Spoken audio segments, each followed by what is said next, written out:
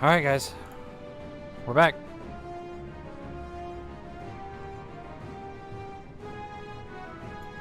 We are back. I'm gonna share this to Twitter real quick. Nope. Hashtag FFXIV. Hashtag Endwalker. Hashtag the end.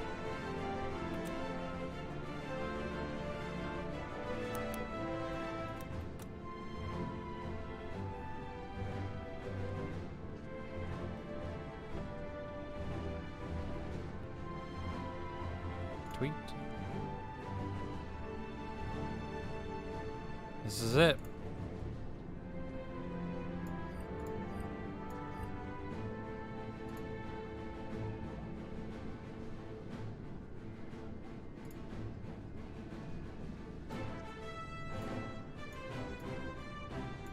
Okay. Hold up. Hold up.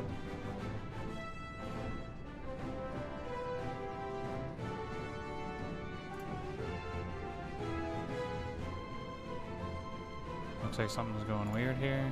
Let me just make sure everything's going okay.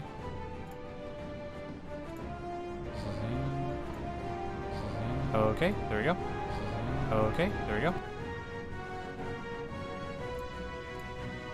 Alright.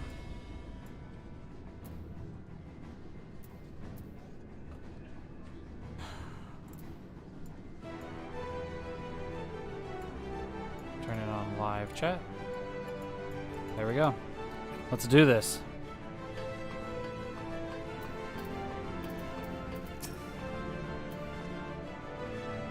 If you would come this way, I will direct you to the bridge.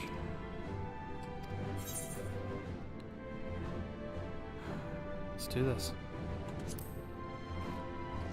I'm excited. I'm terrified.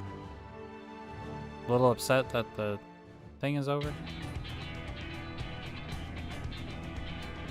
Allie, are you still here?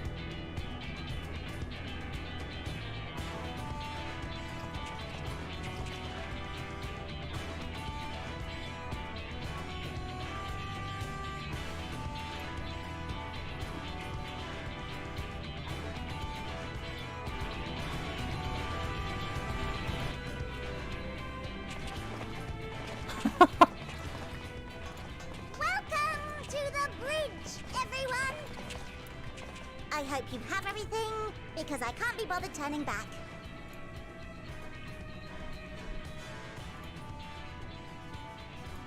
Right then, make yourselves comfortable. We're setting off in just a moment.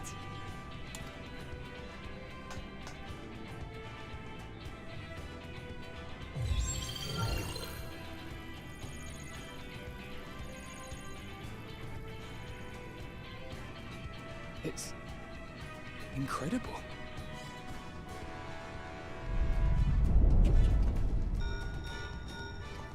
This is Fortuno. Can you hear me?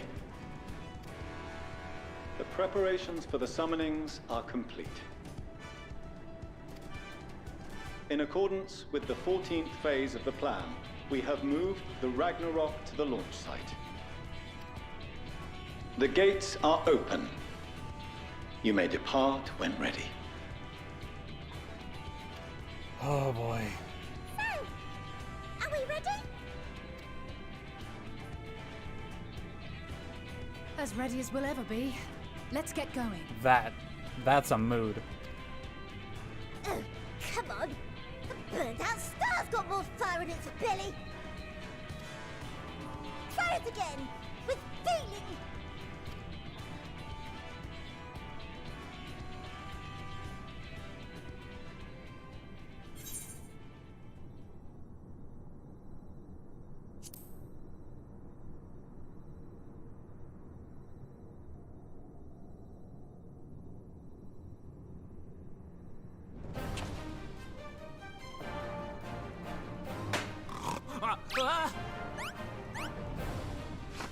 Engage!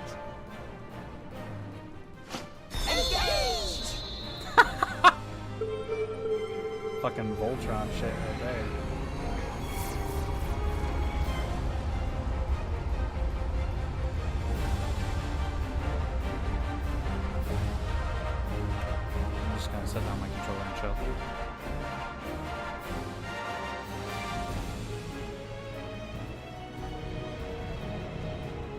Bro.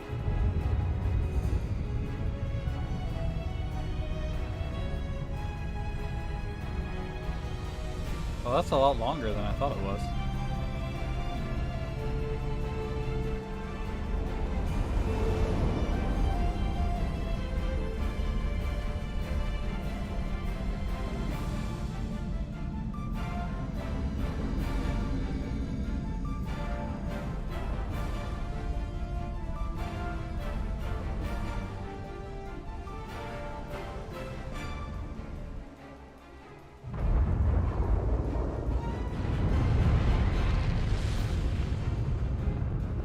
What the fuck?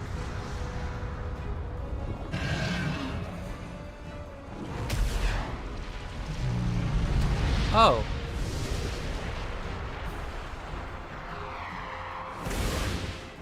Okay. God damn, that light's bright. Oh god.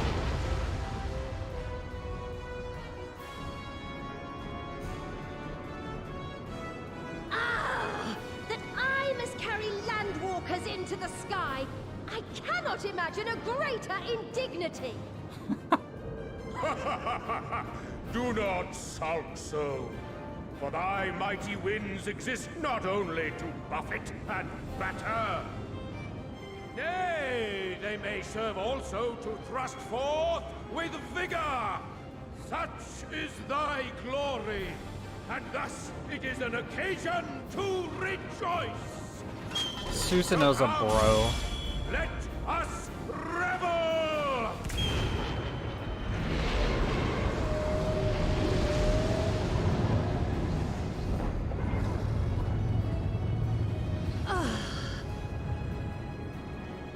So long as the wind blows freely, I suppose all is as it should be in creation.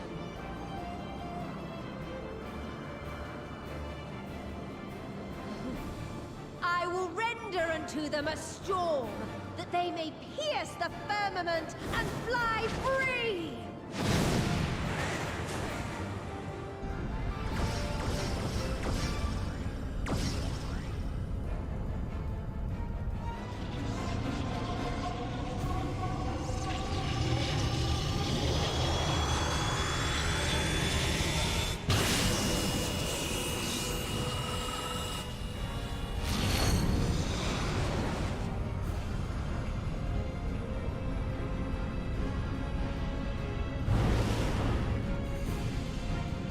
This is sick.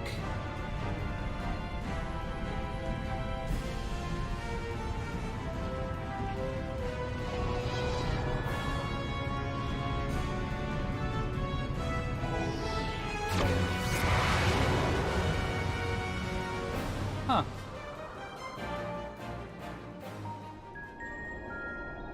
Not quite what I imagined, but this is dope.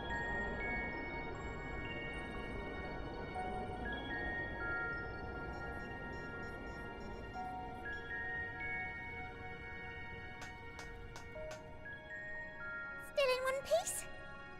Good. Sleeping Way? Report? All's well. Fantastic, even. Thanks to the power of those primals, the engines are roaring and we're ripping along. All values are also within projected ranges. Time to destination is 8 carats. Perhaps 7 at a pinch.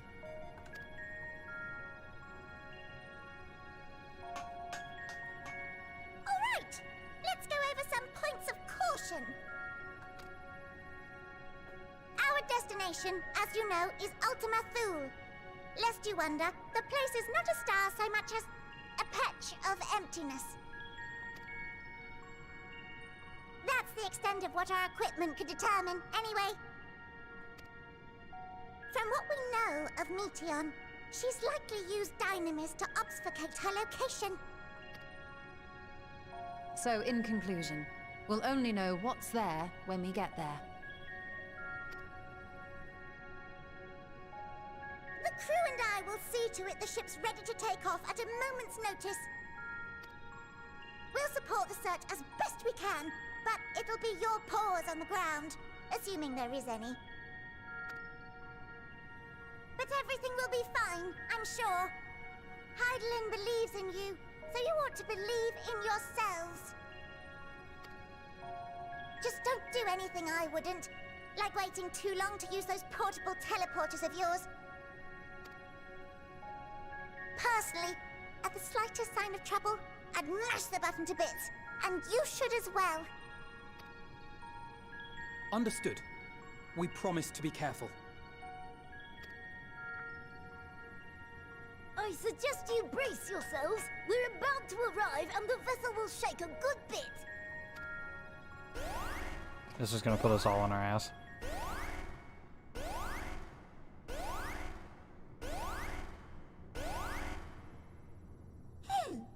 What is this? Something is interfering with the equipment.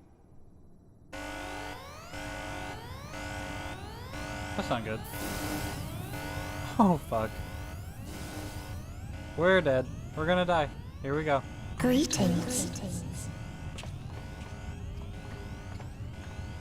That's not creepy at all.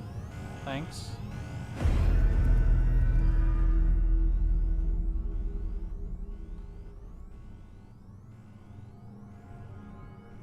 Greetings. Can you hear me?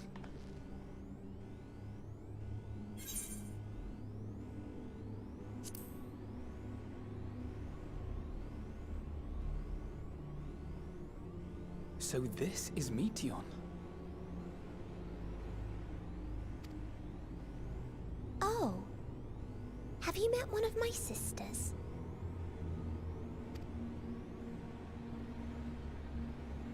I don't remember meeting you myself. But I do know that you're from Atheris. Why have you come?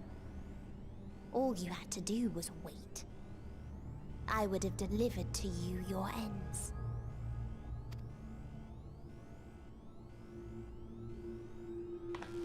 We didn't ask for that. I don't understand. All life is destined to end. Why choose to prolong your suffering? Effort, ambition, love, they amount to naught. Happiness, should you find it, is inevitably lost. Stolen away by events beyond your control. There is no logic nor meaning in it. You think there is. Convince yourselves. But it's all a cruel accident.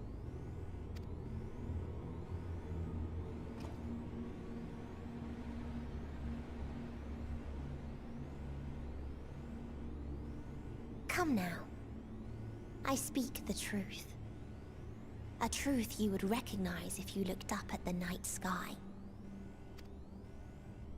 Unbroken emptiness. Cold, dark, and silent. Your world, like every other, is but a blemish upon its perfect fabric. Life is an anomaly. It is unnatural and cannot continue. The sooner you accept this, the easier it will be. Just to be clear, we're not here to argue with you. We know that life is fleeting, and that in the short time we have it, we're not assured happiness.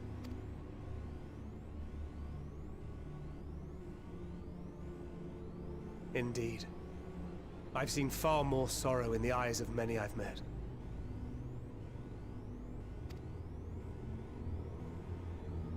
I myself have plenty of regrets. And one day they'll die with me.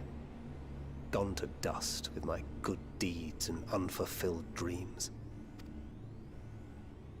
But we accept this. That our existence may seem pointless. That sorrow, rage, and despair will always dog our heels. and we press on regardless. That is why Hydaelyn guided us here. In her boundless love for mankind, she has prepared us for this trial, and in her name, we have come for you.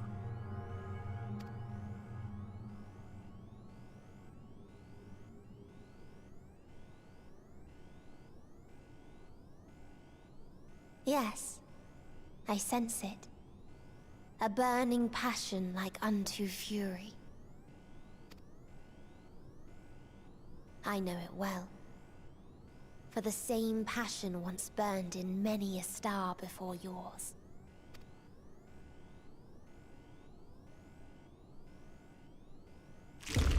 Suffocated and extinguished now.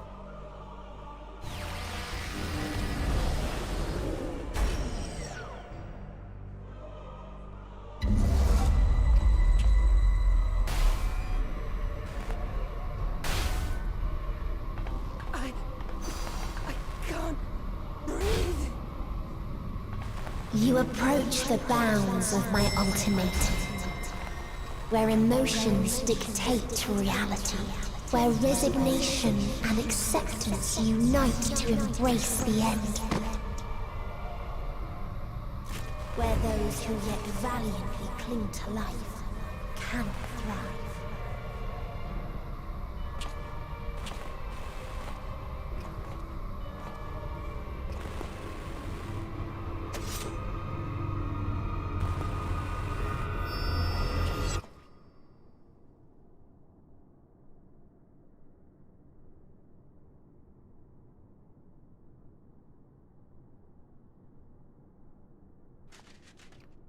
That legitimately scared the shit out of me.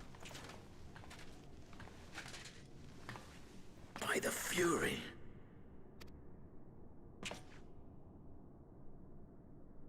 Thancred?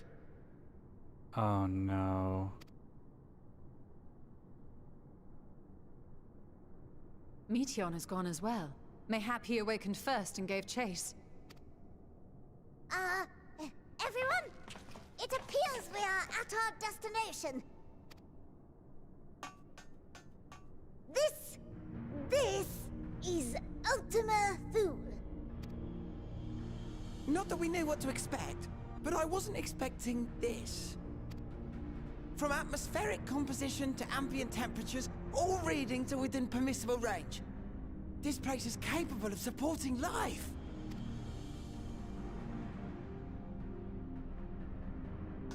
What am I looking at? If that's the case, then Thancred may well have gone on ahead. Let's go and have a look.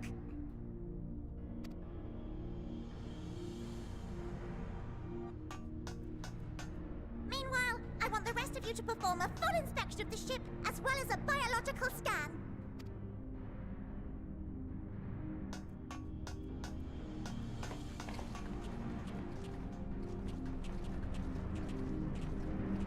I'm gonna wait till I go outside. So it was that the brave wayfarers arrived at last at Dream's End. Hythlodeus?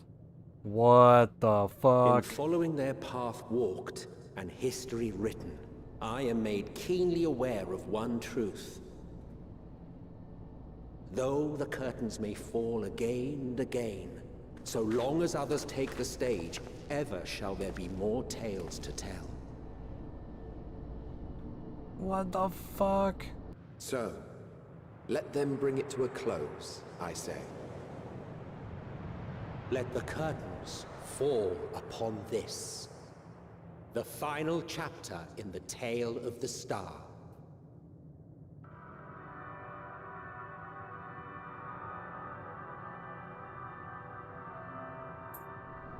Is this a dead star? As I live and breathe, I live and breathe. Well, the environment itself shouldn't kill us. Well then, let us search for Thancred while exploring the area. The ship we leave in your care.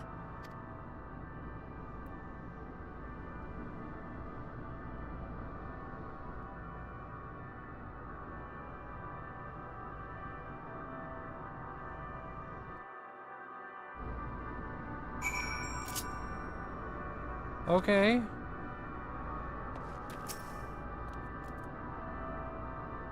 The music here is a bop. I can't guarantee you it will help with in these strange surrounds, but I've readied a provisional note in case of emergency. Of course, if you encounter any real danger, I expect you to return to the Ragnarok at once.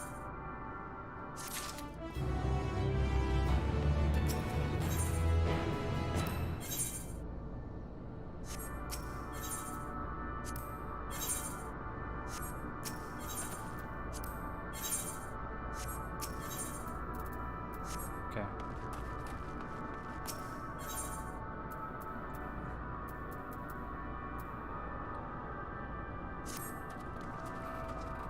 We're fortunate this place can support life, albeit barely. I suspect given the torpid, I don't know what torpid is, torpid stale quality of the star, or the air.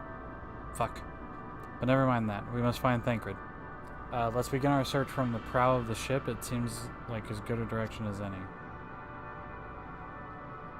Try not to stray too far lest we lose sight of one another.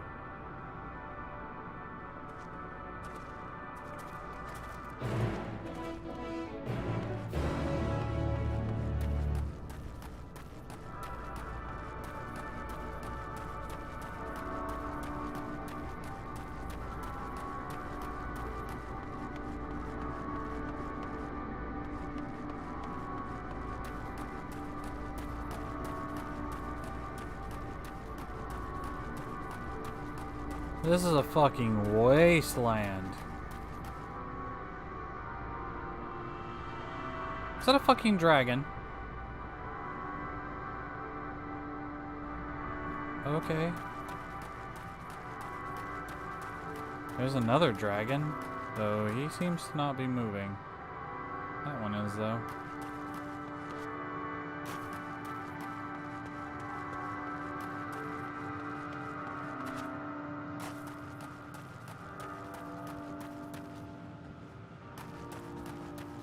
Yeah, this dragon is, like, dead as fuck. Oh, shit. Stellar dragon? Okay, well, this guy's in my way, so,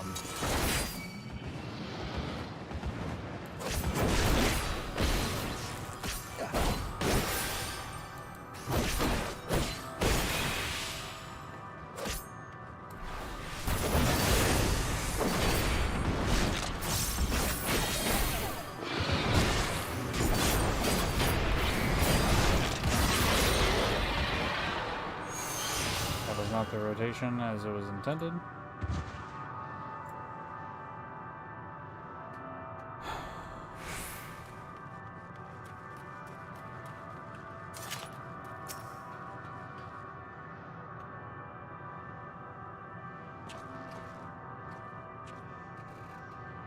Ruins, but of what, I wonder? Perhaps we can find something to help us understand the nature of this place. A relic, an inscription, anything. Well, there seems to be a lot of dead dragons.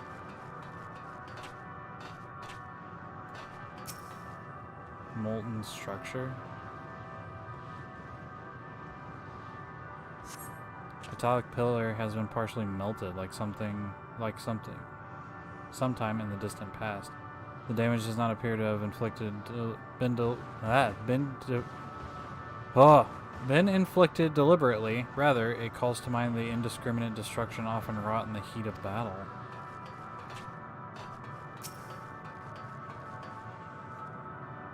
Look here, this part is relatively intact. The intricate design on the top suggests it is man-made, though its builders were surely not men as we conceive of them. Having said that, I swear I've seen this pattern before. I don't know.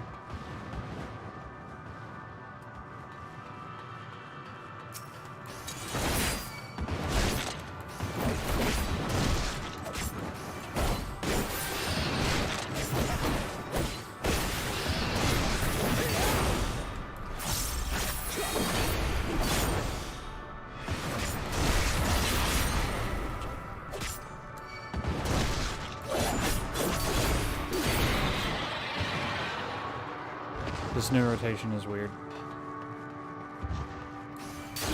It's having me double weave, but like that's not even double weaving. What the fuck? I'm so confused. Okay. We're just gonna play the game. We're just gonna play the game. We'll learn the rotation later. Seems way the fuck up here.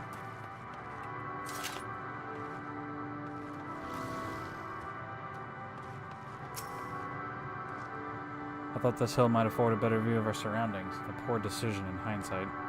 Besides the light from the ship, all is shrouded in darkness. If Thancred is here, I'd never know it. From what I can tell, we are near the edge of an island, if you can call it that, surrounded by floating debris. No, really? Couldn't tell. Could not tell.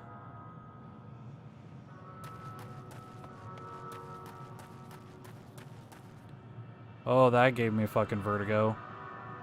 I looked down at that and I got vertigo. Okay.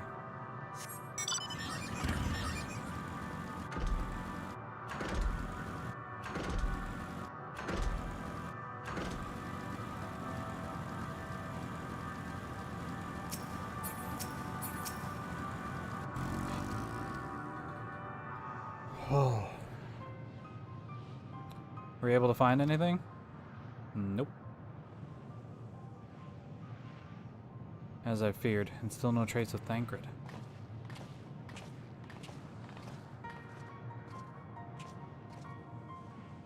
There's nothing but emptiness as far as the eye can see, which, unfortunately, isn't very far.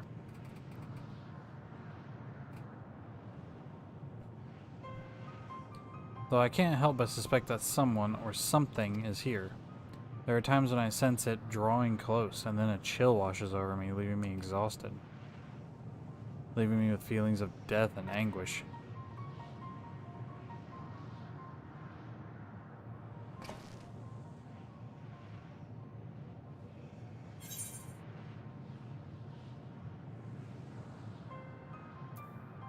I felt it too when I was near that thing. Sure.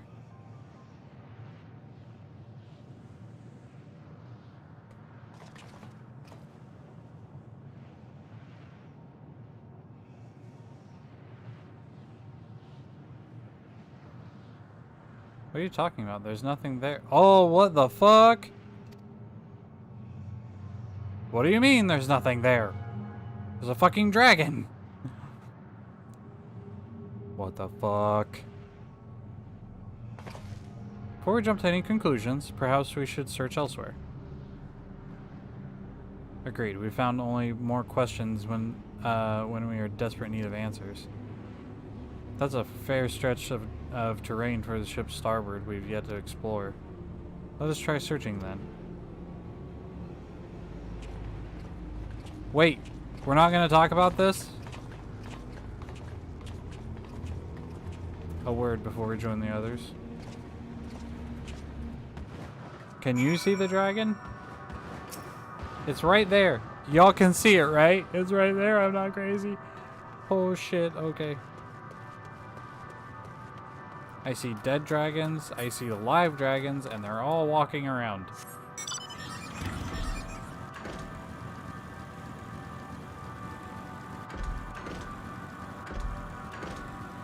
Look, another dragon. Lesser stellar dragon. God damn it.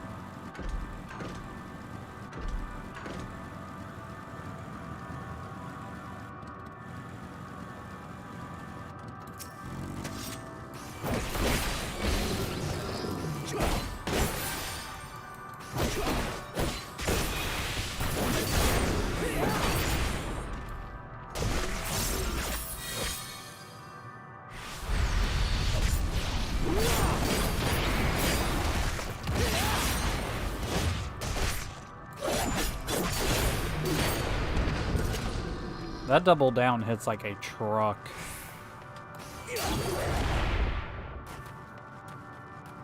1200 potency, right? I believe 1200 potency, like a truck. What is this one? That was blasting zone was 1,000 before the patch. Pretty sure, or 900 at least. You see them too, don't you? The dragons. Oh, thank God. As I thought, their presence is tenuous at best, but there's no mistaking it. No doubt your bond with Midgard somewhere and mine with Nidhogg is what allows us to perceive them. Could these apparitions be related to the dragons that now live on Atheris? Bah, better to leave such conjecture to the others. In any case, we must be careful. We may soon find dragons they can see as well. Death and anguish. What happened to them, I wonder? Thank God we're not crazy.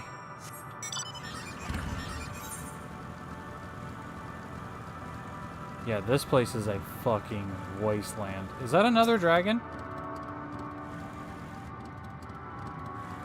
In the amphitheater? It is! It's another fucking dragon.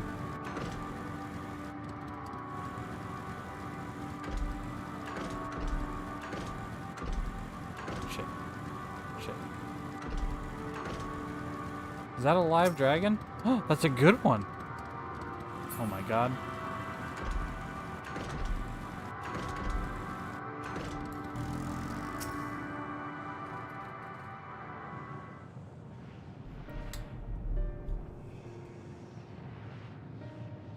Can you see him now? Ooh, an aetheryte. Sweet. They look like melted. Dragons? Here?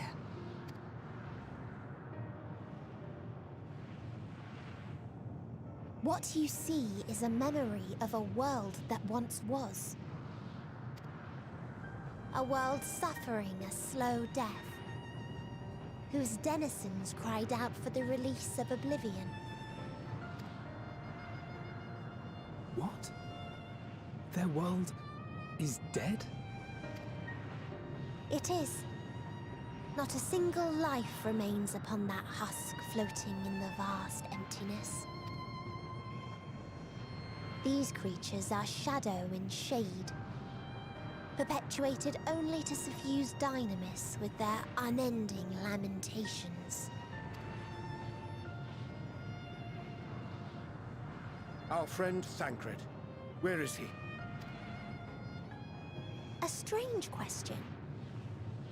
He is at your side, is he not? Oh yes. He is here and there, and everywhere within this space.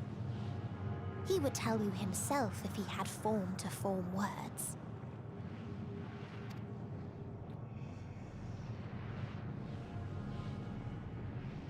Huh. Such loathing and uncertainty. You don't know why you still exist. In like manner to the oblivion I send. I tried to drown out your ether with dynamis. Beginning with this Thancred, who came at me despite being unable to breathe. Such a simple thing, unmaking men. In the blinking of an eye, he was gone. Oh no. Didn't even have the chance to be transformed. Yet somehow, he managed to leave a slither of himself behind. What you call the heart? Or perhaps the soul? In his final moment, he cried out from it. A single word. Survive. That wish proved stronger than the despair that ruled here. It overpowered it, causing this space to be remade. Into a place you can perceive, and where life can endure. That you draw breath is proof that his soul lives on. For how long, however, remains to be seen. Well, I think we found our death. That red flag we kept seeing. Well then, we should hurry and tend to business.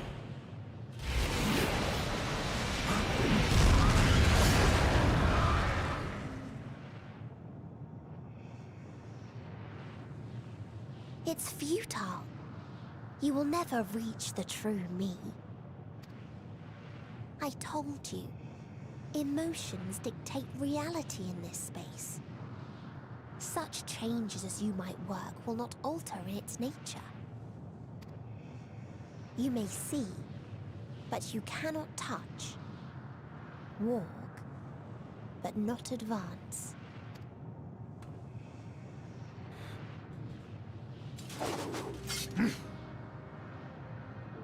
Meteon holds too much sway here. How do we contend with a foe who can unmake us on a whim?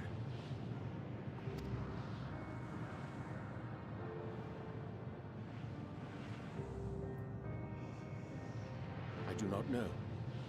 But Thancred gave his life that we might come this far. We must press on. Agreed. We cannot turn tail here. Not without something to show for our comrade's sacrifice.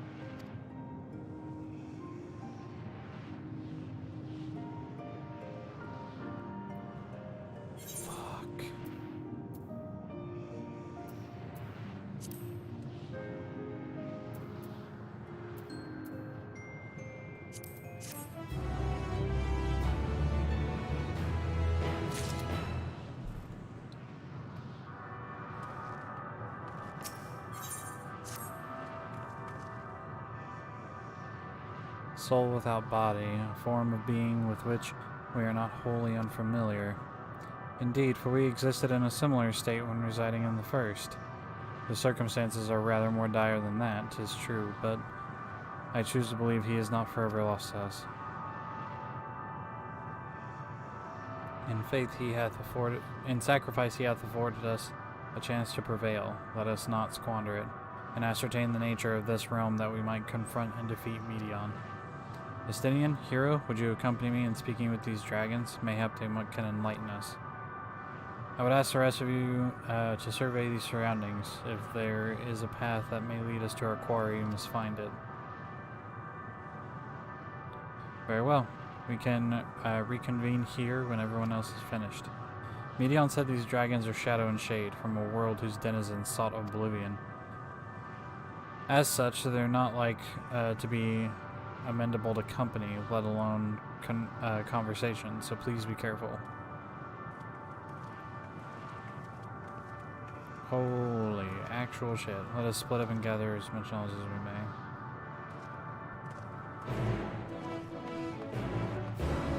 Okay, well first,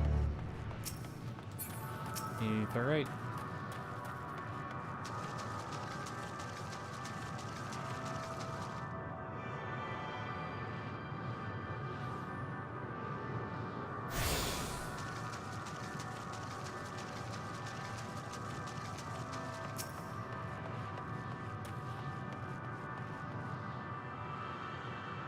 They look melted. They look like they melted and then cooled.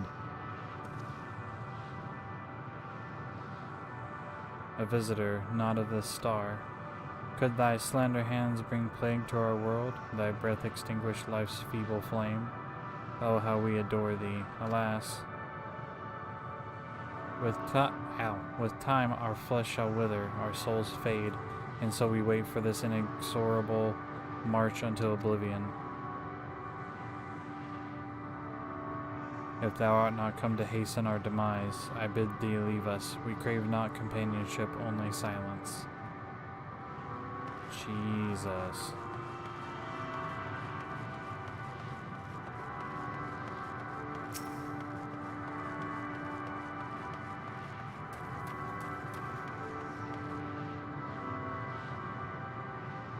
Beyond that distant veil, paradise lost, so glorious, so beautiful. We were a proud and noble race, strength embodied. We knew only love before they came. Metal monstrosities, black and silver. No bonds of blood did they share, nor conviction did they have to guide them. A crushing defeat. Never had we known such shame. Stilled now are the winds, though none could fill these wings burdened by ignominy. We fly no more, only sink into oblivion. Jesus, this is depressing.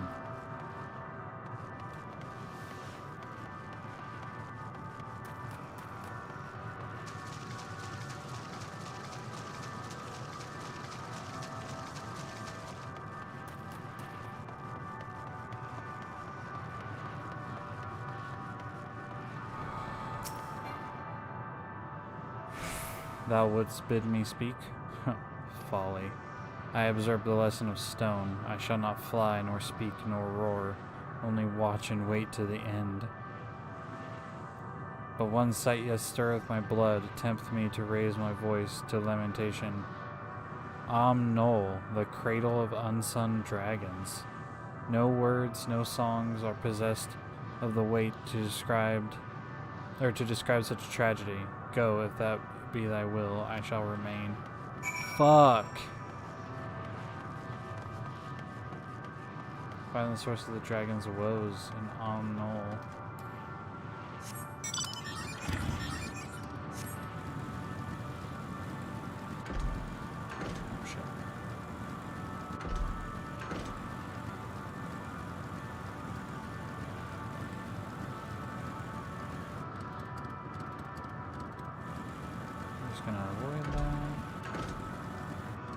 Try to anyway. Try to avoid that. Not that we can't fight him, but like...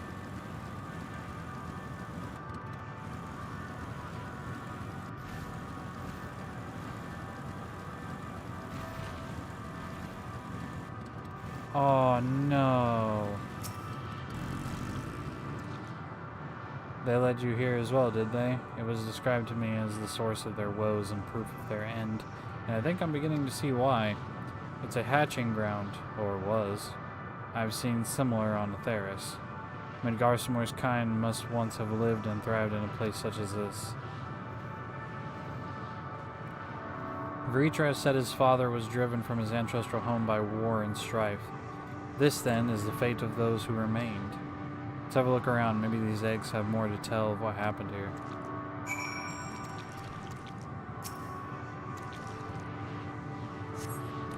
Gingerly lifting a large egg from the viscous mire, you peer inside and see a formless mass soaking in a pool of amniotic fluid.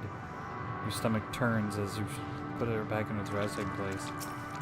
Oh my god. And it's squishing on the ground. Stop that.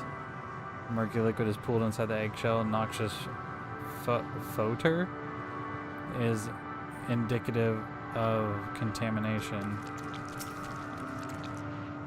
Oh no, bro. Inside the shattered egg, you find the remains of an unborn dragon. The body has already begun to decompose. The gelatinous half-dried membrane covering the corpse suggested failed to emerge. Oh no. I just noticed something. Why is these... what?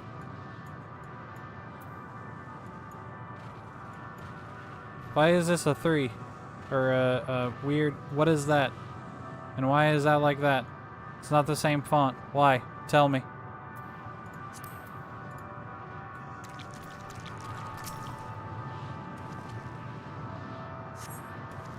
The eggs appear to have been broken from the inside out. Perhaps the dragonette would then succeeded in hatching. Thought all the eggs have been ruined. The dragonette is indeed hatched. There's no sign of it here, or its sire for that matter. We should look for them. You start with the cliff top and I'll search the plains.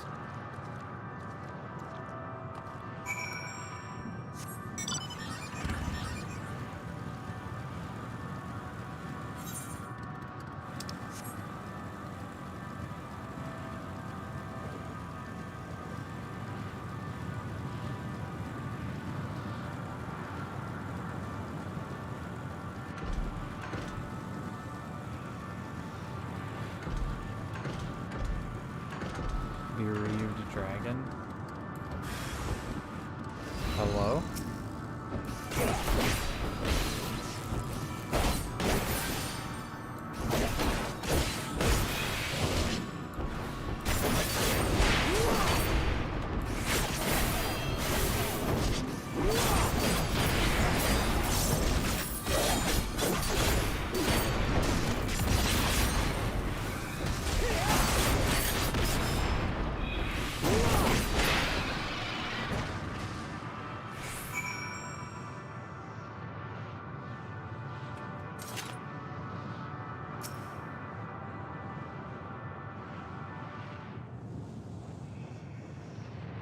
Did I just kill the fucking baby dragon we were looking for?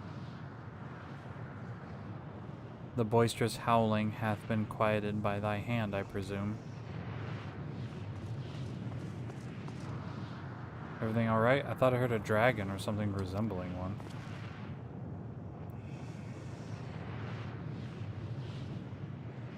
Oh, I see what's happened here. Was that your child? Perhaps. Some eggs within Omnal are indeed mine, if life within one did quicken. The beast thou hast slain may be of my blood. Yet I do not recognize it, twisted and malformed as it was, or is. Not a dragon in truth, but a reminder of our failure, a testament to our shame. Explain.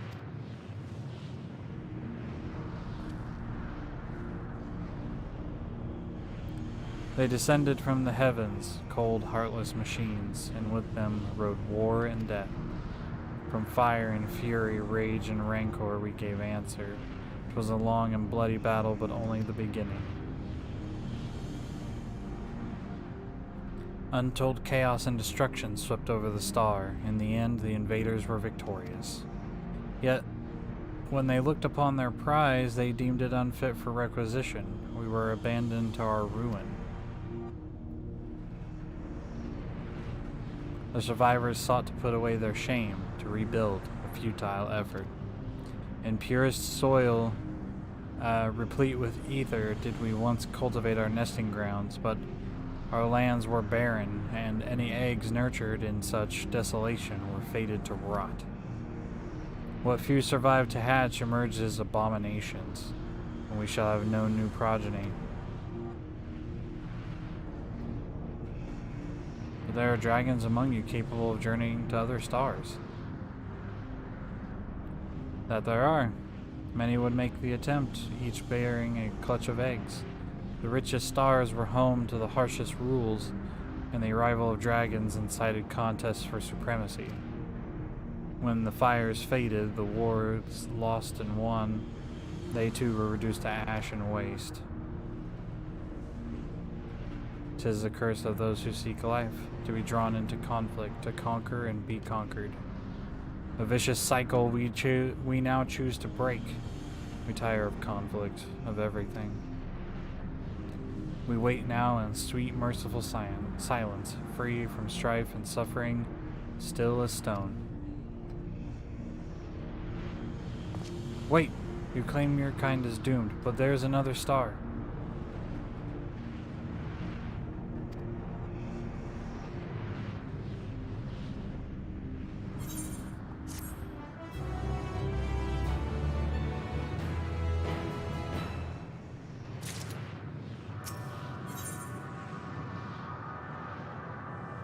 Bereaved, the dragons fall in silence, leaving Estinian a sigh of frustration. They want only to brood in silence, to be left alone with their grief until time itself comes to an end. The sole reward for senseless bloodshed, a pain I understand, and wish that I did not. What fools we were. But now isn't the time for such thoughts. The others will want to hear what we've learned. Come. He's gonna invite them to Eorzea. That'd be cool.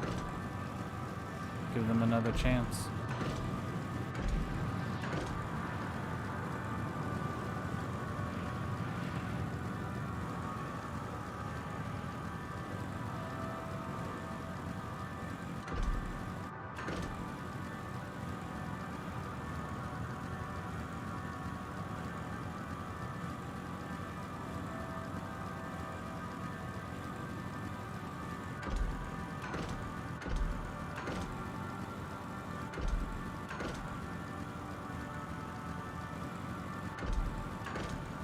I like how there are markers here for side quests, but apparently these dragons are just like, nope, we're just gonna waste away.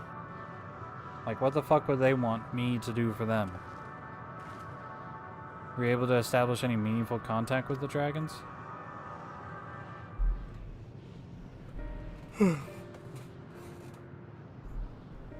I see. They wish to escape what they perceive to be a cycle of conflict.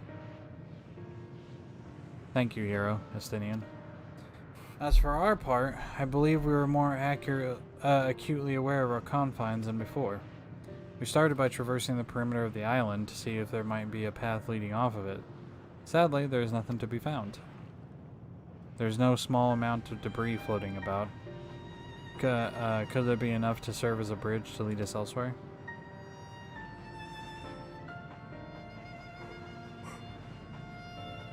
I considered that, and so I tried throwing a stone into a potential platform to judge its integrity. But it never reached its mark. As it crossed an invisible threshold just beyond the boundaries of this island, it vanished, only to reappear above me and fall at my feet. It would not be too quick to presume that what we see outside the space is as it appears. Which is why I returned to the Ragnarok and asked the Loporrits to search for a potential path. However, the ship's instruments failed to provide conclusive data on the surrounding area. Until we know more, I think it's too risky to attempt flying to another island. What Medion told us before, that emotions dictate reality here, might be the key, but I'm not entirely sure what emotion might manifest a bridge to lead us to safety. So what you're saying is, we've no way forward.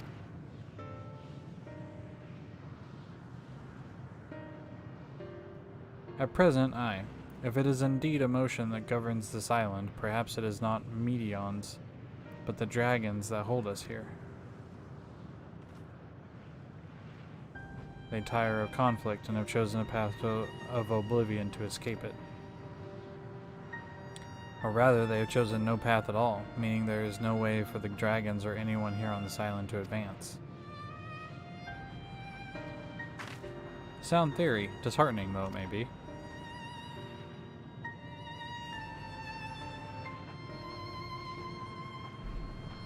If that's the case, what recourse do we have? They are not likely to be persuaded to help us. Their reasoning is built on a history of turmoil and strife. Without irrefutable proof, the future is not as bleak as they believe it to be. Mayhaps persuasion is not the answer.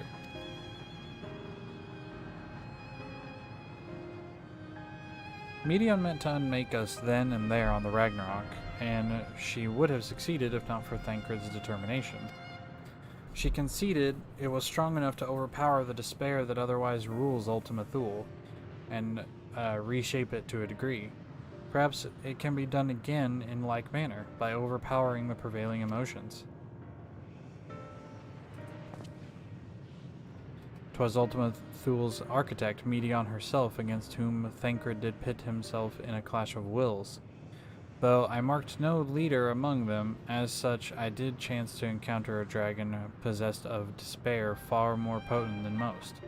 Potent enough, mayhap, to dictate the course of others, and thus their domain to follow. He spoke but a few words, carefully chosen, their tone and timbre alone threatening to rend my heart in twain.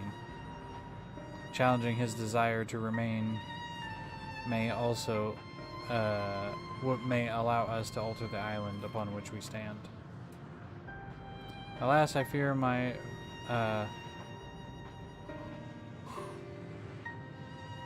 vaunted rhetoric availed me not against his calcified heart, but mayhaps one of you will fare better.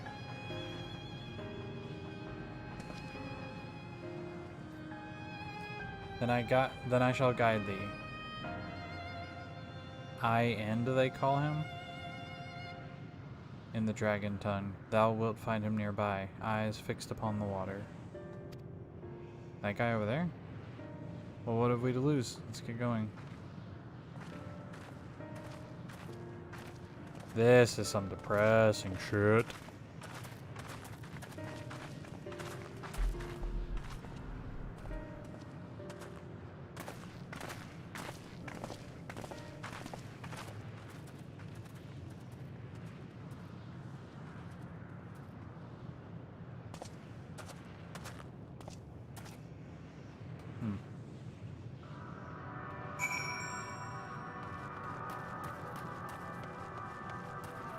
That's not him.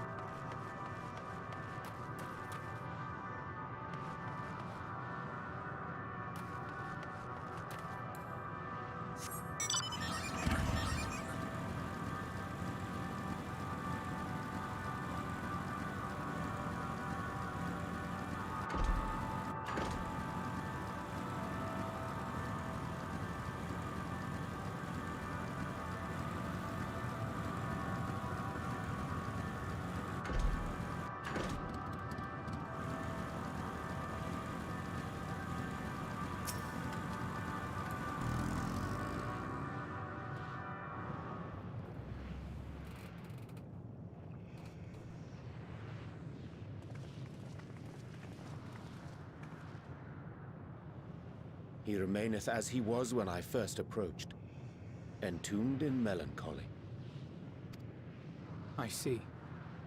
Perhaps I could... I'll handle this. Ooh. The music change. So, waiting to die like all the others, are you?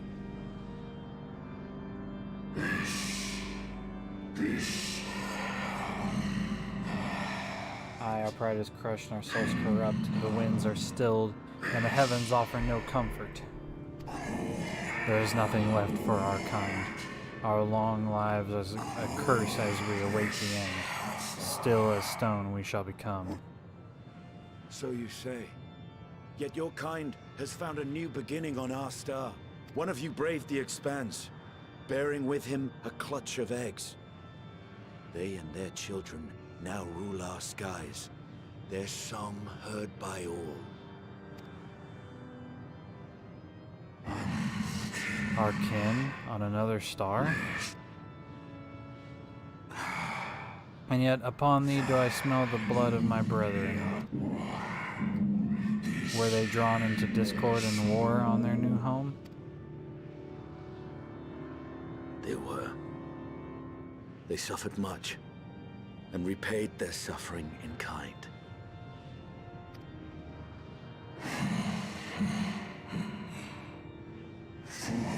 It mattereth not whither we fly. Ever will a sanguine ocean await us, ever will retribution's wheel turn. And so on the last of my pride as a dragon, I break free of this wheel. I renounce conflict, exile myself from the other, never again to be touched by the flames of hatred.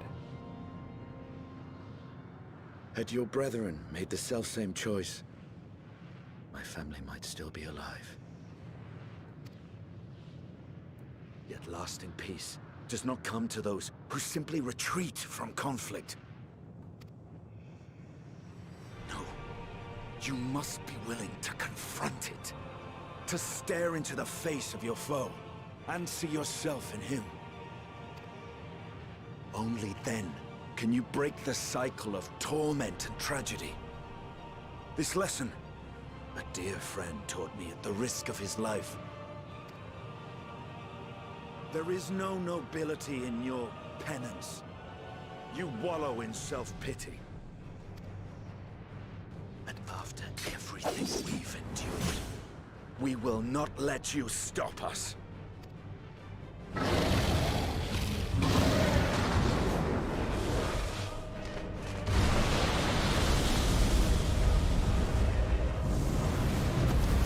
Estinian! Stay back!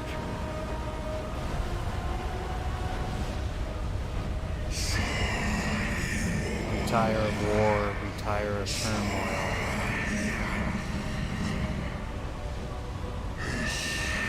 Dignity tarnished, crimson stained.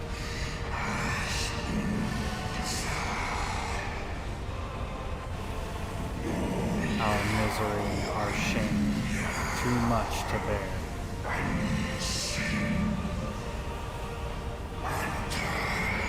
Release us from war, from life.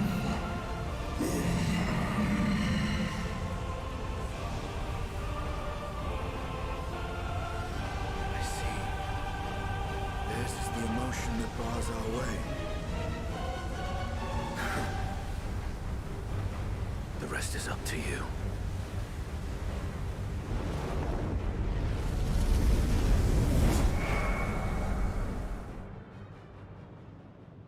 Wait. No! Not Estinian too!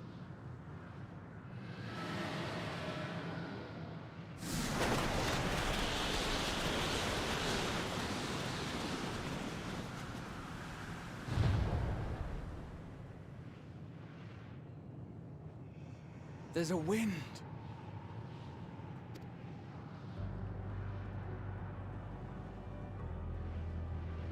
He's opened the way for us. The wind beneath their wings. sacrificed himself to remake this place, like Thancred did. Oh, Alphino. Oh my god. Come. Let us follow the wind. It will not lead us astray. He would not. There's...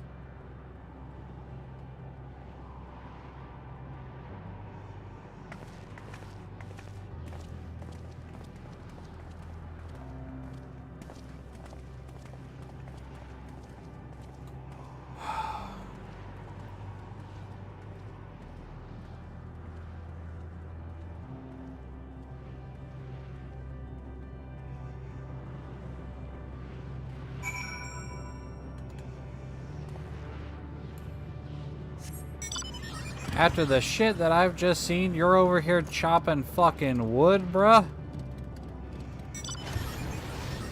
Are you kidding? Holy shit.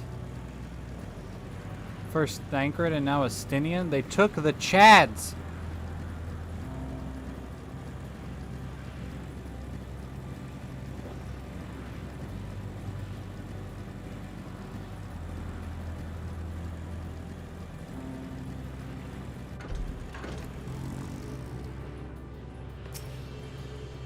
Look there, the wind. Yeah, I see it. Let me go jump on it. This is Estinian's doing. I'm sure of it. We should ride its flow and see where it leads. Boing. Nope. Mm-mm. I wouldn't do that in real life. Oh, fuck.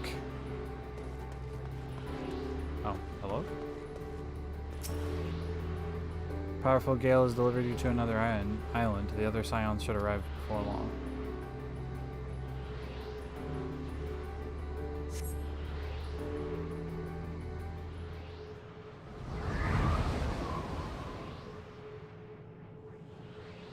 This is not okay. I'm not okay. He did it. He found a way forward for us.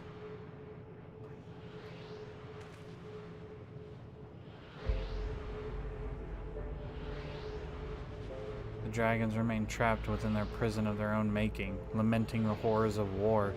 Yet Estinian knew them better than most. He was a man of honor and a dear friend, willing to fight to the very end for what he believed was right. And he's still fighting, Alphino, just like Thancred. Their sacrifices are why we can survive here, why we can still have a chance to stop her. Even in spirit, they're unwilling to give in to despair, and we mustn't either. Alice's right. We must press on for their sake.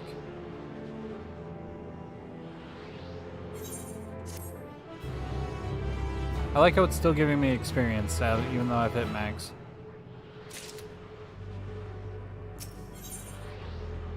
It's all level 89, so that makes sense. As Y'shtola and Alice said, we must continue.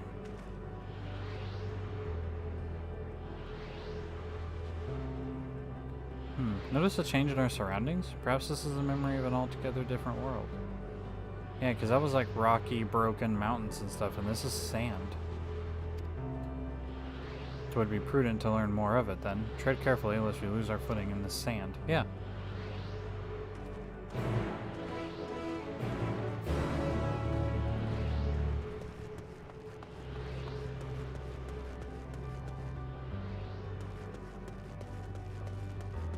This right here, like how the sand is kind of just drifting off. You know what? This whole place kind of reminds me of the end of the world in Kingdom Hearts 1. Like the very last world you go to. You kind of saw stars in the distance, and there was like patches of different worlds that had been lost to darkness, just kind of floating about.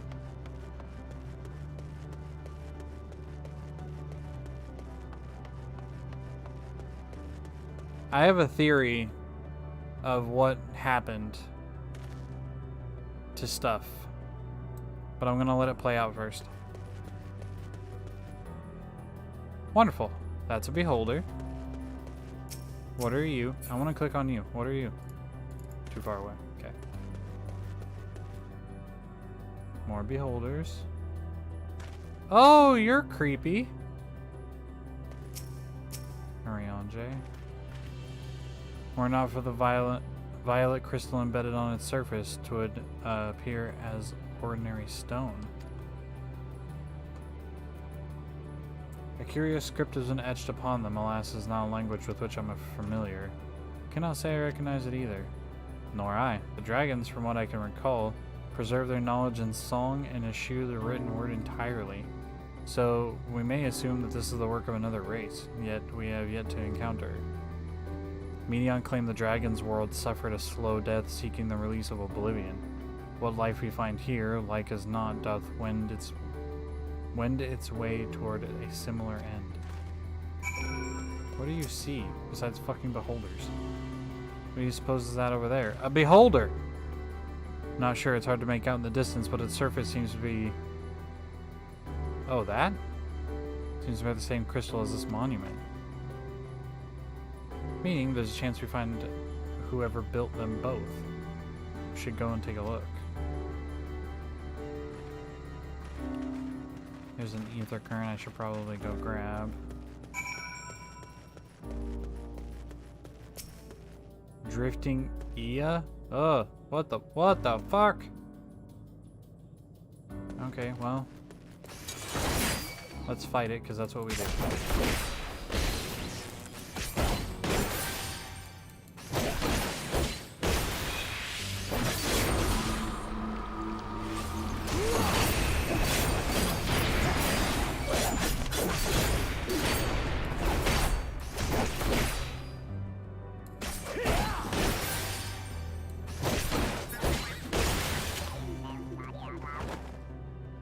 Okay. Let's grab this ether current. Some beholders, and what I can only assume is like Angel Jawa. For those of you who know Star Wars. This is kind of cool, actually. Pretty neat. Are you good? Nope, you're bad. Okay, we're just gonna... Hollow of the Flesh.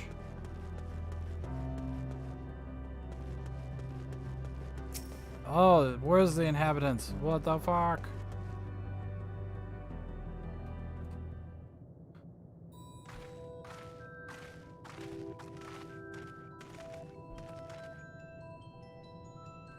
Hail, travelers. This is a most unexpected occurrence.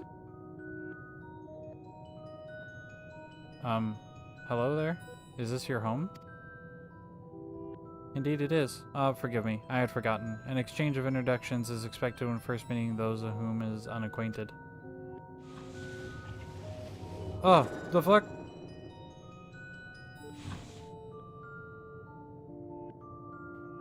When the vibration of vocal cords is still required to convey our thoughts and intentions, Ia, I believe, was the pronunciation used when referring to our people.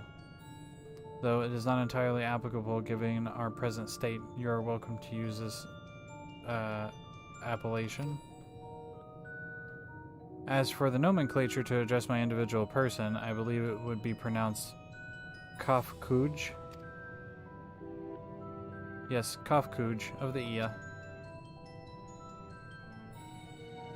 We have encountered beings that communicate intermittently through thought, but never one that is wholly without voice. I presume we are having this conversation via the medium of ether, or dynamis, as the space is suffused with vast quantities of it. Fascinating in either case. I gather your responses to my presence is positive then. That is well, for there is something I wish to ask you.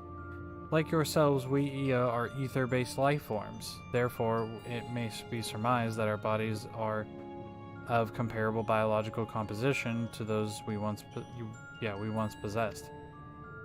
I have a number of queries regarding your subjective perception of the five senses: sight, sound, taste, touch, and smell. In total, I have prepared 198,712,180,827. That's rather a lot, isn't it? My apologies. I have omitted a great many details necessary to understand the nature of my request. Though we depend on our corporeal vessels long ago, we have rediscovered a need for the flesh and have endeavored to recreate our erstwhile forms. However, all pertinent records have been lost due to the passage of time.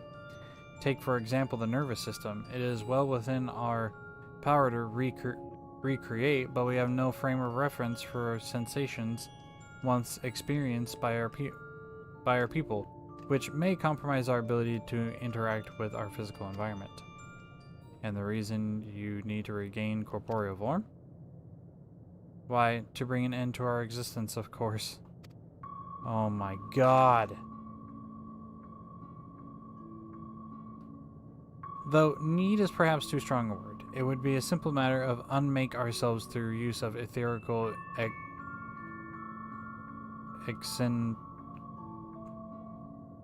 I don't know how to say that word.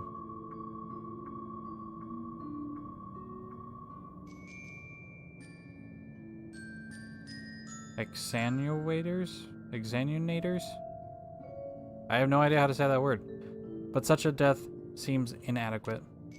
The traditionalists among us believe proper death requires an inescapable sense of impermanence in one's final moments, an experience found only with bodies of flesh.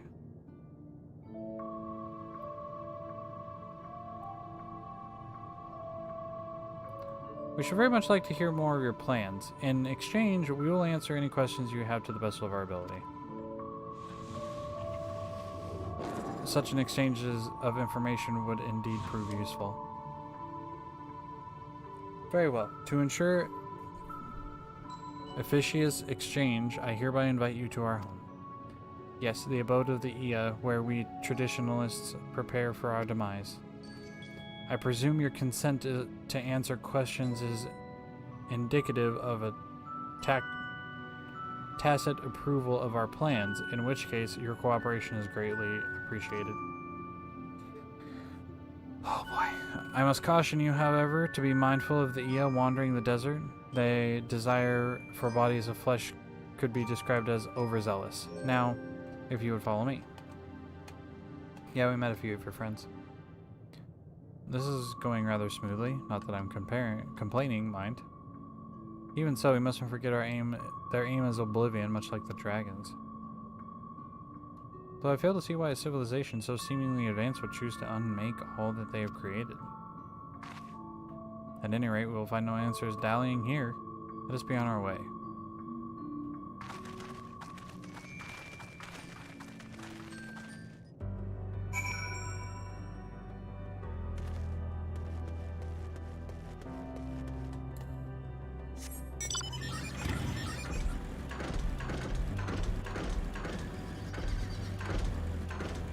Oh, hi. Hello. Okay, we're not gonna go there.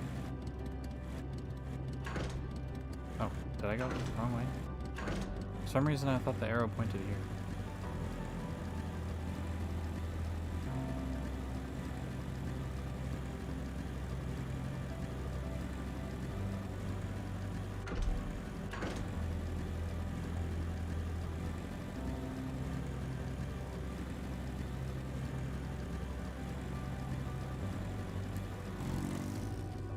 You know what? Kinda wanna summon my chocobo. Doesn't really matter, I'm at the fucking end, but it like occurred to me. Welcome to our abode. Most of our compeers you will find remain idle in their domiciles, though your quizzical expression indicates my phrasing is unclear. I speak, of course, of the violet crystalline constructs hanging from the stone structures there. You say they remain idle, but what of your work to regain corporeal bodies? An astute question.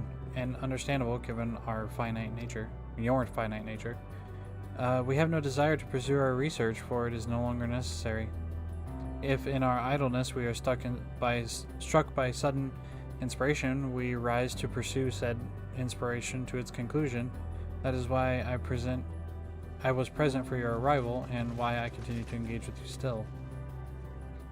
But while the others are not currently in a motile state, rest assured they would not object were you to disturb their respite. You need only cast your thoughts toward one of the crystalline domiciles to communicate.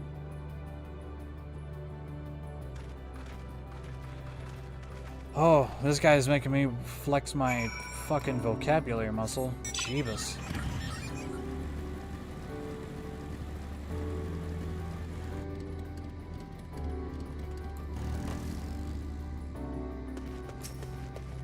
Crystalline domicile.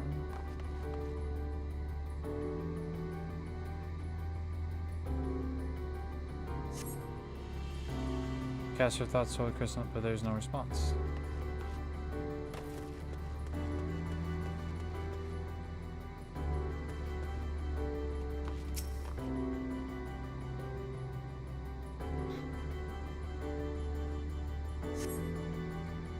You wish to speak? Very well. Pray a moment if you would.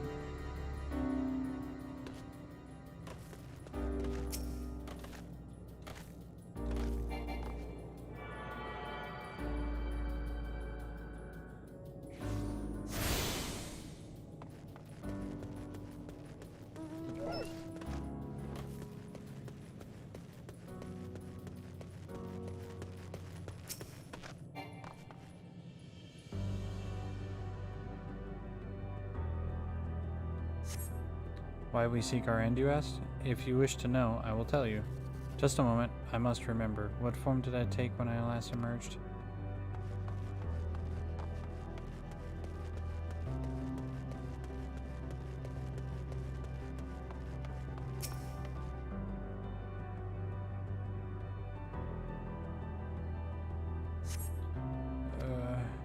Strange moaning comes and goes, but soon fades into silence.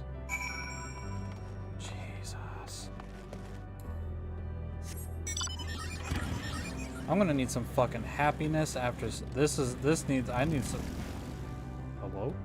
Can I dive here? No? Okay, cool, great. I'm gonna need some fucking like chocolate, some cuddles, like holy shit.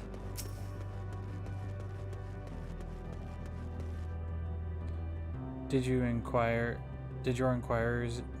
inquiries yield satisfactory responses? I see.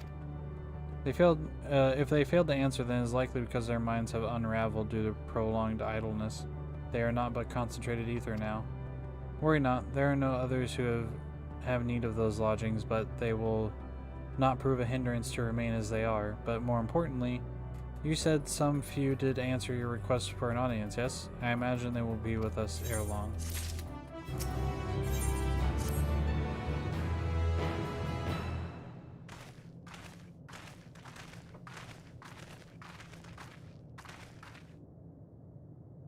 I had no luck, but everyone else fared well enough. Well enough. Quite a few Ia have awakened.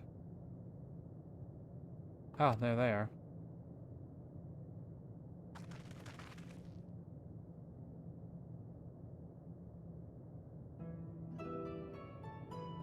May I introduce you Lalak, Dudek, and Nenig.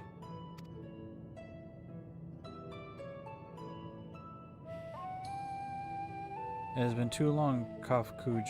I dare say Satyr 4 has since completed an orbit. Indeed, until the travelers brought it to my attention, I hadn't noticed how unraveled some had become. Travelers? Oh, of course. The ones who wish to know why we seek to regain corporeal forms.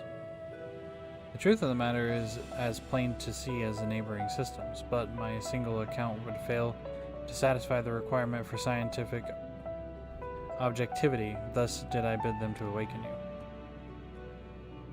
Am I the one who struggles to tell who is speaking? Nay, thou art not. In the absence of corporeal forms and the divergence they afford, may have such similarity in voice is unavoidable. By the way, Kofkuj, have you already observed the requisite custom for travelers? That which one is expected to do when receiving guests, a matter of proper form.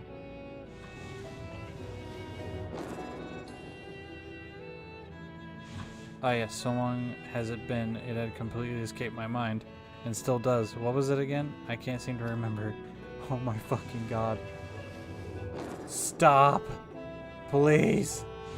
Neither do I. Pity. I was hoping you would. Perhaps we search the archives for the answer. Come now, Ninigd. Yup. The archives have long been frozen, lest we subject ourselves to further dollar? I don't know. Surely you can recall that much. Of course. Food. The custom is to serve food. Beings of flesh, such as they, must regularly replenish their ether. By contributing to their replenishment, we communicate our friendly intention. That's right, that's right. We duly invite you to join us in communal repast, after which we may engage in leisurely conversation. If we have a chance to learn something, then there seems no reason to decline. Sure.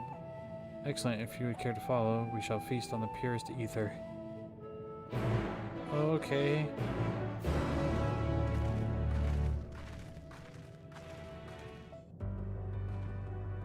Oh boy. This is a lot. Wait. More of them have come alive. Is that motherfucker sleeping? Oh, that guy seems like a bigwig. He's bigger than the others. This facility is where we replenish our ether. There is no particular name for it, but we traditionalists sometimes use the word restaurant. Now then, if you would take your place with your comrades, the space will soon be awash with the purest ether. Please absorb as much as you like.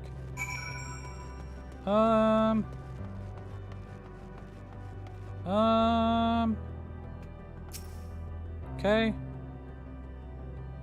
This is where we die. They're gonna eat us.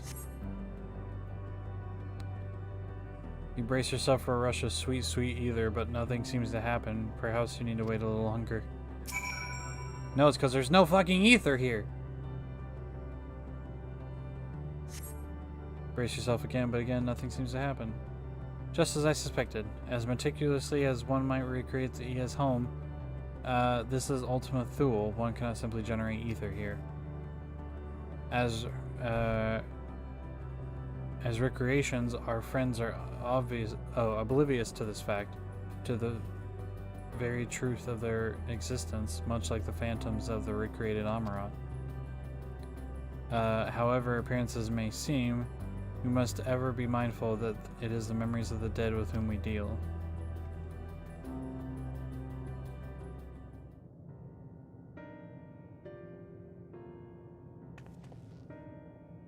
So, did you have your fill of ether? Alas, we couldn't absorb it. A deficiency in our forms, it would seem. Oh, how very unfortunate. May I ask how you normally replenish your ether?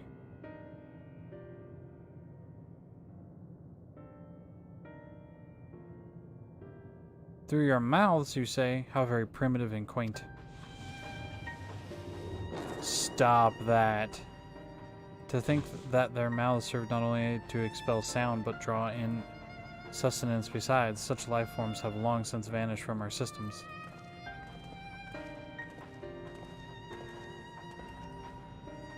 Though we regrettably could not partake in your magnificent feast, rest assured we feel your welcome most keenly. In the course of acquainting ourselves with sophisticated ways, however, we could not fail but wonder, wherefore do you wish to obtain vessels of flesh and thence to vanish? Will you not favor us with an explanation? Your flesh and blood beings are always so hasty. It does have its charm, however. Very well, we shall indulge you. In the beginning, when the Ia yet possessed corporeal bodies, our ancestors dedicated themselves to the pursuit of knowledge and technological advancement. By transcending all limitations, we believed we would eliminate sorrow and abide in true happiness. From the tangible such as land to the intangible such as labor, there exists myriad hindrances to progress, but the most confining of all was the flesh itself. Our natural lifespan was distressingly middling, you see. Too short to enjoy unhurried lives, yet too long to be considered disposable. Therefore, to simply maintain the integrity of our bodies demanded considerable resources. But we managed to solve this problem. After long years, we discovered how to become non-corporeal entities with everlasting lives untroubled by the failures of the flesh. Oh my god. Thus changed, we had more time and freedom to continue our scientific pursuits. We went on to make ever greater strides in our quest to transcend all limitations, until we finally decided to challenge the last of them all, the limit of knowledge. That is to say, deciphering the laws of creation. We sought to discover how the universe came into being and explain all extant phenomena, and thence predict the future. If we could but achieve this, we believed that we would be free from uncertainty and anxiety. And did you find the answers you sought?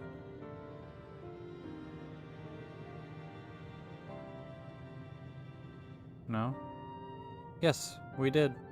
Our efforts revealed to us a fundamental truth. Knowledge of said truth is essential for the creation of our conversation. If you would learn more, we will share it with you. No, we mustn't. Primitive as they are, it would be unspeakably cruel to deprive them of their ignorance.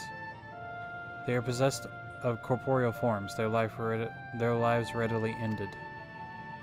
As those who have gone before, is it not our duty to warn them? What thinkest thou?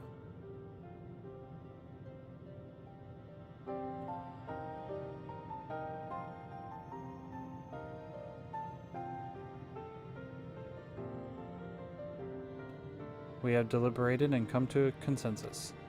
If you are resolved to know it, we will disclose to you the truth we discovered, the truth of the universe. Seek us at the stone pillars just outside the bounds of the abode, a place called Elegia.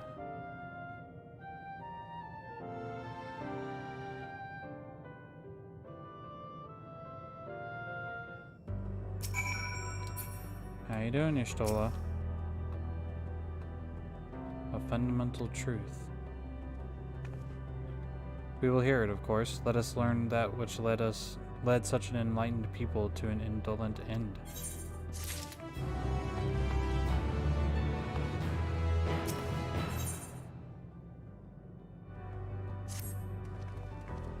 Ere we join the Ia, there is one trifling matter I would fain investigate.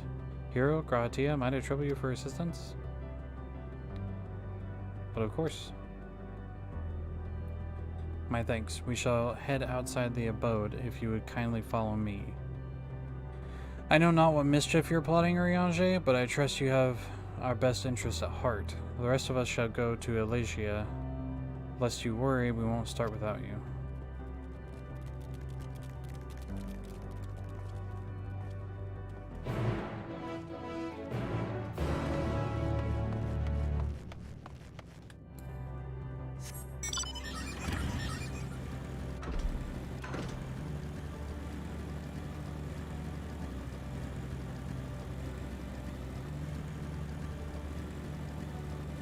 I'm worried.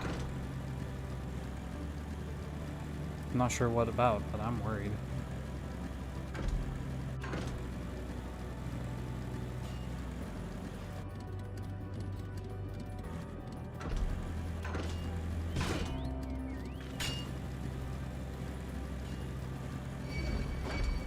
Nope. Fuck off. Don't want none of your voodoo shit. Go away. Ah! Fuck! What?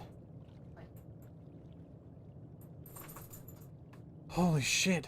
What? Hi. It's going great.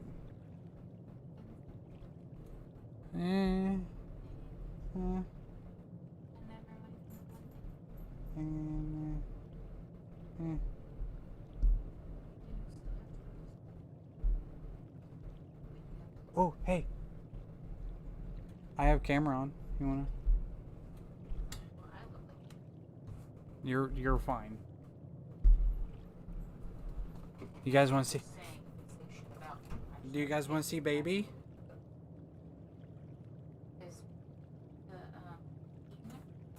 Allie's in here.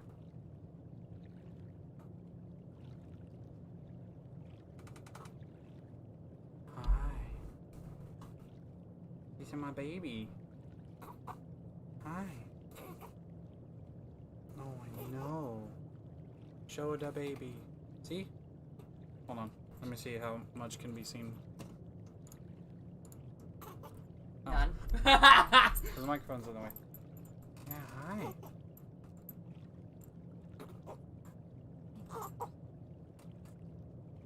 Look at the baby. Ain't gorgeous.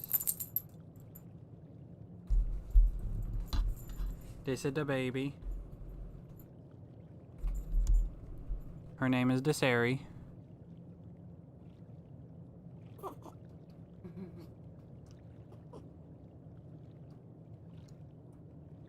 How's Mama and baby doing? Mama, how you doing? Great. Baby's healthy. She's a little shithead. She's a stinker. Yeah, she's a stinker. Doesn't like the most famous bottle in all of existence. Yeah. Oh no. Oh no. No, Tell no. him, say it's food time. Is it food time? Oh. Yeah. You gonna say stuff in the microphone? Huh? No? Punch it. It would be justice. You gonna punch the microphone? Huh? No? That's enough. Here. Let's. Yeah, I know. Let's say bye to the camera. Say bye bye. Say bye.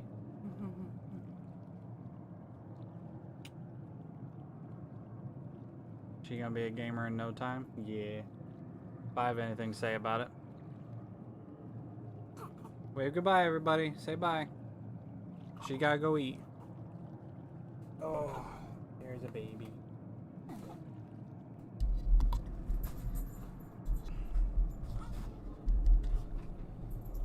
Alright, now I gotta fix everything. Hang on.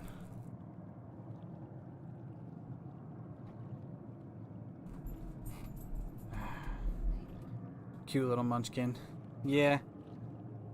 She's adorable. Hang on, I'm gonna fix my camera real quick. Nope. Is it all? It's all. Okay. I just want to scooch it over a smidge. Yeah, she's a cute little munchkin. I love her.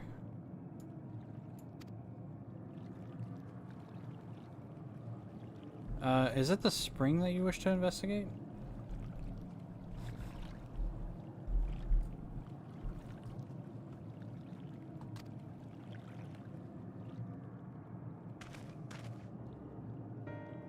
Pray forgive me, my friends, but there is naught to investigate.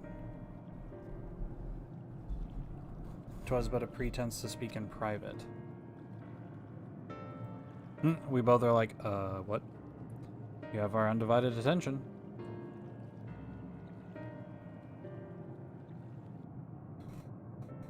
Yeah, she gonna be in here pressing all my buttons just like fucking Hammer's girl. As we have established here in Ultima Thule, those denizens of ruined stars are recreated in their twilight days. Yet one question doth arise in my mind. So faithfully formed are the simulacra, they believe themselves yet amongst the living. How dost thou suppose this is possible?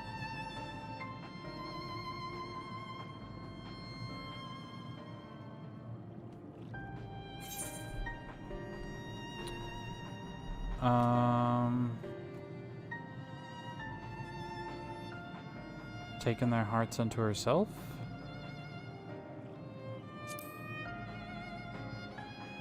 Maybe? I'm inclined to agree. If Medion can take the emotions of others as her own, I dare say she would be able to recreate them more faithfully than had she relied on historical account.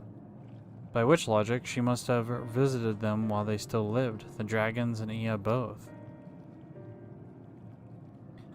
So too did I theorize, and upon that assumption considered how those two races may have met their demise. According to thine own tale, Medion perceiveth the emotions of those nearby as her own, a heightened sense of empathy intrinsic to her nature as an entelechy, that's what it's called. Oh, hold on. Okay, I gotta close the door, hold on.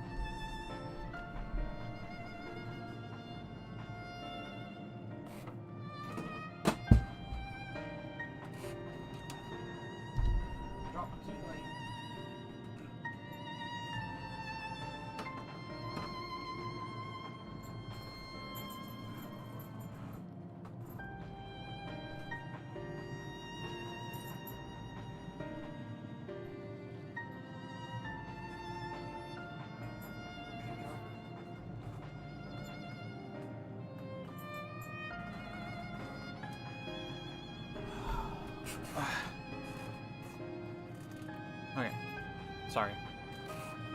This door doesn't latch, so I have to like put something in front of it to keep it from being pushed open by the animals.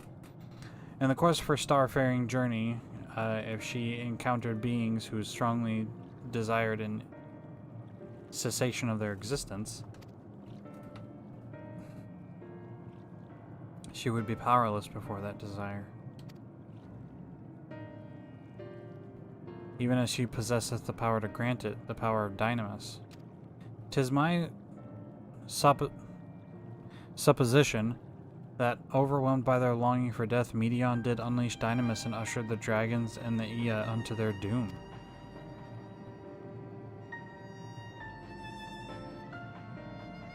Of course, such was not always the outcome. Full many stars did she find already lost to ruin. In order to create a terminus, however, the fervent desire for the end is essential. Therefore, should you struggle to find the way forward, pray ask yourselves this: in the place where you stand, who is the soul that yearneth most desperately for oblivion?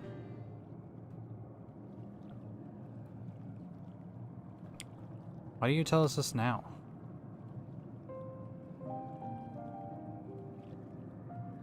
Ne'er again would I betray your trust. This pledge I did make to my comrades.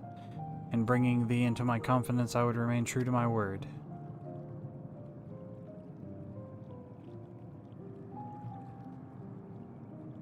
As for thee, let us consider it my fitting reward for the secrets I harbored for the Crystal Exarch.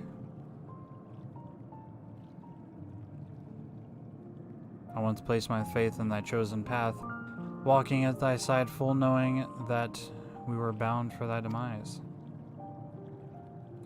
Ask now that thou returnest the favor, and abide in faith as I fulfill mine own destiny.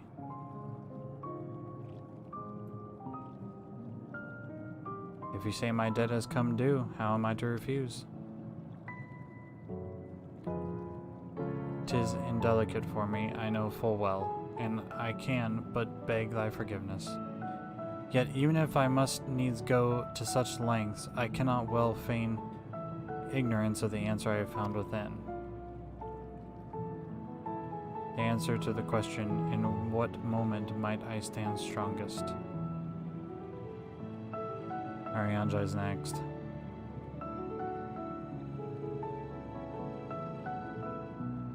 After all that we've been through, I will only say this. Do what you must. Do what you must and see your conviction through. I shall, my friend. I shall. Without further ado, then, let us go join our comrades.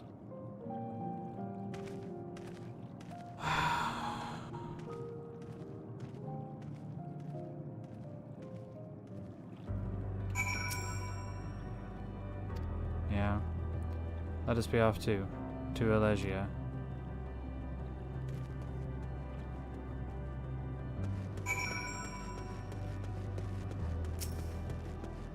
Other one? Okay.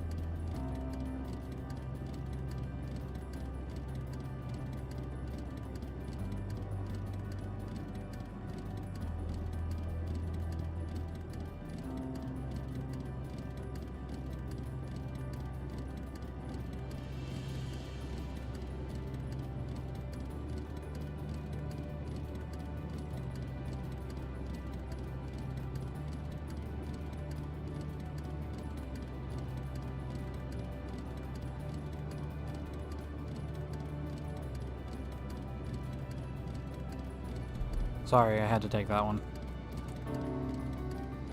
Keep getting distracted. Need to go. Let's do this.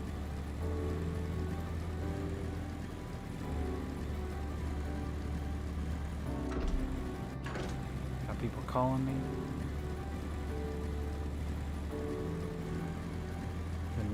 The nerve that they would call me.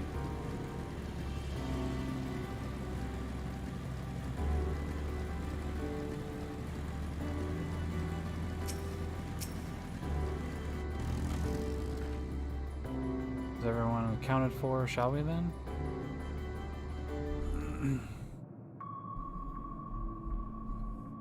Please continue. Tell us about this truth you discovered. How dare they? Yeah. Very well. Bear in mind, however, that the purpose of this conversation is not to impart scholarly knowledge, for such requires that you comprehend the subject matter, which you will not. We will forego the intricacies of our scientific methodology and deal only with the conclusion, the end of our society and our world. We acknowledge, with regret, that your star is in the midst of the same panic-induced cataclysm that befell Deneb 3. As such, in order to avoid causing undue distress, we will refrain from explicitly stating how much time you have remaining. You are entirely too kind. I pray you recount your tale as you see fit.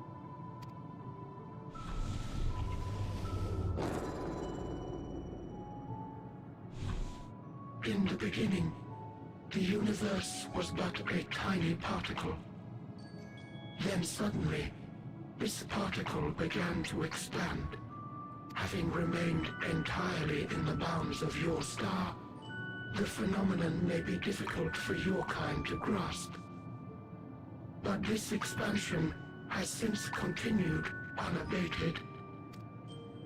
Speculating that the universe could not grow indefinitely, we sought to learn what might occur, and made a worrying discovery. The stars will continue to spread apart, as will their finite thermal energies. Eventually, all heavenly bodies will grow cold and freeze. No new stars will be born, and the universe will enter onto an eternal ice age.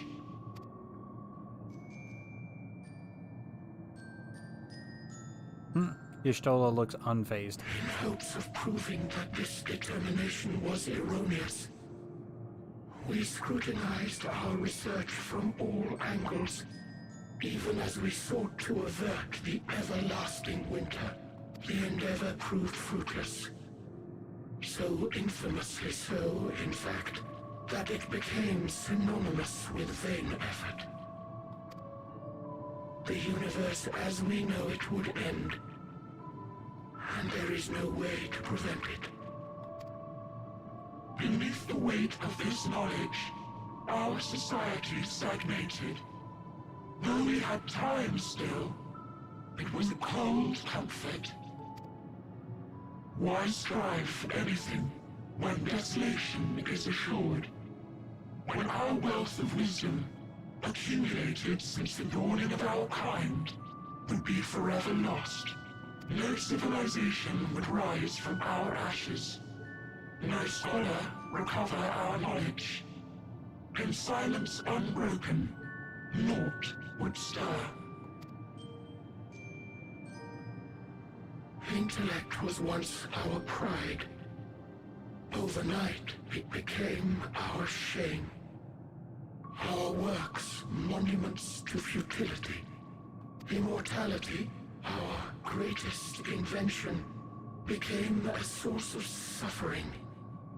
Rather than suffer on, many chose to unmake themselves by means of etheric exsanguinators.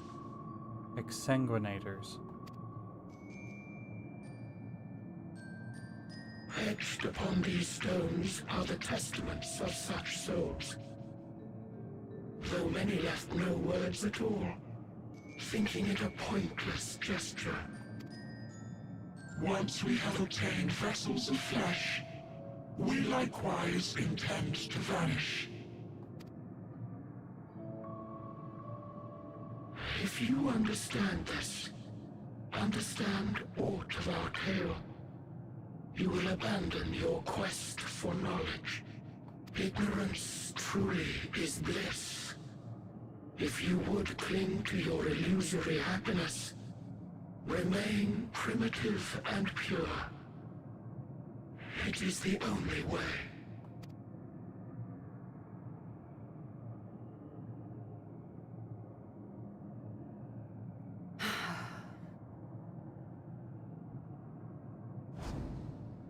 So that's your story.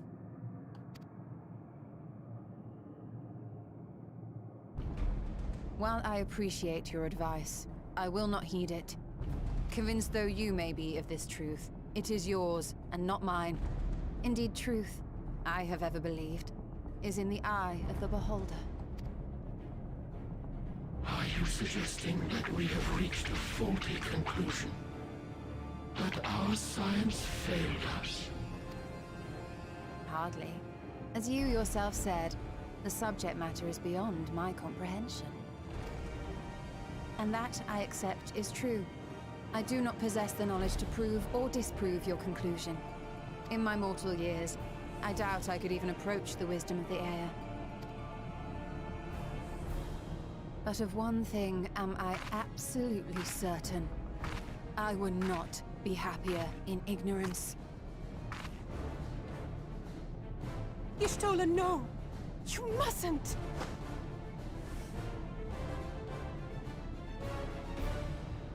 The most important lesson I've learned is that learning isn't simply passing one's eyes over words.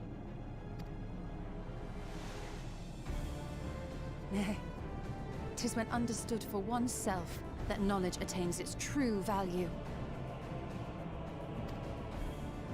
This is what has sustained me, driven me onward in joy and wonder, in anger and sorrow.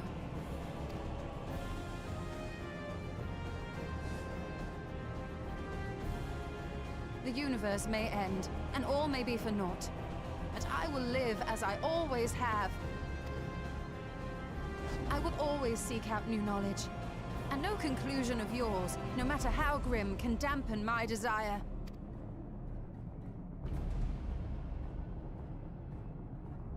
I suppose it is only to be expected. Their feeble minds cannot fathom the terrifying gravity of it all. But worry not. We consider it our duty to enlighten you, and we will not stop until you grasp the full extent of our despair.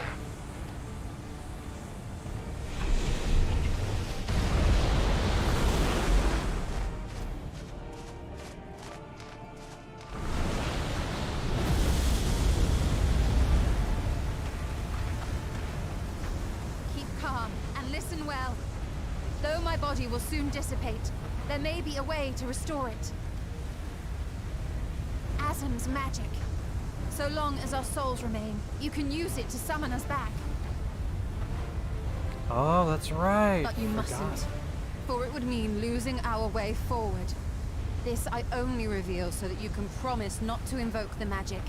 We came here knowing what victory may cost, so press on.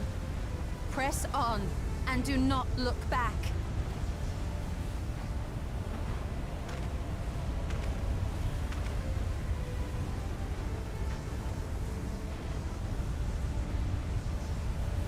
I shall join thee. As subterfuge is not required, thou shalt not suffer for mine absence. Riange. My resolve hath never been as strong as thine. Full oft have I wavered in my decisions, and afterwards been stricken with regret. In spite of this, I may still stand with my comrades, supporting them as they attempt the greatest of feats. This truth I have learned in the course of our journey. And many though my shortcomings may be, I may also claim to excel in prophecies. My studies, into which have granted me the flexibility of mind needed to bend this malleable reality.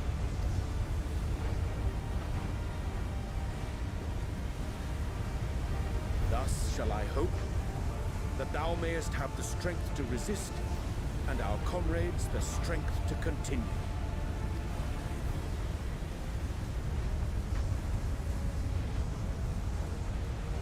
With you to urge us on, how could we possibly fail?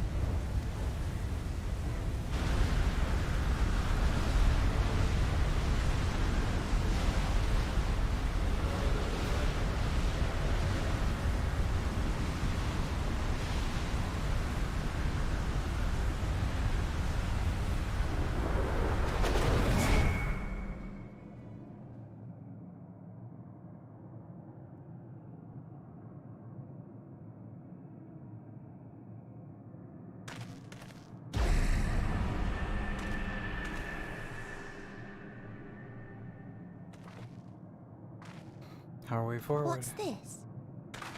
An extinguished civilization. Rekindled.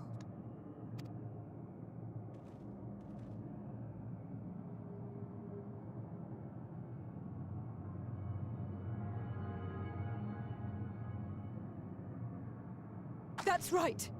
Our quest doesn't end here. We'll press on, and we will find you.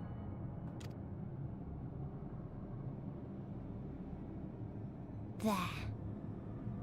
That's where you'll find me.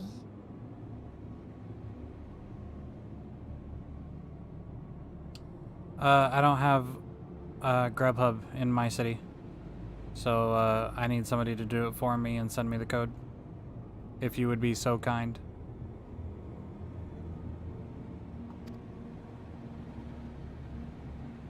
Is that another star? Of the Oh, stars boo. we visited, most were already devoid of life. And where there was life still, the inhabitants wished for death. But even death, we learned, isn't truly the end. It is but a part of the cycle of rebirth. You can only do one per account, and I already used mine.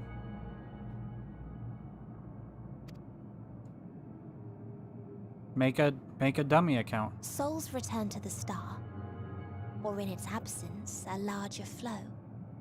And eventually they are reborn. Or like use your parents' account or something. Alive again, to know suffering anew. I just want to eat pizza, man. True salvation lies not in dying. It lies in not being born. This is the gift I would give to you. To all life on beautiful Atheris. To that end, we created an egg wherein life cannot quicken. That dead sun. Attain it if you can, before your friends' emotions fade away, along with their protection.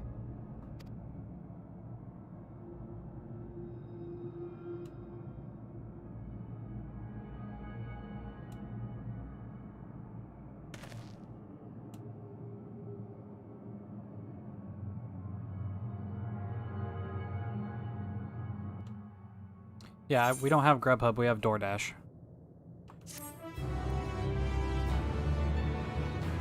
For us to use Grubhub, we'd have to like go to Indianapolis or something, like, or Chicago or something. The hell is that?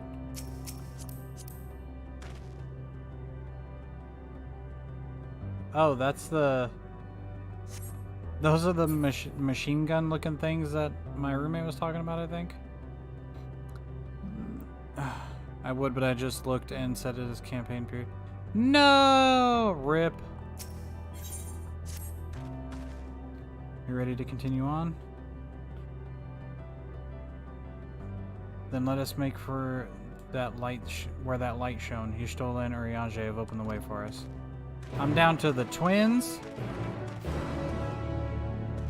And Graha.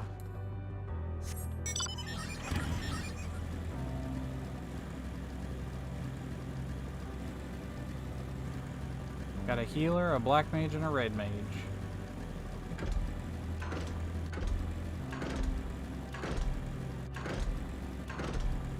Have you noticed in this area you proceed in the story, the music is more detailed? Yeah, I noticed that. Like at first it was just like that underlying tone, and then it picked up like either a piano or drums or something. But yeah, as you go on, the music just gets more and more add-on.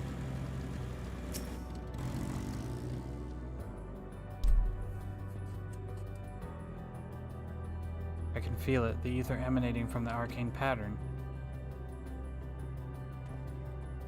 This is a portal and no mistake. Let us see where it leads us. The final music is really good. It is my favorite zone music-wise. Yeah, this is, the song is what we heard in the trailer. It's the vocals, I believe, are, Jason Charles Miller, I think. Which, fun fact, Jason Charles Miller also did the vocals for the Shadowbringer song. And he's also, Jason Charles Miller also does music for Critical Role, the show about nerdy ass voice actors playing D&D. Whenever I figured that out, I had like I knew a little appreciation for the music. But yeah, this is a great song. What the fuck? Oh, no way!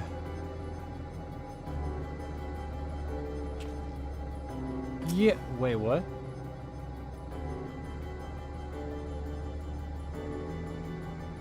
That's the eye. This is... Oh, shit.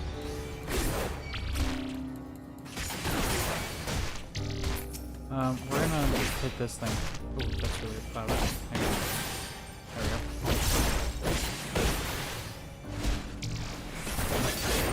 go.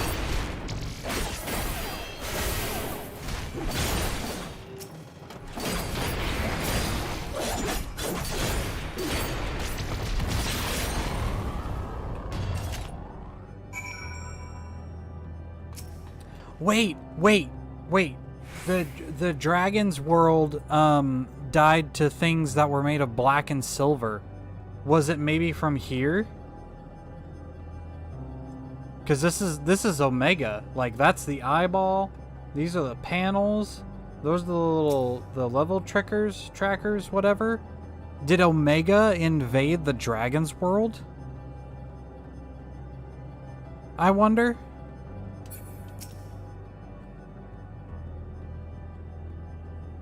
Is that a person? A player, maybe?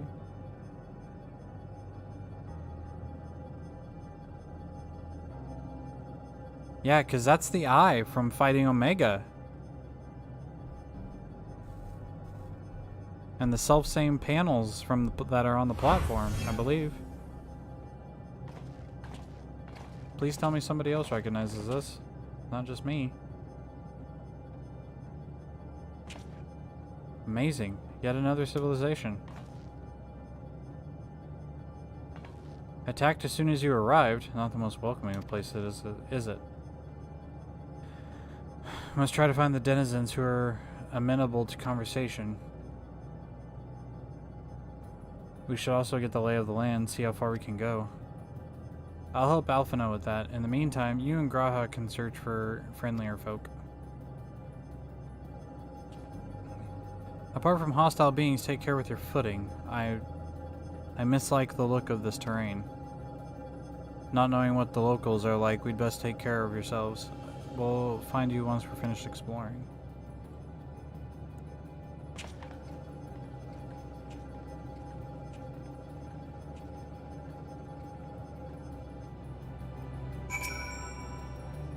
I expect the twins will seek the outermost bounds of the Isle, so I propose we search the central area. There are machines patrolling here and there, sentinels in all likelihood. Like those you encounter, they will most certainly attack any who venture too close. So let's avoid them and look for others to appear more approachable.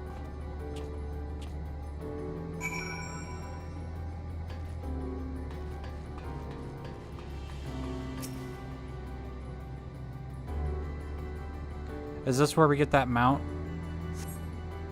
You see naught but patrolling machines in the area. They do not seem inclined to non-violent intercourse. Intercourse. I'm 12.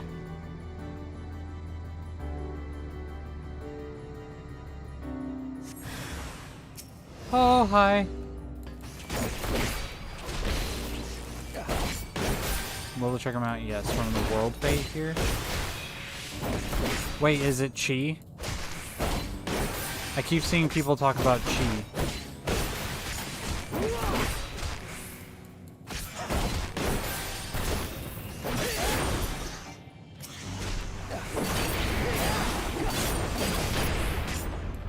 Yes, okay.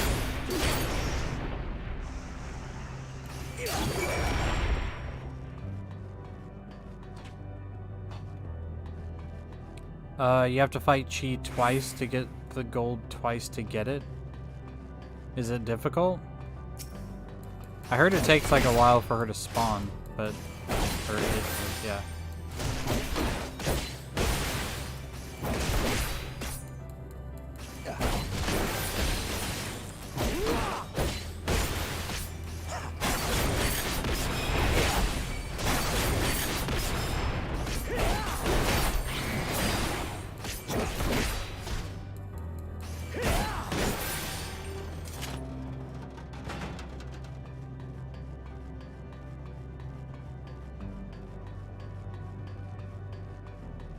Also, is there a tracker for the world fate, or is it just the fight itself isn't too bad, but spawning and then getting in instance can be a pain?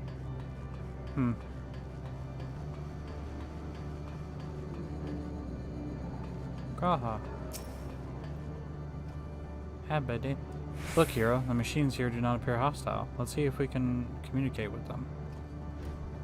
Begging your pardon, but we're searching for the denizens of the star. Unknown life form detected. Assigning generic label interplanetary travelers. Greetings and welcome to the planet. The planet? Can you please repeat that? It appears your hearing organ is unable to process the name in your tongue.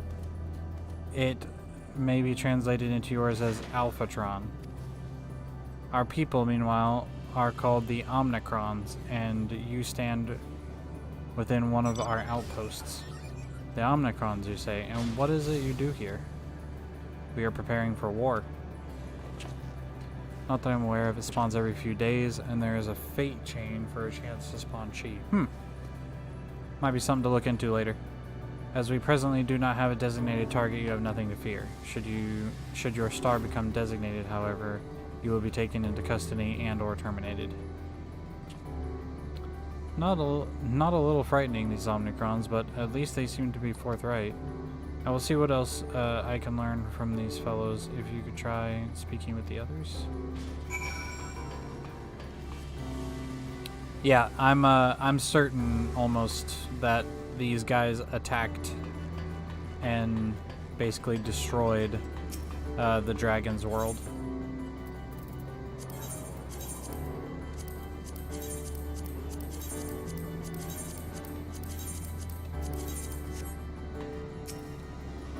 Gemstone trader.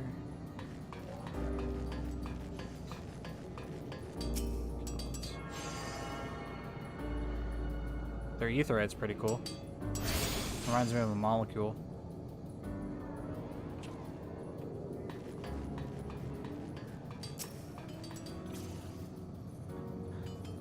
Autonomous weapon deployment complete. Vanguard armament upgrade complete. Munition levels satisfactory. Combat readiness assessment nominal. Await instructions from Sir. Maintain state of combat readiness.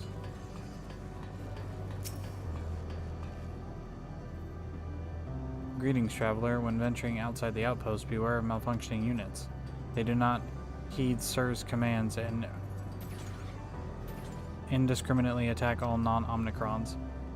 For the avoidance of confusion, be advised that Sir is the alias for Stigma 1. Sir issues instructions to our forces, the foremost of the 6 strategic matrices that bear the designation Stigma.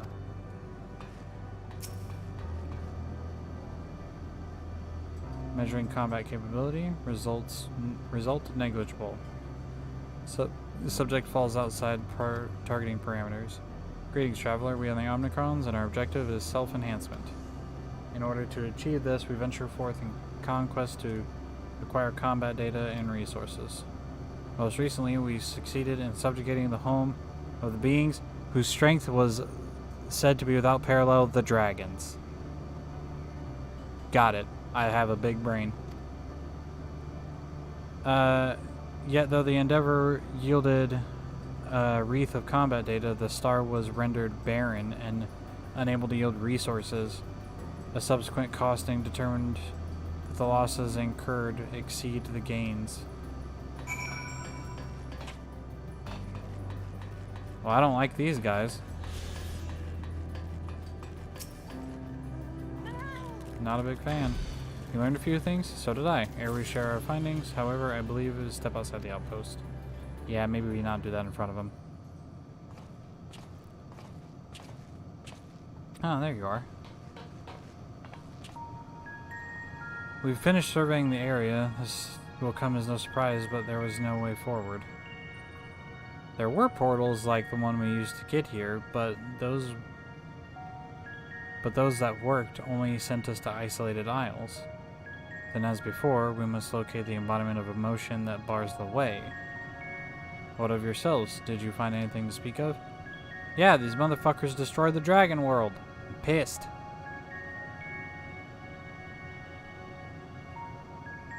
I'm mad.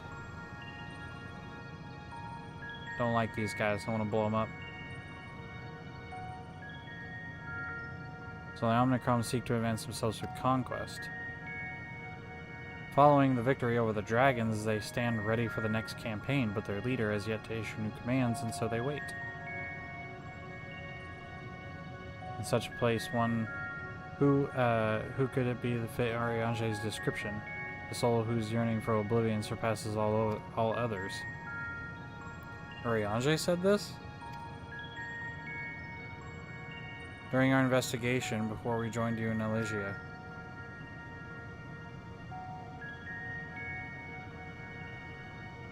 So that's the way of it. Why couldn't he just say it to all of us? Given what we know of the place, it's certainly a curious state of affairs. While the dragons in Ea longed for death, the Omnicrons longed for conflict. As much as it may lead to destruction, it must be considered a distinct desire. We probably have to find this Sir. In order to find the source of dominant motion, I believe we should seek out their leader, this Sir. Yeah. According to M032, the first Omnicron with whom we speak, there is a console by which we might communicate with it. M032 also added that it would be a pointless exercise, but that in itself, I believe, is worth investigating. What say you? Oh, it stopped giving me XP.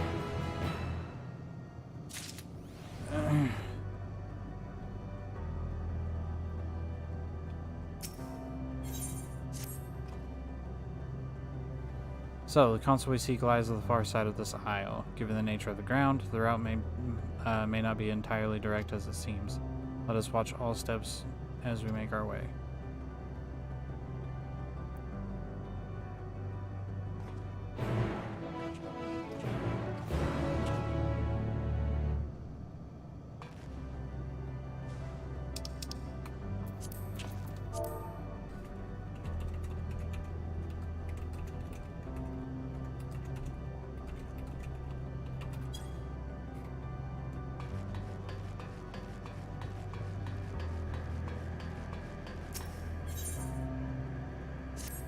Go ahead and grab this quest.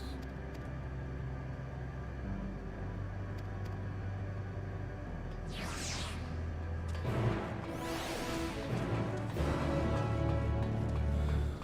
think there's another one over here.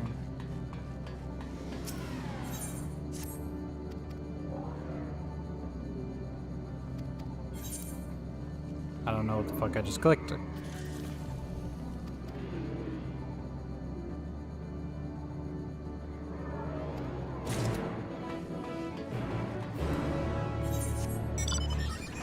Okay.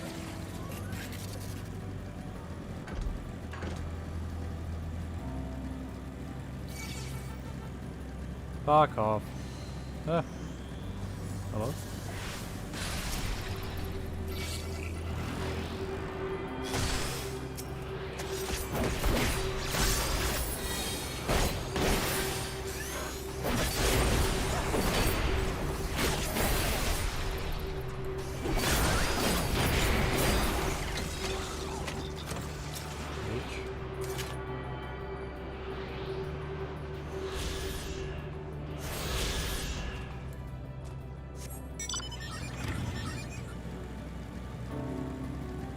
Pretty easy to find the fucking...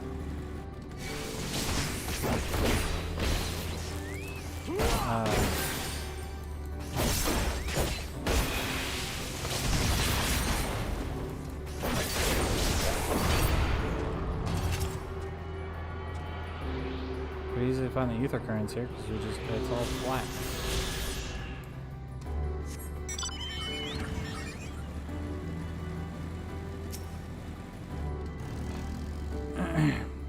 This appears to be the console,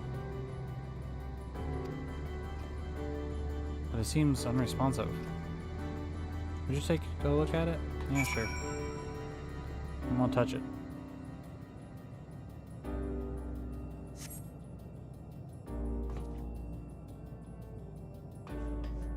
You tried touching, smacking, and attuning with the console, but there is no response. I'm number 666 in queue. Maybe I can get in by the time you hit the next story dungeon, lol. We'll see. But there must be a way to activate it. There must.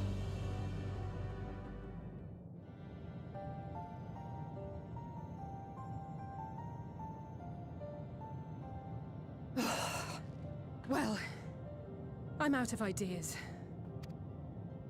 As am I. Operating such consoles is trying enough, but if we can't even activate it... Perhaps there is a way. First, consider the world that has been recreated here. Its inhabitants were machines who gathered combat data to enhance themselves. And among the many wars they waged, the most notable was that against the dragons. As you've doubtless surmised, I believe this was the homeworld of Omega. Yeah. Sid built a jamming device to defeat it, a device which generated massive bursts of lightning, its sole weakness. That's all well and good, but what does that... Wait. You're not thinking to strike the console with lightning, are you? As a matter of fact, I am. Ask yourselves this. Why would an entity as puissant as Omega not be designed to suppress the effects of lightning?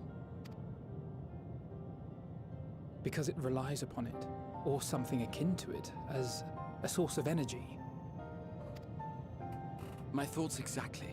And there is a good chance the same is true of the Omicrons and their devices. So, shall I cast caution to the wind and try something reckless and dramatic? Yes.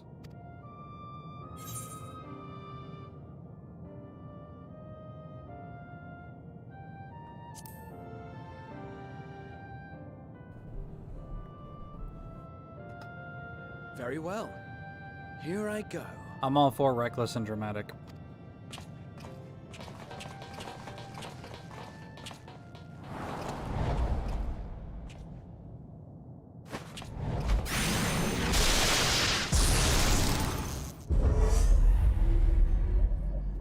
Oh.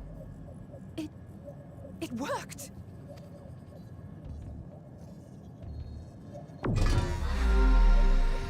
Oh shit. Communications Module 1. Connection established. Transmission. Strategic Matrix Signal 1 now online.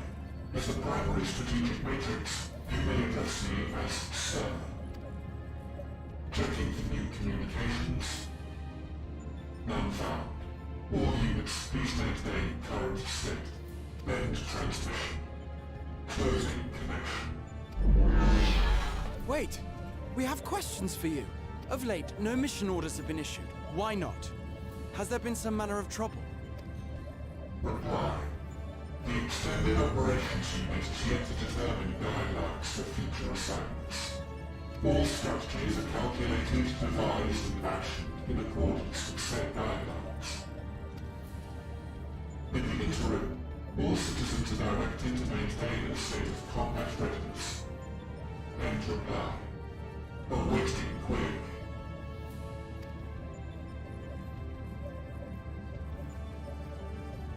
Can you tell us why the Extended Operations Unit hasn't yet determined the guidelines? Unable to comply. Information unavailable or access restricted. In that case, is it possible for us to communicate directly with the unit? Access denied. Unable to establish connection. Is there anything you can tell us? Have there been any abnormalities, like a threat to the star or widespread unrest? Reply. Negative. All citizens continue to operate at maximum efficiency.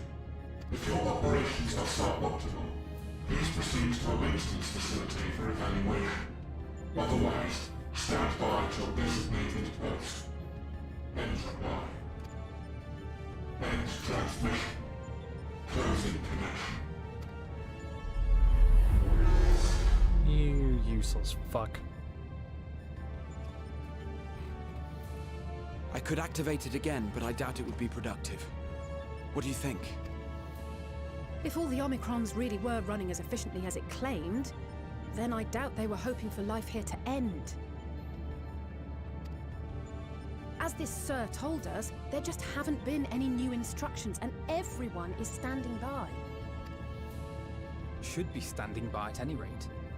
If there are those that are neglecting their duties, perhaps we can glean a clue from them. I propose we take another look around, and also try to find the operations unit.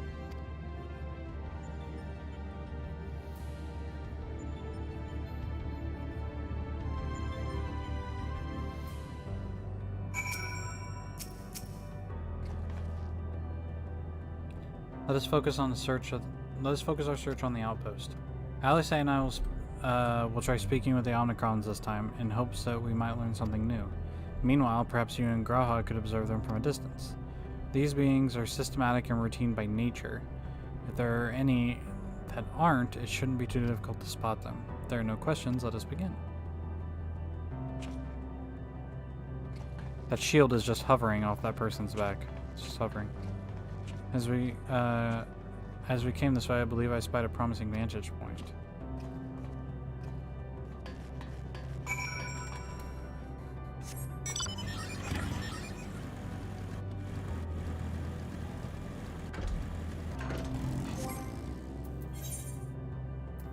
For funsies. Balfour! Hey, buddy. Wish I could pet him.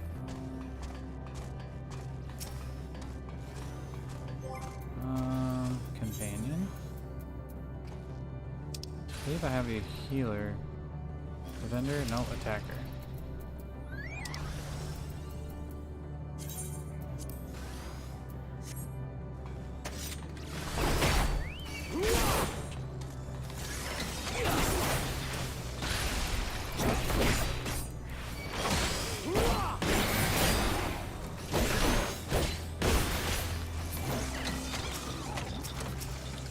Will he do anything if I slash pet him? Slash poet. Slash pet. Oh, he doesn't like respond. That's what I was hoping for, is if I pet him, he would like Kue or something.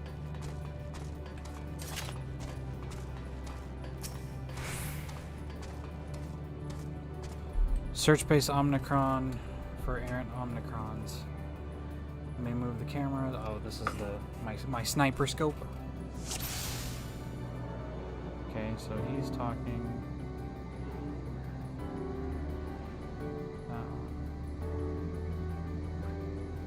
Alice looks like she's in conversation. Hello?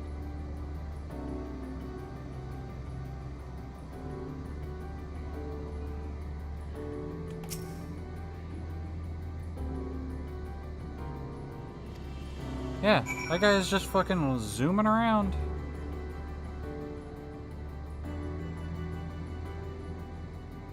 My feet are freezing. I think I need socks. An Omnicron wandering aimlessly. Where? Right there. He's just zooming around. See? Ring. Oh, I see it.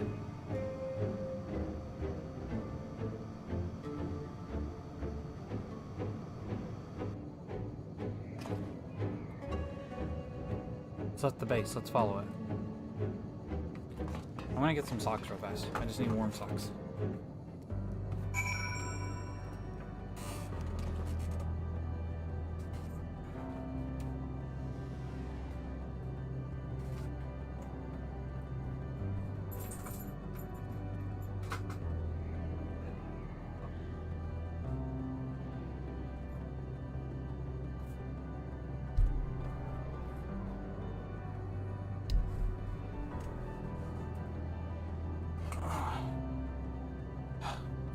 Cold. I don't even have the fan on in here, it's just cold.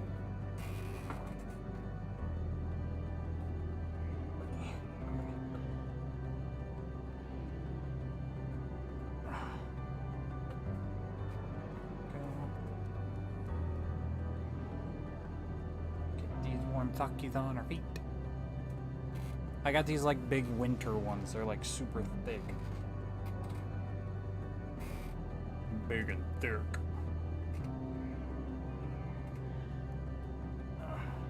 With at least 2 C's.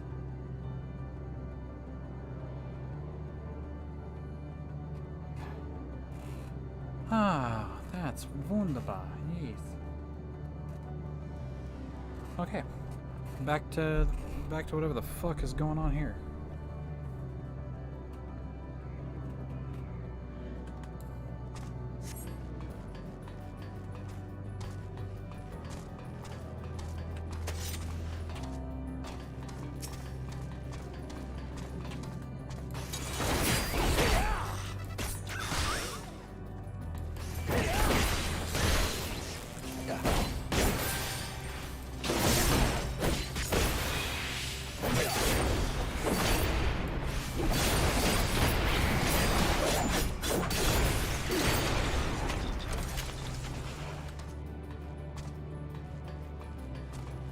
Hello?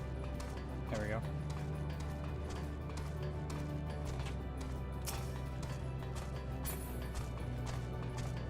Do we have to fight him?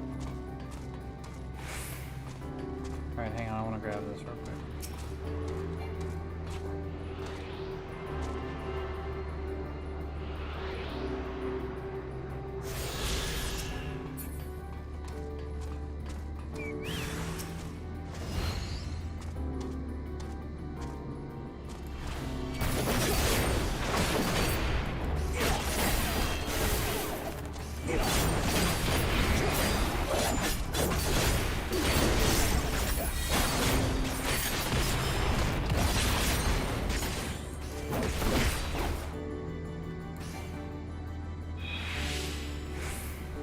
Oh, this is... whoops. This is a different thing. Hehe. I was like, hey, this doesn't look like the guy we're looking for, and why am I fighting him now? It's not here, but definitely came this way. Must use the portal. Time to go through and see what we can find. Yeet!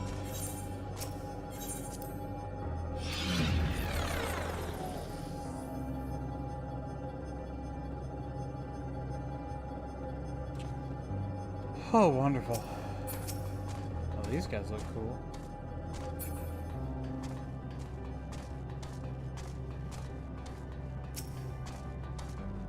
Lambda. Oh, it's a chandelier, kind of. It doesn't look made of metal, though.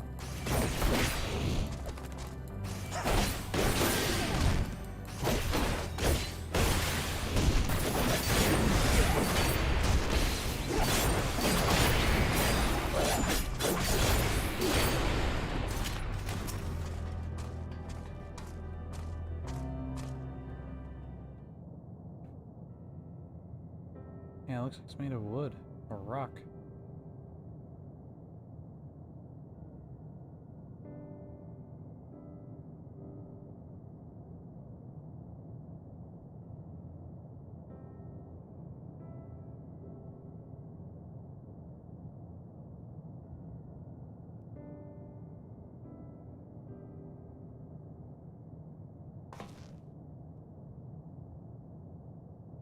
Hello? What is your query? Ah, you found it. What are you doing here? Excuse me.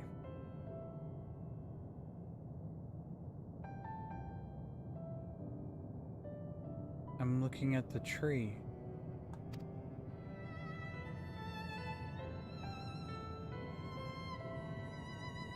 Quite an unusual specimen. What is that device attached to it? The tree is a sample collected from another star. As it cannot survive in our environment, however, it requires life support. That is the function of the device.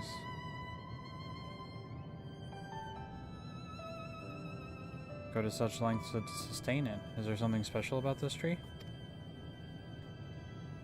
Being foreign matter, protocol requires that we study it. As this task has been completed, the specimen may be discarded.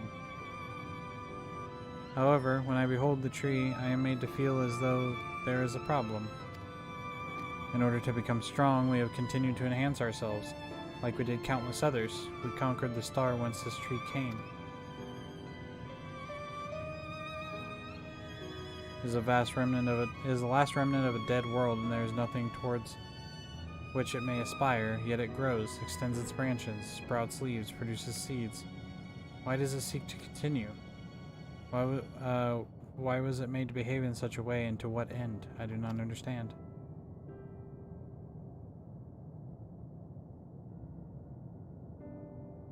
I see. Out of curiosity, does this pertain to your duty? No, it does not. My apologies. I shall return to my designated post and assume a state of combat readiness. Well, now hold on a second. So it was acting outside of orders. Perhaps it's simply a malfunctioning Omnicron. These are by no means uncommon. But it may also be a unit possessed with the ability to make decisions, one not unlike Sir. I believe this bears further investigation.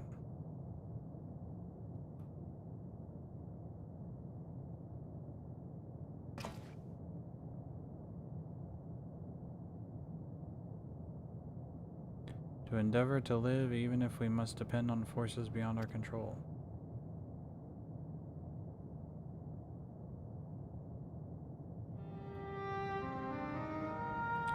Tell me, hero, one day when this adventure becomes a part of your epic, do you think I will be mentioned in it? Aww.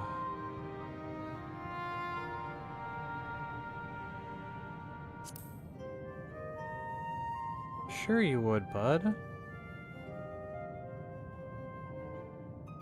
Truly think so? That would be a... Nay, I shouldn't say such things until the moment comes to pass. Never mind the embarrassment. Well, we had best get on with our task. Tracking down Sir and understanding the nature of the emotion which bars our way. Aw, no, Graha, come on, bud.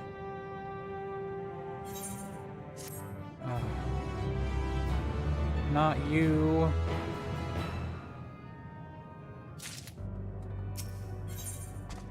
Hello, world. Wait, isn't Hello World a thing that Omega does whenever you fight him? In the Savage? That, like, fucking destroys your entire party? We should return to the outpost for now. The others will wish to hear about the errant Omicron.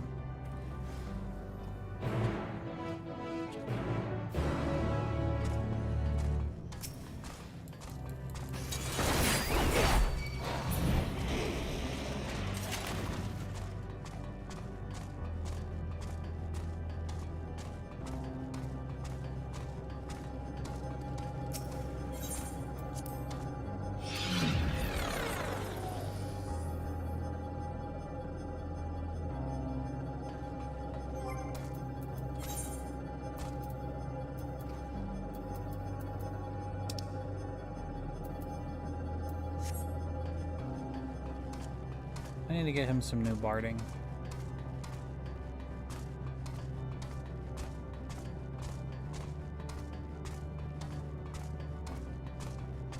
Hey, it's the EX mount.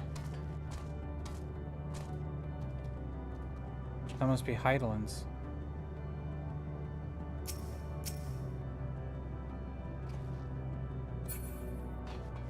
That's really cool.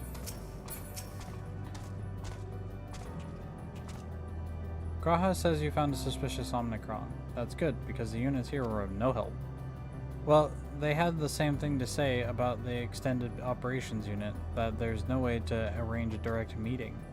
Still, that served to prove that it's business as usual at the outpost. But enough about us. Tell me you learned something more useful.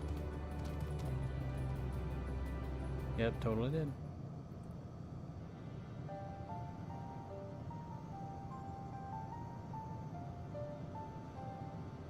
An Omnicron trying to make sense of the meaning of life.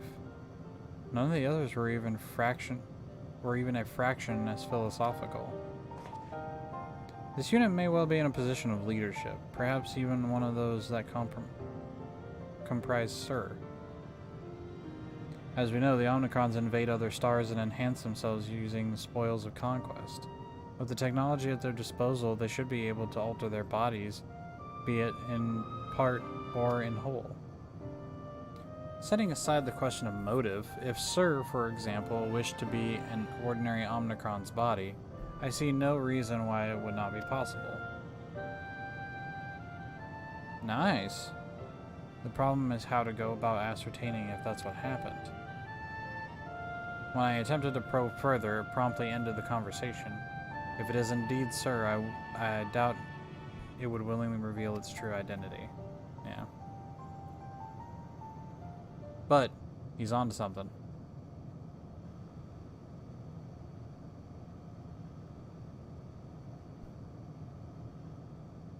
I have an idea.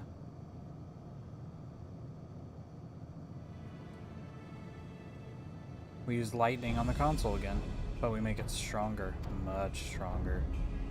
At that moment, should the unit exhibit a reaction, that would suggest that it has a connection to Sir. An inspired idea. I dare say it's worth a try. I had a feeling you'd be on board. This time, you must allow me to do the honors. I will stand guard in case your incantation draws sentries to the scene. Which it probably will. For my part then, I will approach our suspect and divert its attention.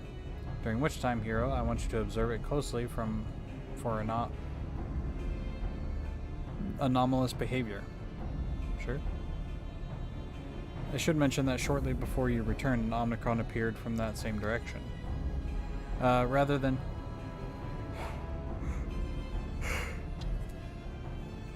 than entering the outpost, however, it headed off towards the console. At first I assumed it would be a unit on patrol, but perhaps that should be our errant Omicron. We must seek it out and begin our operation at once. Alright, Alphino and I will stand by at the console. When it's time, I'll unleash a veritable storm.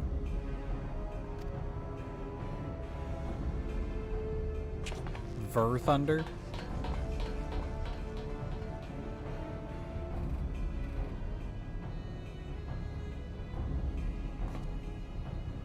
This will work, I'm sure of it. After all, our comrades are watching over us. Come, my friend, let us find this doubt-plagued Omicron.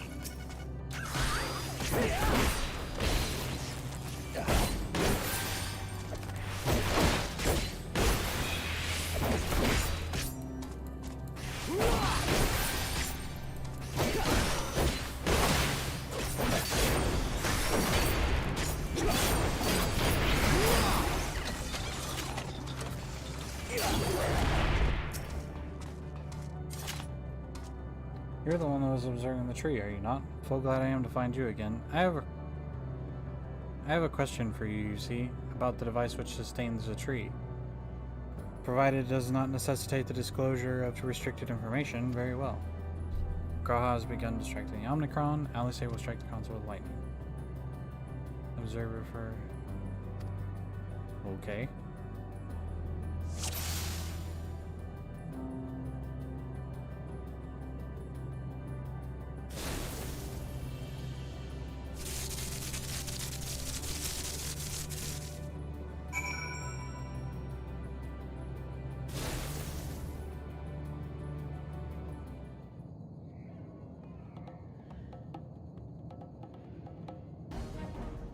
An anomaly, you say?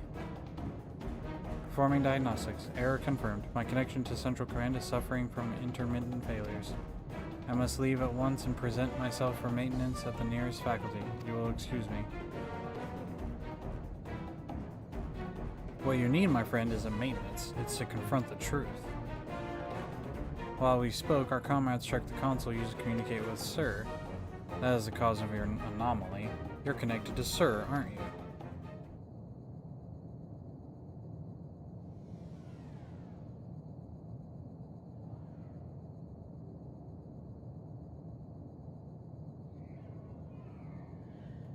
Affirmative.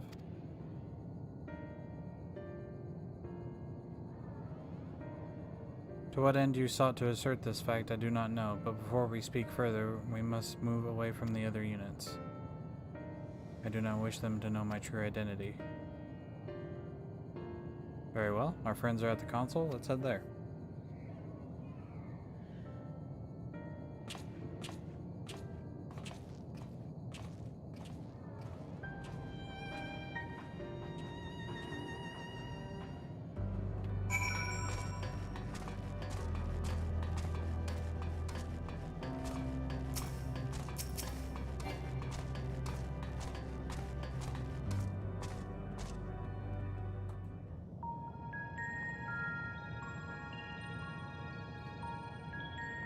As you have surmised, I am part of the shared intelligence of Stigma 1.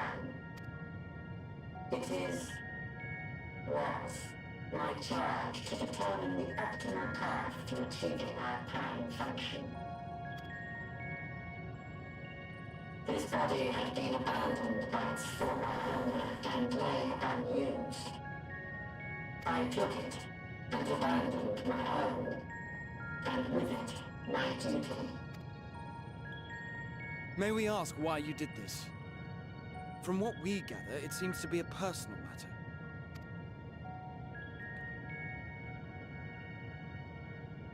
Our kind did not always look as we do now. Long ago, we possessed frail and feeble bodies. Beleaguered by stronger races, our ancestors took to augmenting their flesh in order to defend themselves. What began with limited parts eventually spread to the whole body, and at last, a means was discovered to convert the mind into data, rendering even the brain obsolete. Such complete mechanical beings were called the Omicrons, and by their might, we came to reign supreme over the star.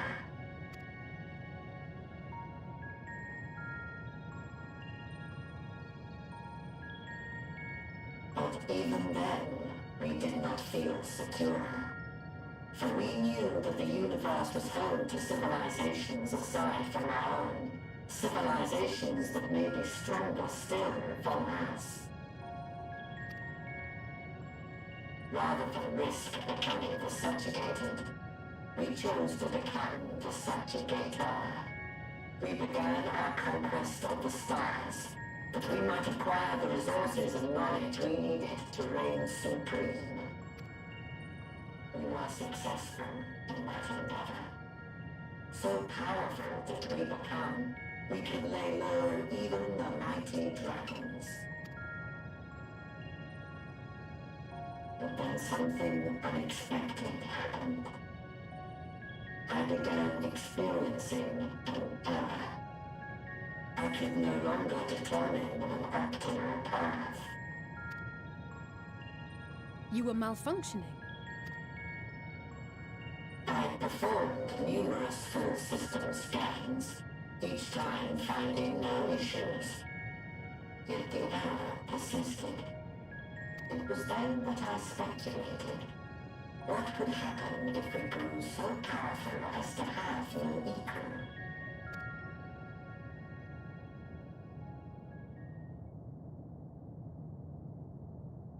To become stronger was essential to our existence. Our every action has been in service to this objective. But if nothing lies beyond this, can it be truly said that it was essential? Have we been engaging only in wanton destruction? You could find no threat to justify your purpose. The Omicrons will never leave this star. They will stand by until their reserves of energy is spent. For I have no path to offer them. None. It is not our place to pass judgment on the deeds of the Omicrons. But surely, this does not have to spell the end of your people. With your power and knowledge, the possibilities are endless. Why not seek out a new purpose?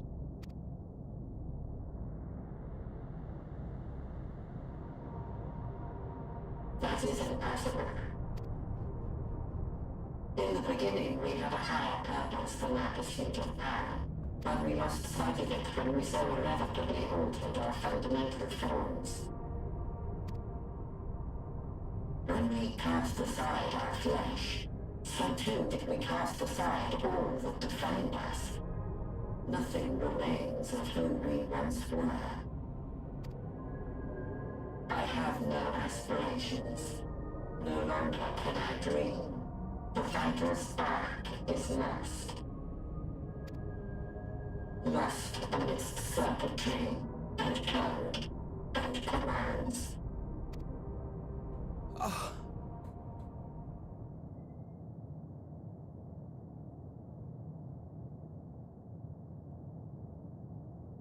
I believe I know how to overcome this despair. The words are ready in my mind, but ere I speak them,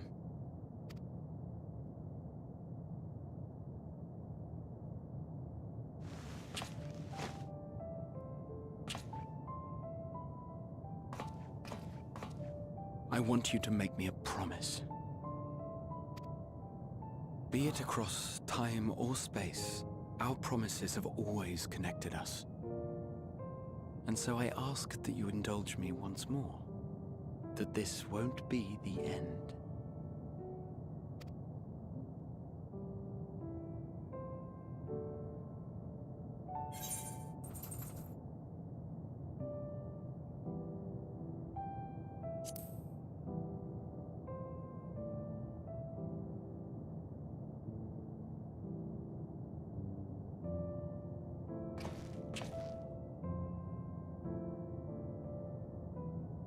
Is that so? In that case, I won't hold back.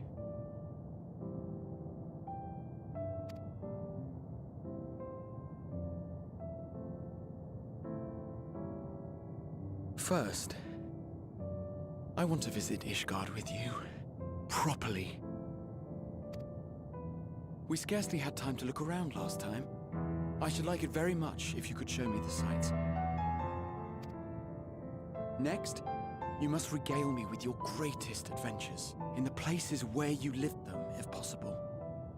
I may have read about all your deeds, but there is no substitute for a first-hand account.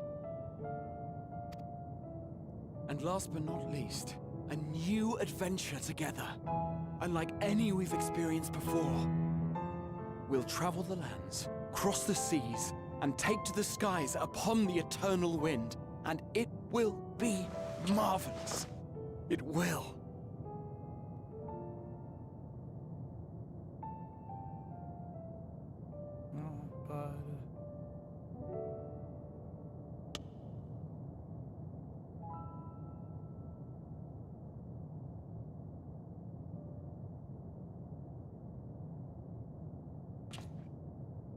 If you would humor me a moment.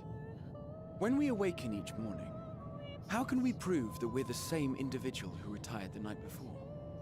Through the remembrance of past events, we might say. We have our memories, yet there are times when we forget or recall incorrectly. What of our bodies, then? It is the same one, we might say, yet technically speaking, as living beings, our bodies are constantly changing. It will never be as it was at an earlier point in time. Our souls are no more immutable. On our star, people are known to inherit the souls of others, yet they are decidedly different beings. For my part, I've subjected my totality to much and more. I've made my body into an extension of a tower, blended my soul and memories with those of another self. And each time I would ask myself, what is it that makes me, me? Are you able to determine an answer?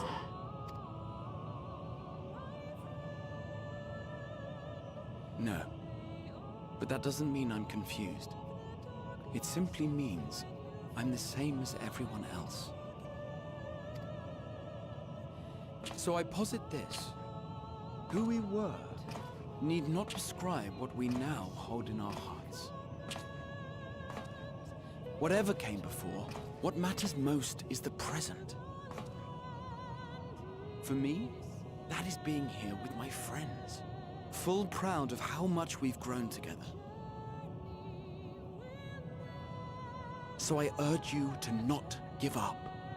Heed your heart's desire, and hope that the future you long for shall be realized. I cannot. We cannot. We cannot understand desire, nor comprehend hope. We do not know how to create such things. We are not unlike, you and I. I too have struggled to find the courage to express and embrace my wants. If you like, I will tell you a tale. A tale of a world on the brink. Of a people who never gave up on the future. Of a man who realized his grandest dreams, and then awakened to a grander reality.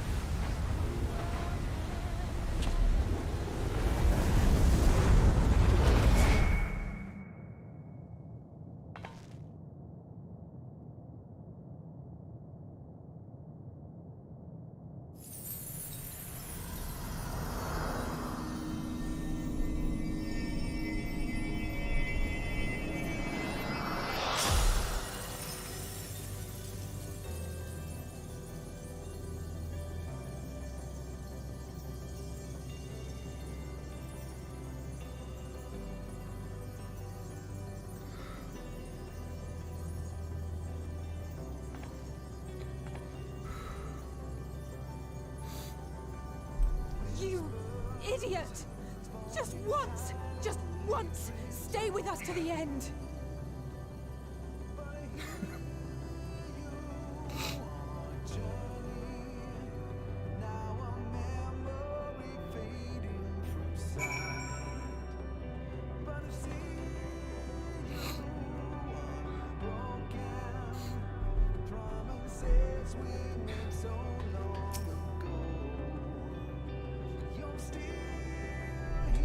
They all leave so easily as if it's nothing. How do you think we feel? Next time we meet, I'll give him such a flick that it'll just... that it'll be just to start.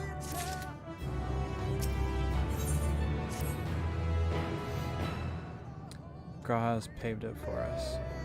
Difficult as it is, we must carry on for our friends and all who await us in faith. So come, let us seek the path's beginning. It appears to be near the outpost.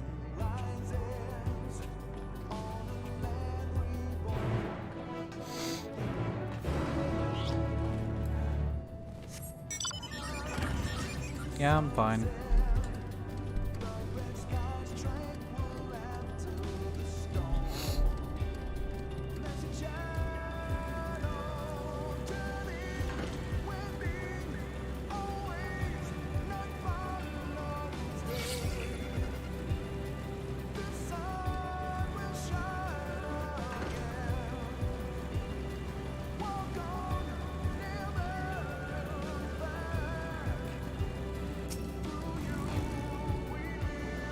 Reviewing received transmission. Analysis suggests the aggressor is no longer operational.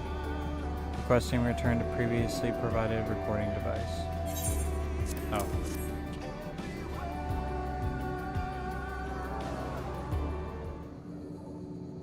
Damn onions. Yeah, no shit.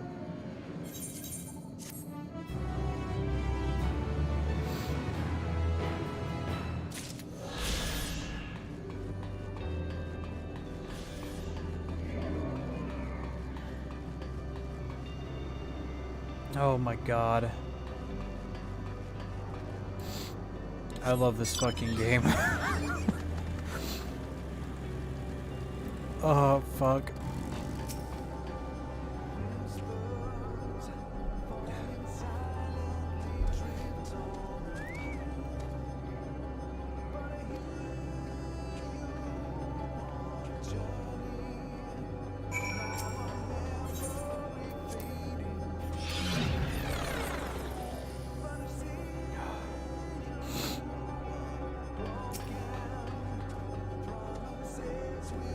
Well, here's where the path begins, and it descends to dizzying heights.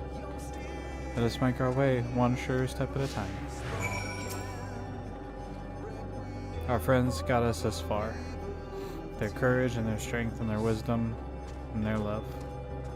We owe it to them to continue no matter how long it takes.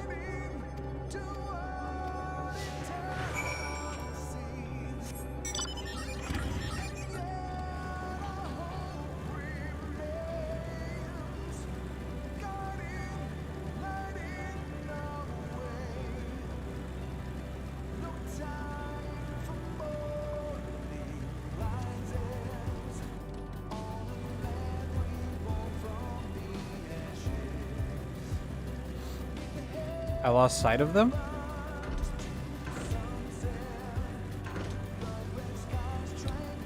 I think we're gonna need to not be on a mount to make sure that Alice and Alphino stay with us.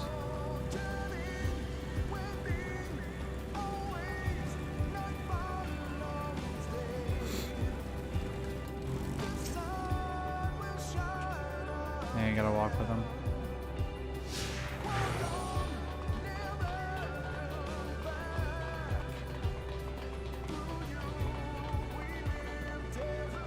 What instance are you in?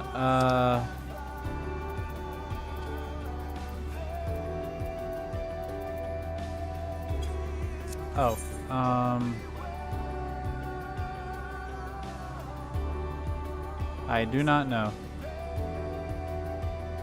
How do I check?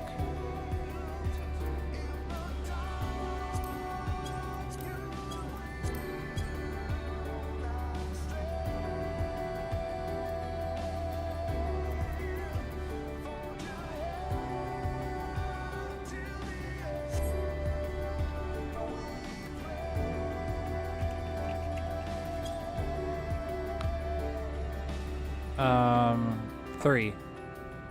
Ultima Thule 3.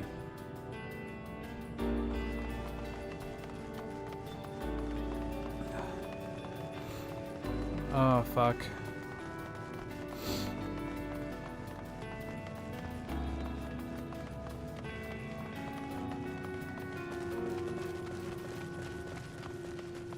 I'm gonna come hunt you down.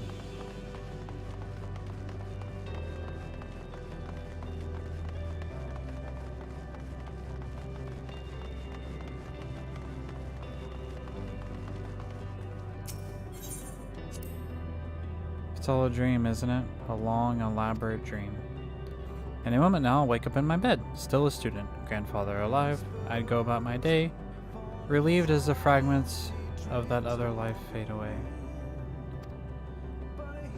And that would be happiness, wouldn't it?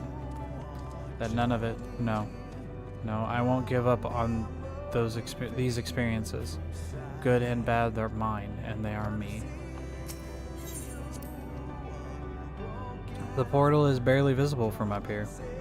Truly, we've come far, much farther than would have been possible had we kept chasing perfect ideals as we did in the past.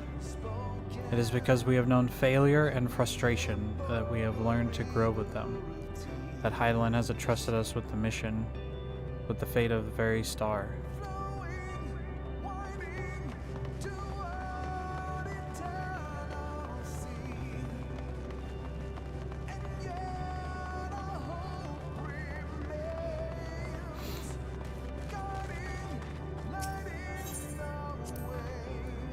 Me? Oh, I still have plenty of legs left in me, don't you worry. It's you I'm worried about. Oh, fuck you! You always push yourself so hard for us and everyone. And while we're here... we'll make sure to bear our share of the burden. Hi, Allie. Rest assured I'm fine, but thank you for your concern. What of yourself? Though we can't afford to be too leisurely, neither need we rush unduly. We've crossed an impossible distance to stand where we are now, and we're but a few steps away from journey's end, and it will be over before we know it.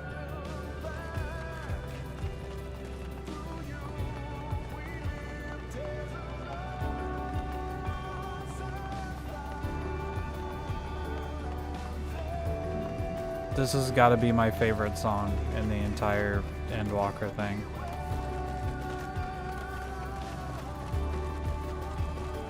And that's saying something because I really like Footfalls.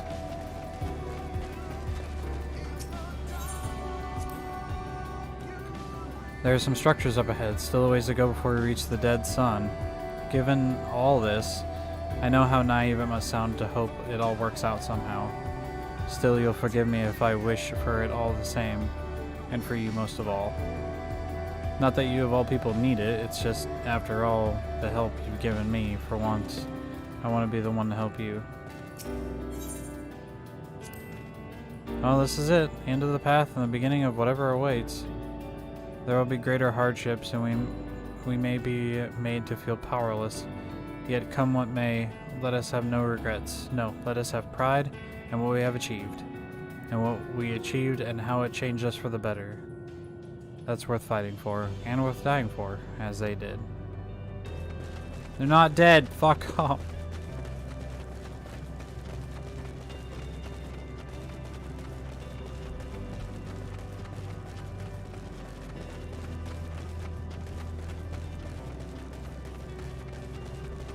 We're gonna bring him back.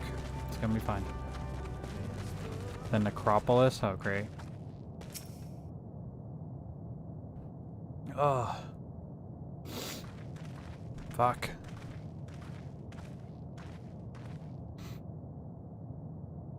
This is almost...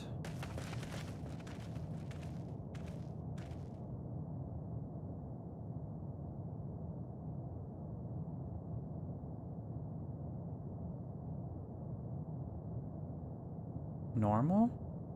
It's not unlike many cities we know, but it's deathly quiet.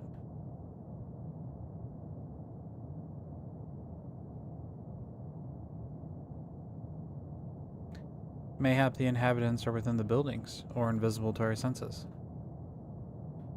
Wrong on both counts. There is simply no one here. Medion.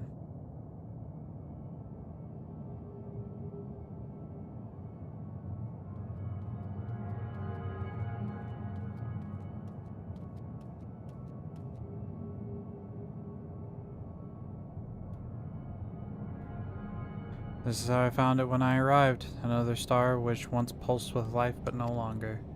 How it ended I do not know. Invasion, sickness, suicide, no one can say.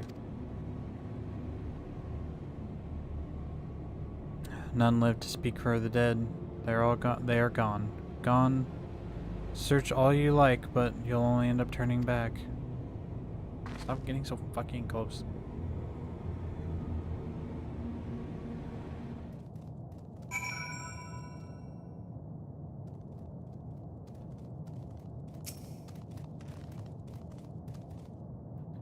There is no one here, then neither should there be a motion to bar our way.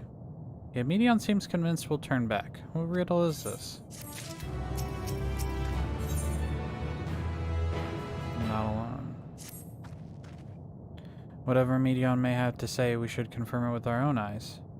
We need to look around.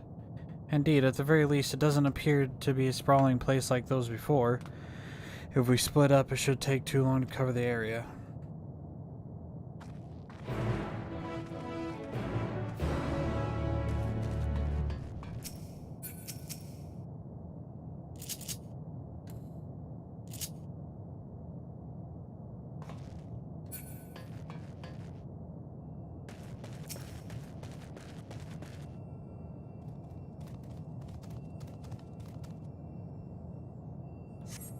Doesn't seem to be anyone here. Perhaps you could try calling out. Hello?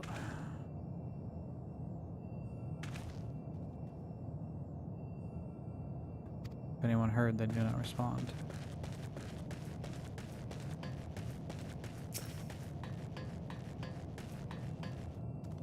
Object resembles a tree and appears to have been fashioned from a stone-like material.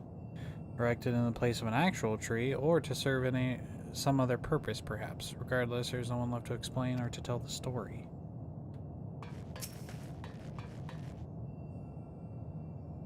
Were it not for the thick layer of dust, no one could imagine someone drinking from these cups but moments ago.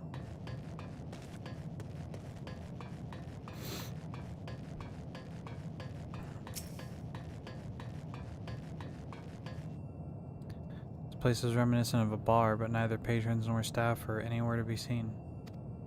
Egg-shaped containers line the shelves, with a loose few sitting on the counter, vessels for beverages in all likelihood. A venue bustling with activity until it was not. Carby.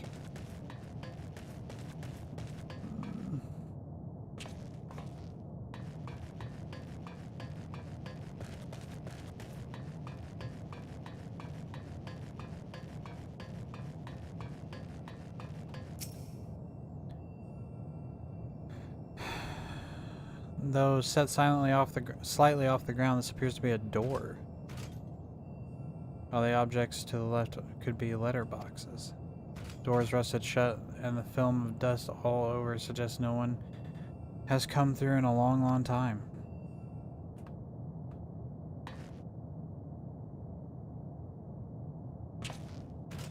You are trapped in the TV. That's weird. You look straight up at me.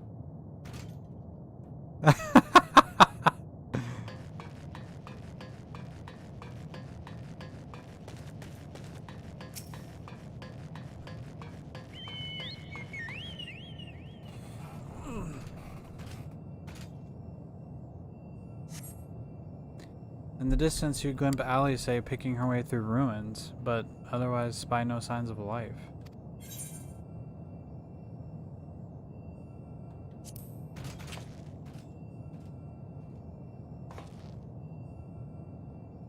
Calls echo faintly before they're swallowed by the silence.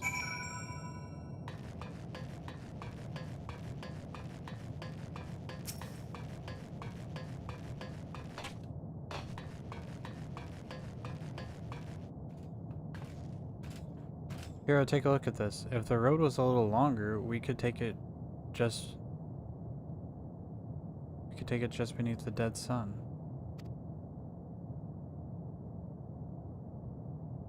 But I suppose this is where the reconstruction ends. How about you? Did you find anything of interest? Yeah, a lot of nothing. I see. I noticed the same things. Cups left on the table, chairs out of place. I don't know what happened here, but I do know I don't want to be alone anymore. We searched enough for now. Let's find Alpha now and compare what we've learned.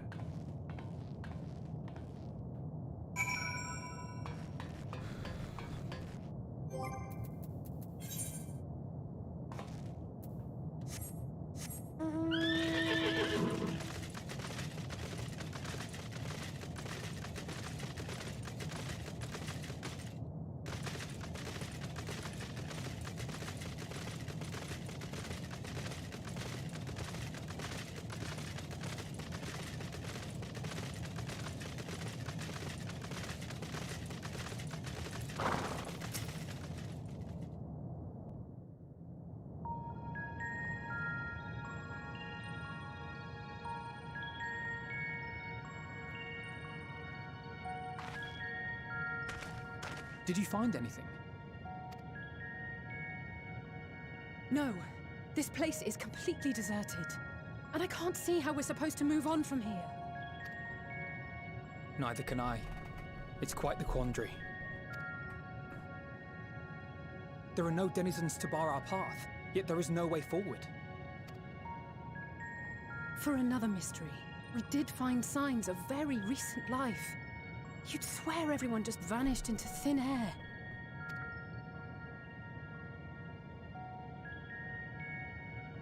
I wonder how many ruined worlds like this has Meteon seen.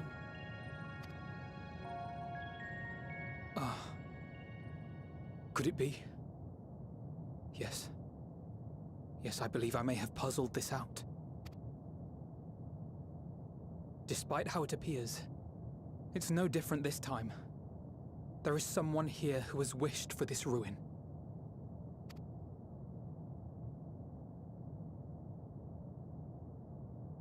And I believe that together, Alize and I can overcome their will.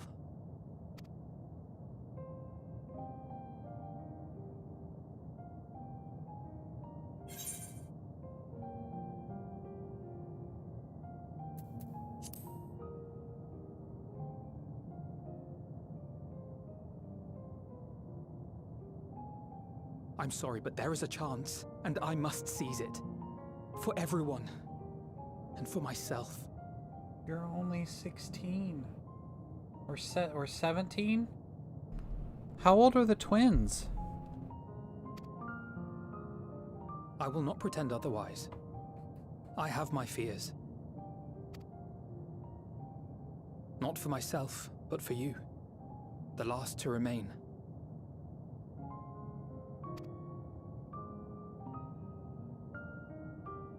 You are no stranger to carrying the burden of others. But I can only imagine how heavy the weight would be this time.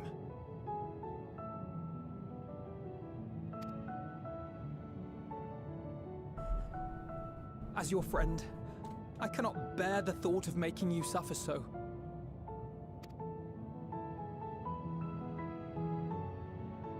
Then why suggest such a thing? It's too much to ask of anyone, even him. Why must he be the one?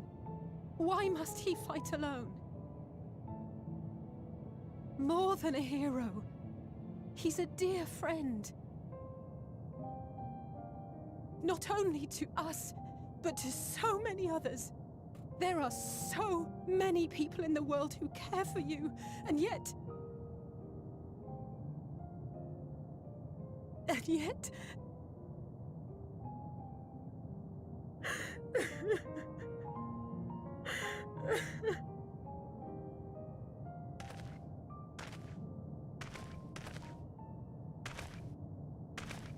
Alize, I have an idea.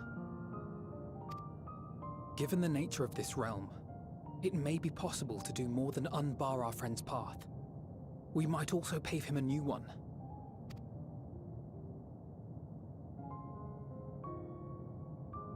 For instance,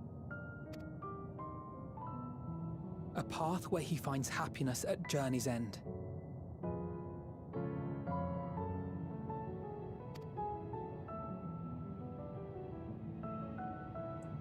This much, I think we can believe with the utmost conviction, no matter how deep our despair.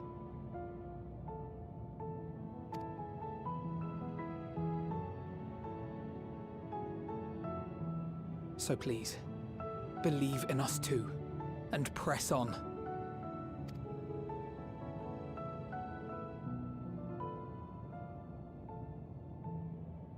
Thank you.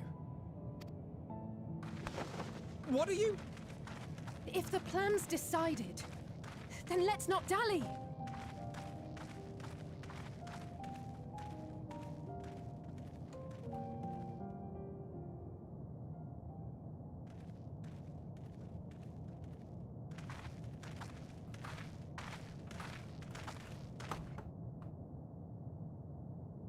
Ah, there you are.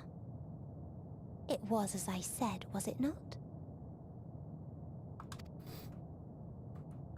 It was.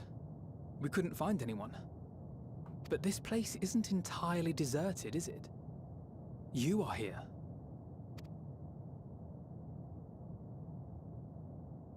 You sought out a star of promise and found a ruined husk. Like us, you explored the devastation.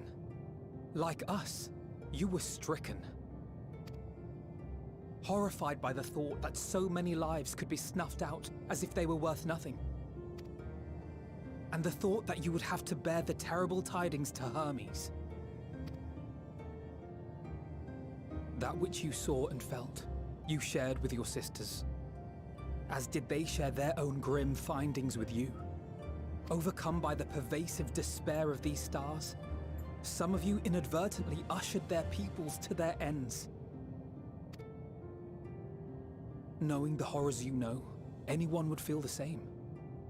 They would fear what lies ahead and struggle to move forward.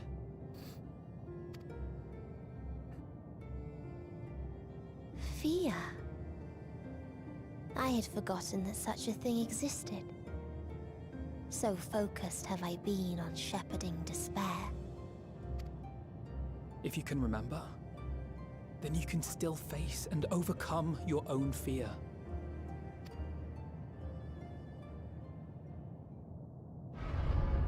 Why would I bother with such an insignificant emotion? If the despair I command is as a raging river, then fear is but a trickling stream.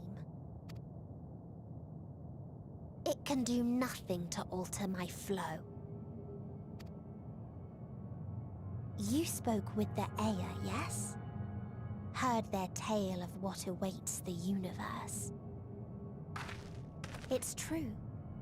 The stars grow colder and more distant.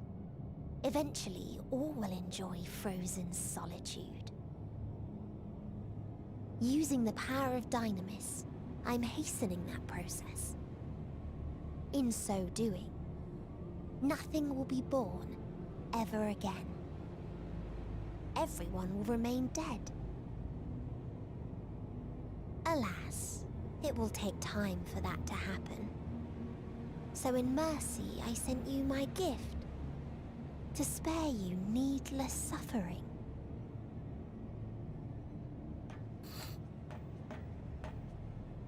Don't worry. Even if no living witnesses remain to mark the event, I'll make certain that Atheris has a proper end.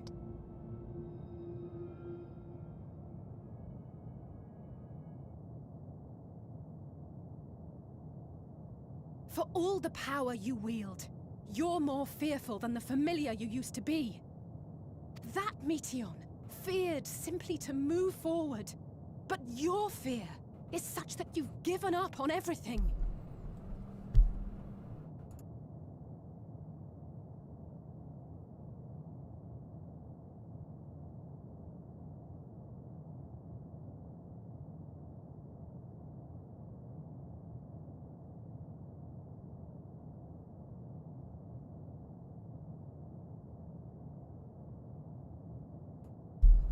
I'll be right back.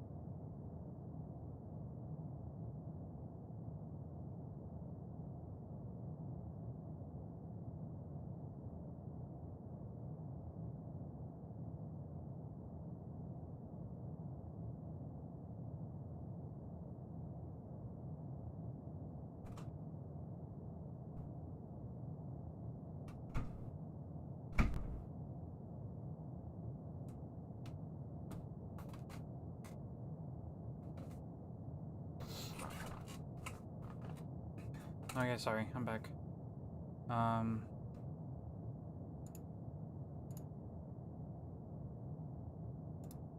Sorry, had to help with baby.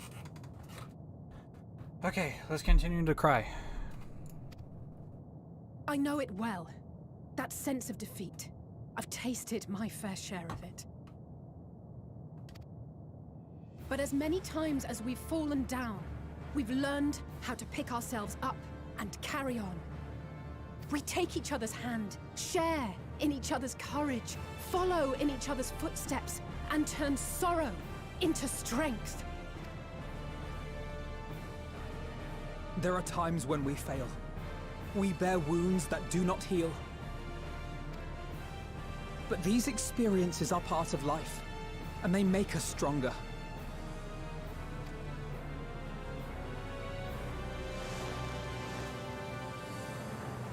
We rise, fall, and rise again.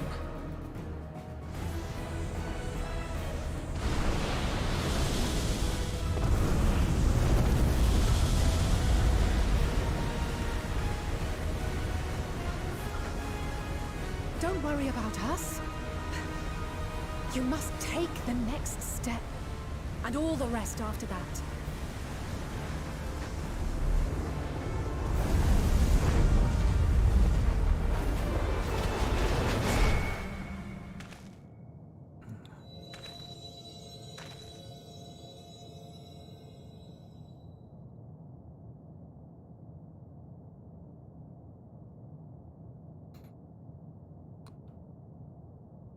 There are a couple that I can't think of right now of enemies that we've had that earlier in Old Charlian. What I'm trying to say is I'm going to enjoy whooping the shit out of this girl.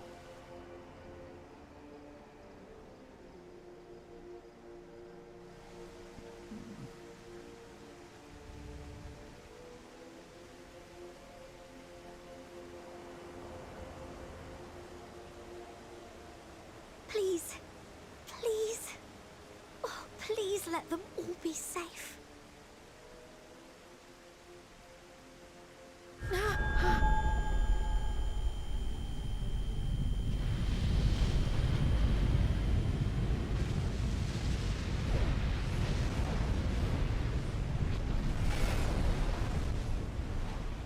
Cryle? Are you all right?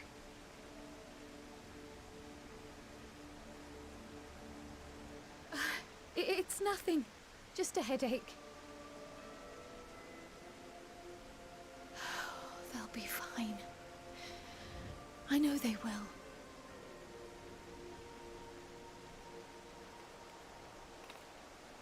Apologies for the interruption. A man arrived on the last ferry. An associate of the Scions. He wishes to speak with you at once.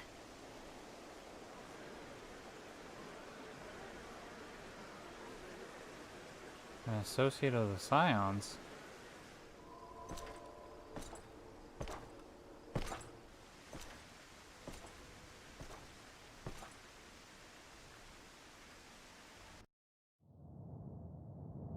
Sounded like really heavy steps.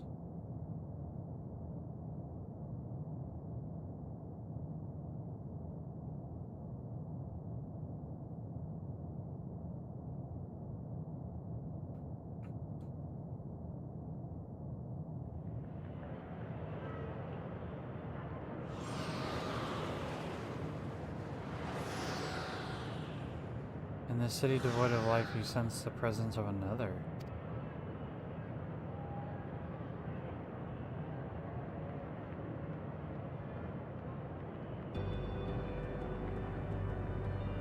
Sorrow of 1,000,000 worlds weighs heavy, and yet you can walk on.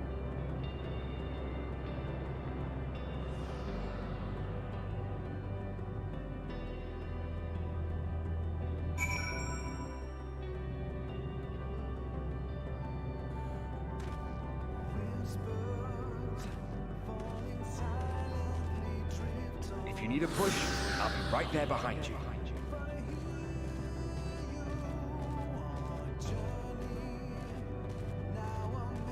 Do not despair. You are not without allies.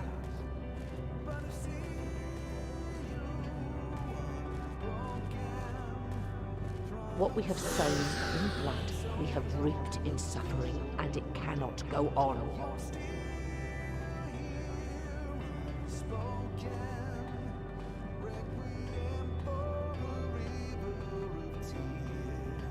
Upon the souls of they who have sacrificed themselves to pave the way for peace, we will never abandon our cause.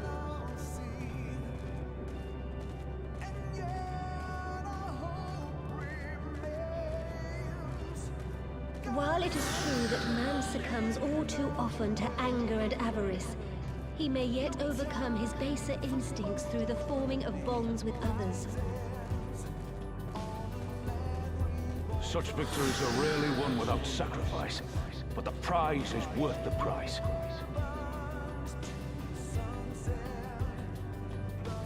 And we for our part are glad indeed to be able to welcome friends both old and new.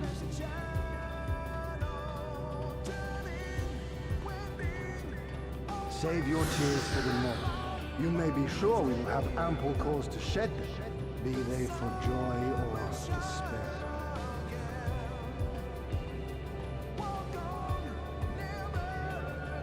From tragedy and sacrifice, we rise to greet a new dawn.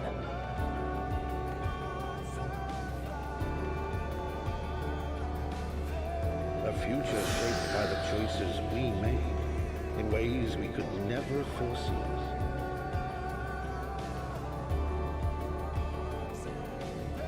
Yet miracles do happen, so let us pray and will our friends home.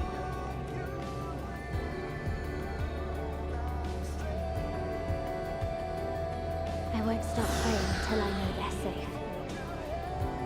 Breathe. Oh shit. Okay. Oh, I almost lost it. Strong art thou, mortal. Oh. That got me. I'm okay.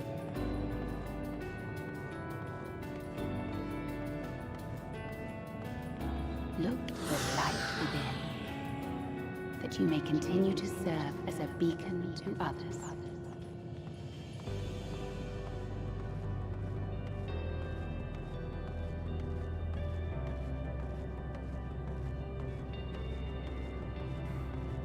Let's finish this.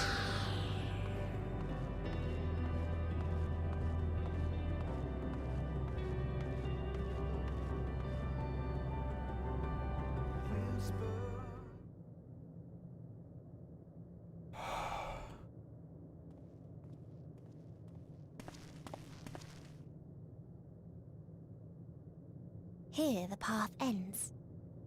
There is no way to reach our nest.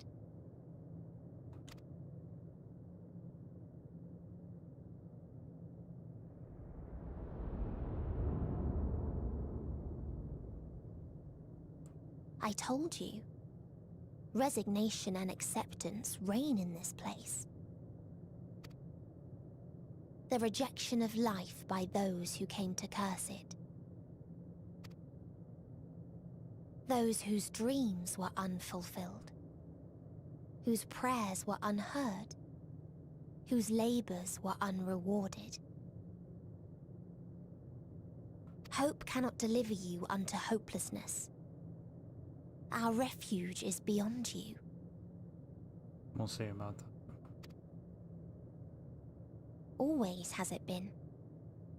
Such is the nature of this place.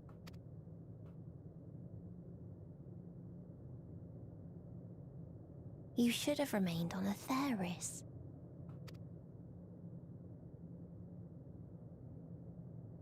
Struggle will avail you not, nor will it grant your comrades peace. Come, let me relieve you of your burden. You have suffered enough.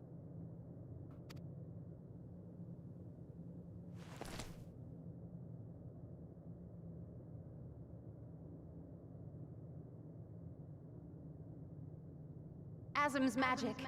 So long as our souls remain, you can use it to summon us back. But you mustn't. How do we make peace with That's why it's too soon for this to end.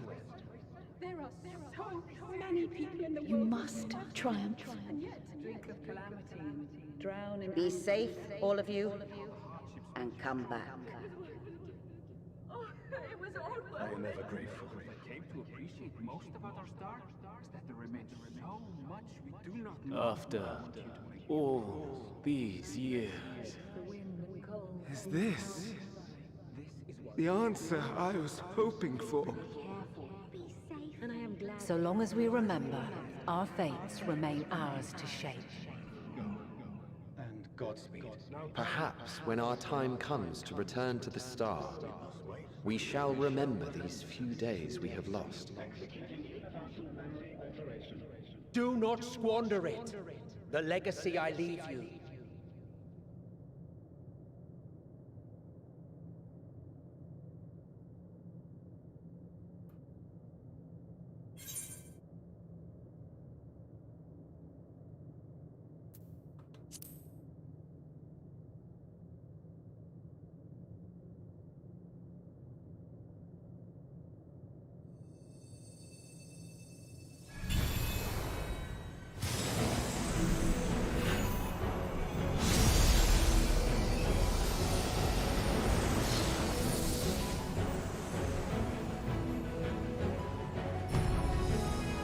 Hythlodeus? And them itself? I bid them remember, but all this time I'm the one who had forgotten. A right fool you've made of me, Hermes. And to add insult to injury, I've been denied a sound rest, forced to watch this clamorous show. Oh, come now. It's been a gripping tale. Unbreakable bonds and noble sacrifice, sprinkled with moments of levity to counterbalance the pathos. It's got it all. I, for one, would have been perfectly content to watch enraptured from the stalls.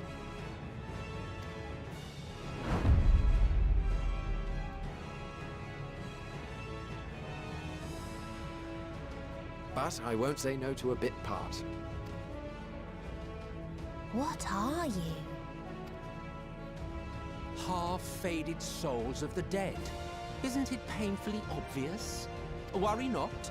We haven't the power to defeat you, nor is it our duty to do so. Not anymore. That being said, we do have a score to settle. So here I am, Vinar. I suppose you needed me to tie it all together, these frayed threads of our history. But knowing you, I suspect there's a joke in it too. Oh yes, I can imagine you gloating over my forgetfulness. Were I feeling charitable, I might assume you had left room for the possibility of this outcome. Even so, you'll get no applause from me. A single gesture will not lighten the burden I've had to bear. Still, you must be commended. Our methods would not have brought mankind this far. And so, as a show of respect to the last of us, I make this declaration.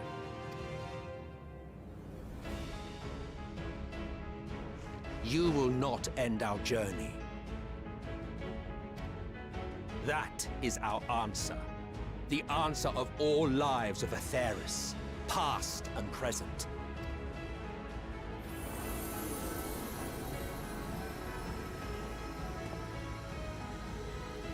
As you've called us to the stage, so shall we perform. And creation magics never fail to please. Drawing upon the hopes of your comrades, we will make for you a new path.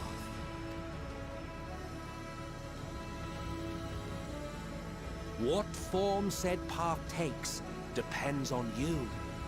So focus. Focus and envision that which rejects the claim that you cannot attain your goal.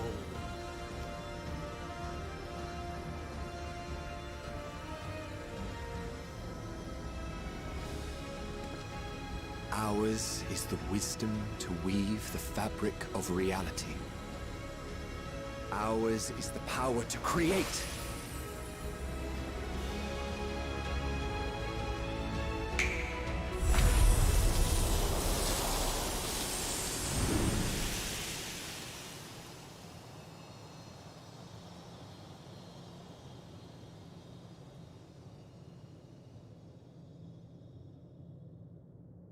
Meteion,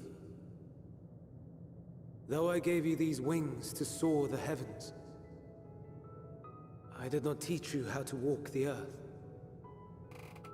So loath was I to bind another living being.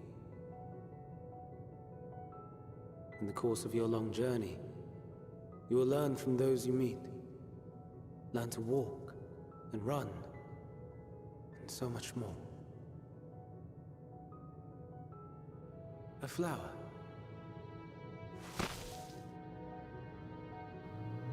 Yes.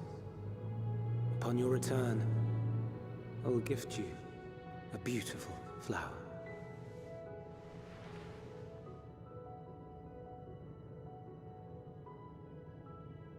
These Elpis blooms serve as proof that this realm is not utterly devoid of hope.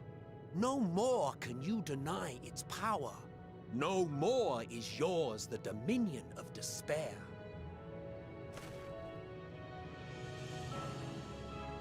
In case the practical implications were lost on you, your comrades no longer need fight their fight.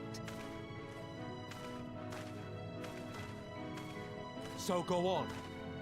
Call them back to your side.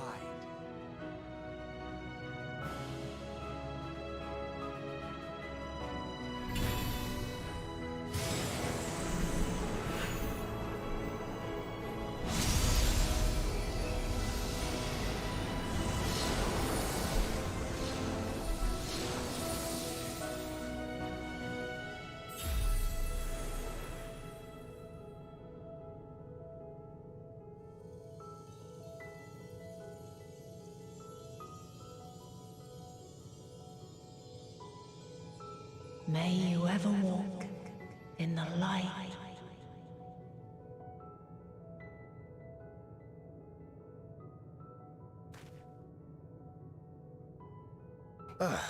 How disappointing. Not even a single scar in the making to brag about.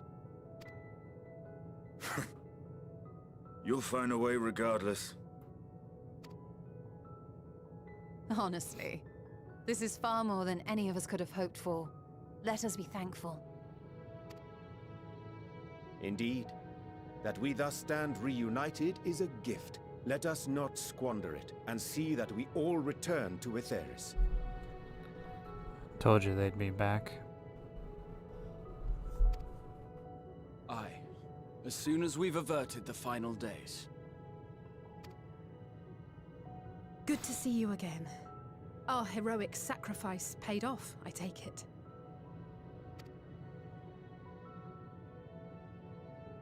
Come, my friends. Let us carry on and finish it. Together.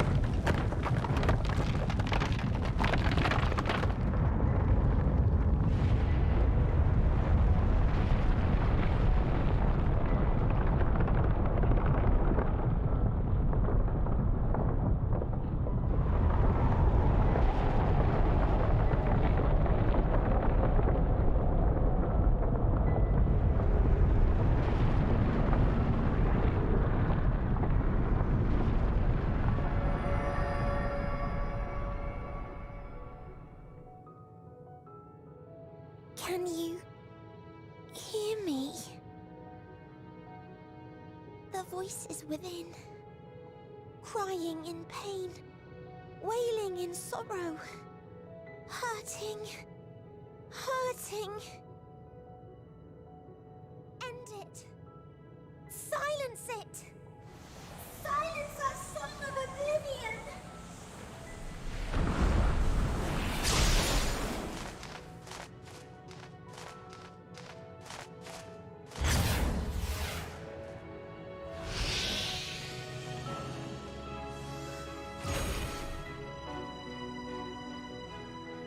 The way is open.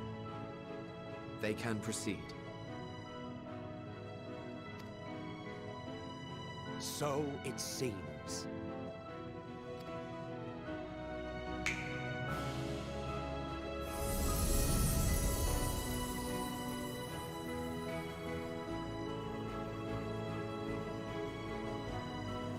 You're leaving? Of course. The Encore is finished, and I will not suffer myself to live again by Heideling's magic. But more than that, the future you seek is not the past we loved. That is why we fought, and why I lost. But though you defeated me, my ideals are inviolate, invincible.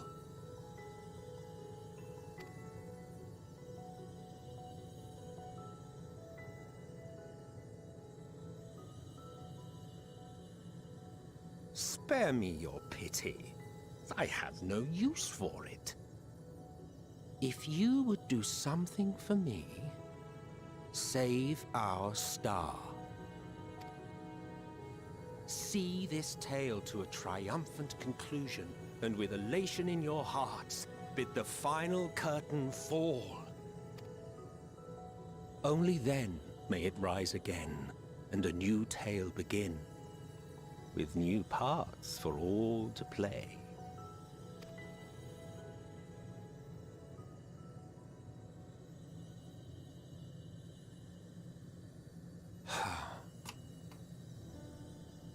Tell me, have you been to the ruins beneath the waters of the Bounty?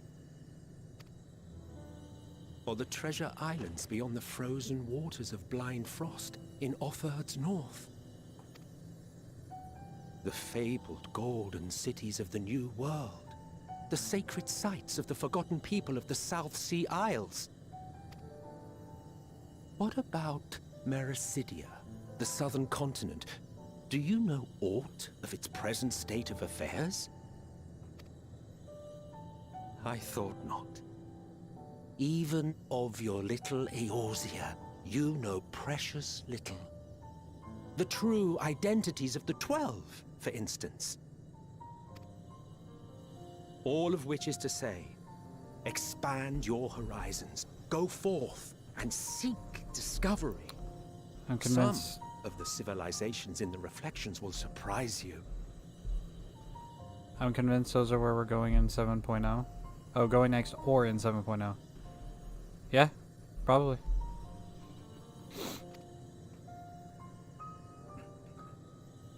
As the bearer of Azem's crystal, you may consider your duty to see at least that much.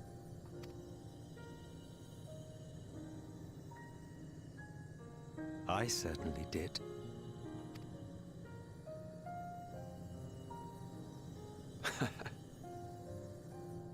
I pray we meet again. If not in this life, then perhaps another. Whensoever it should be, I trust it will be a most joyous reunion. For you, maybe. I want nothing to do with it. Oh, don't be that way.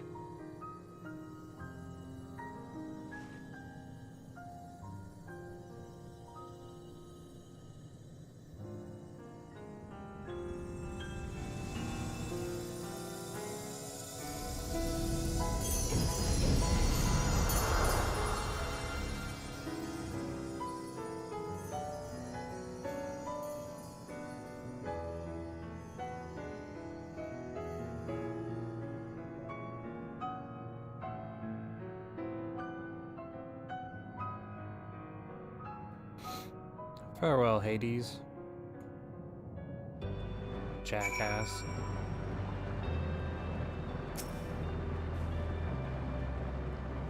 I don't think I ever knew what to say to the man. In retrospect, it always felt like the wrong thing. But the past notwithstanding, he came to our aid in the moment of need.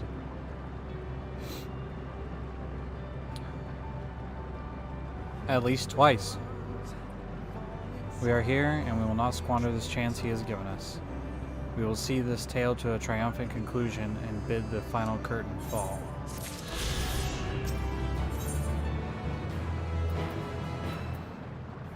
Endwalker.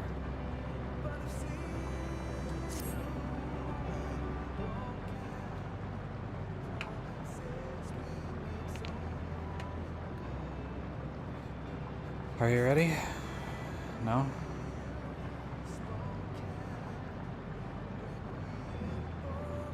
Then let us set forth for the reckoning.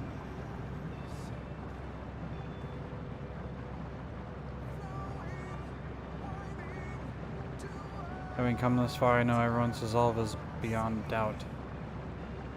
So I would say only this. Within that dead sun swirls the emotions that Meteion has hoarded. The emotions of innumerable souls who strove for happiness but failed. As it was with the denizens of Ultima Thule that barred our way, it is not for us to rebuke and admonish. 'Twas not by passing judgment on the tragic legacies of others that we arrived at this moment. Rather, it was by opening our hearts to their despair, by understanding and acknowledging their fates while still refusing to share them in ourselves. To hold fast to hope, but in ignorance, not in ignorance, but by choice. Should you struggle to do so, I am here to help, as you have all helped me.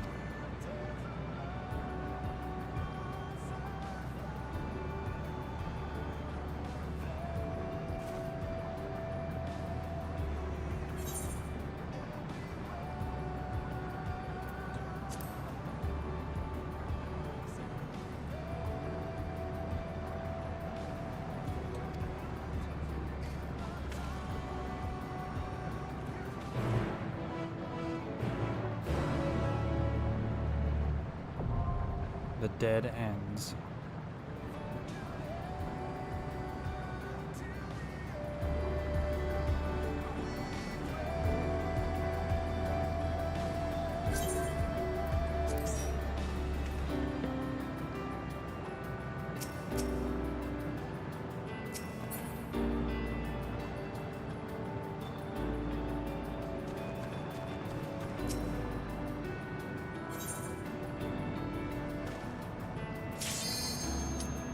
That'll work.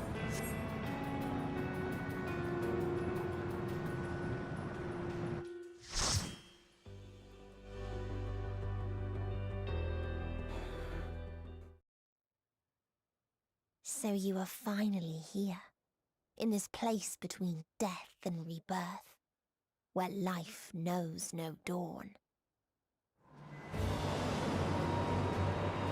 Come then. Follow me down into the darkest depths of despair.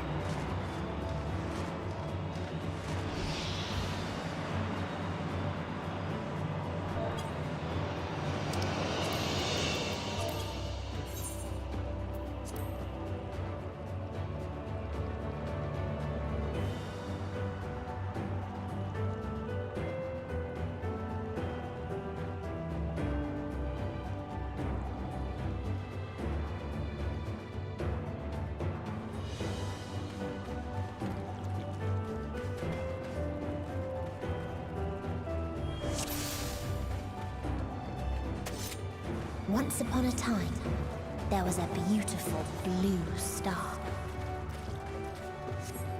that fell to pestilence and rotted inside and out. The more its people clung to life, the more they suffered.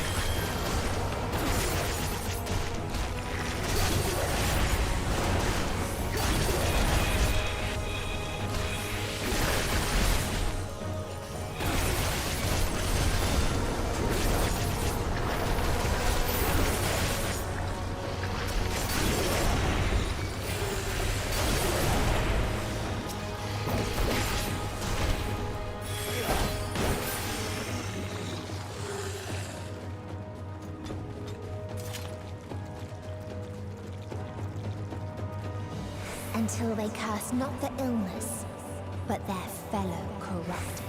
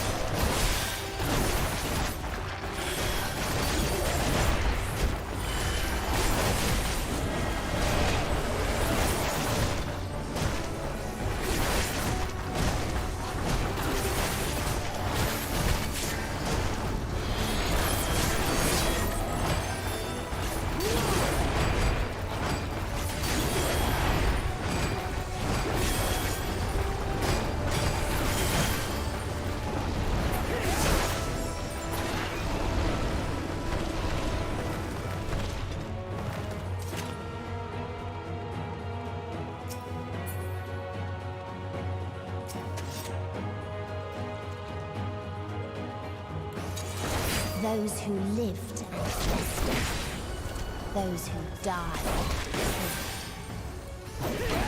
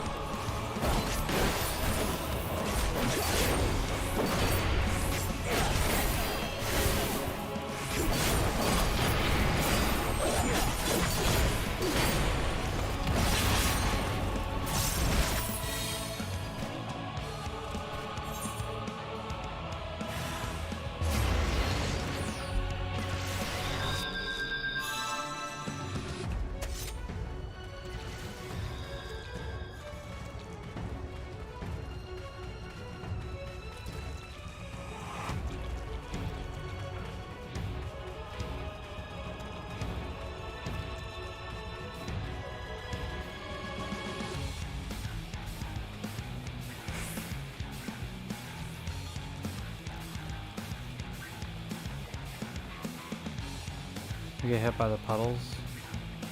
Basically get hit with a really nasty fast doom. I can S in it, but I have to be quick. I will try to not get hit by the puddles. I think I was mostly getting hit by the gas clouds afterwards.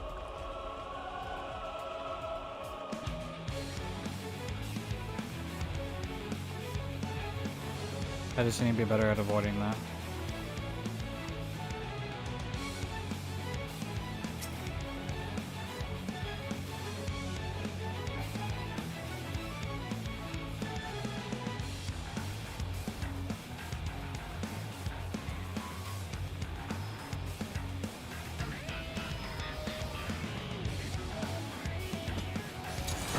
Those who lived, those who died.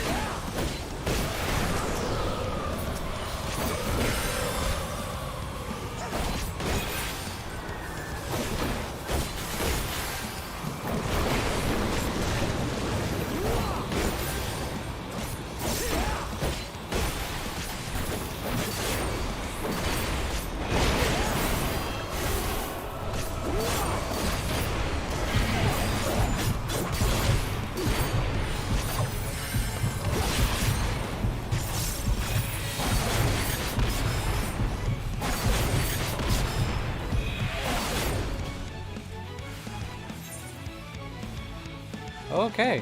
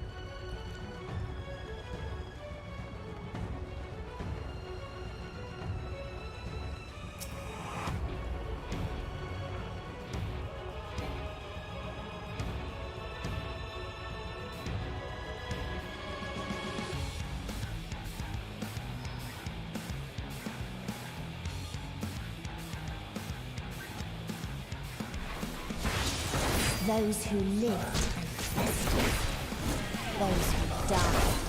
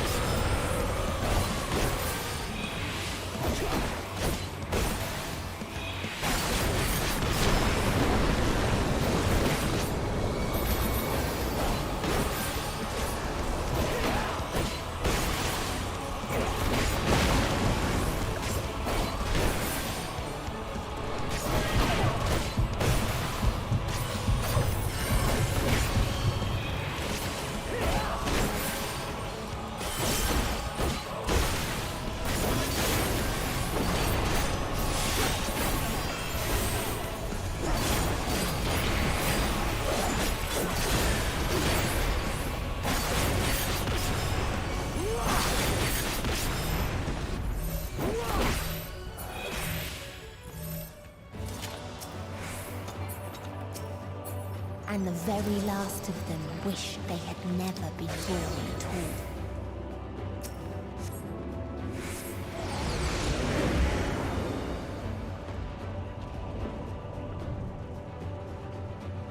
In a faraway place, a brilliant star eradicated disease. Before destroying the self-same lives it had saved.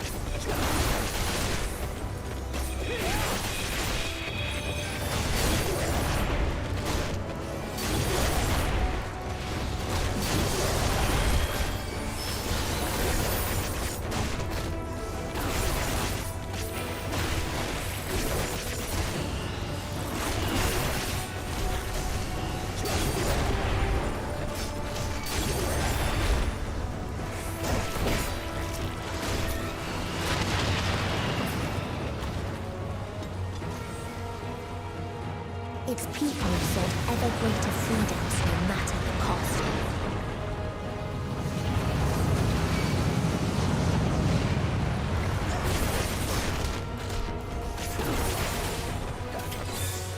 They tried to buy peace with fire and steel.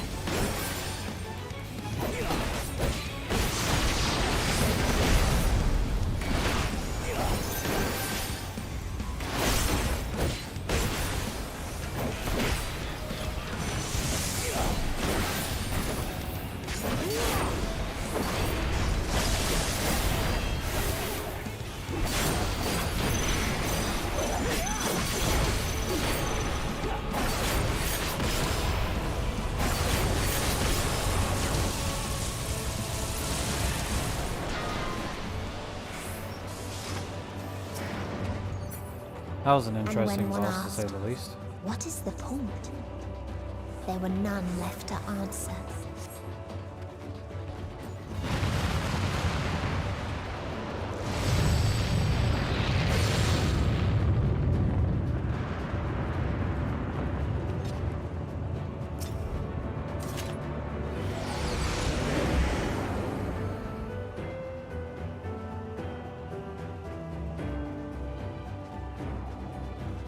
Farther still existed a star without strife.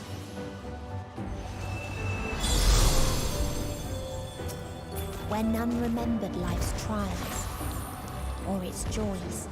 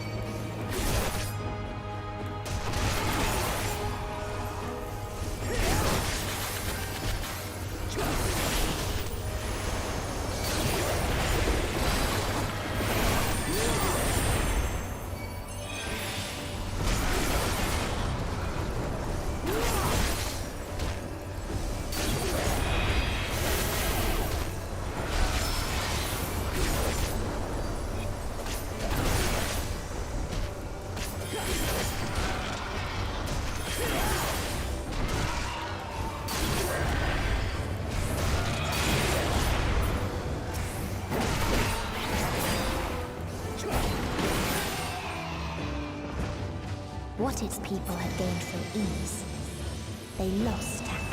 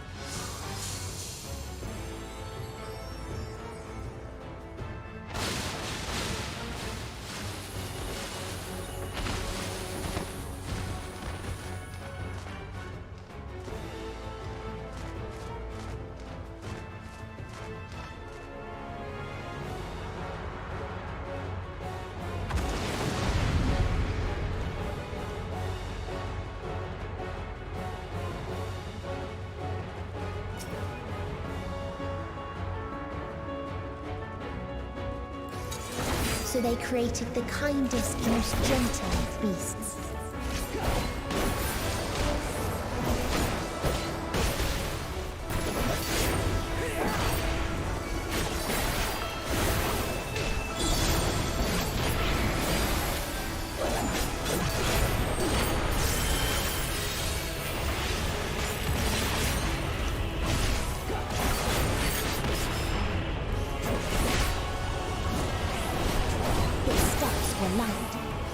And its gift was as painless as it was beautiful.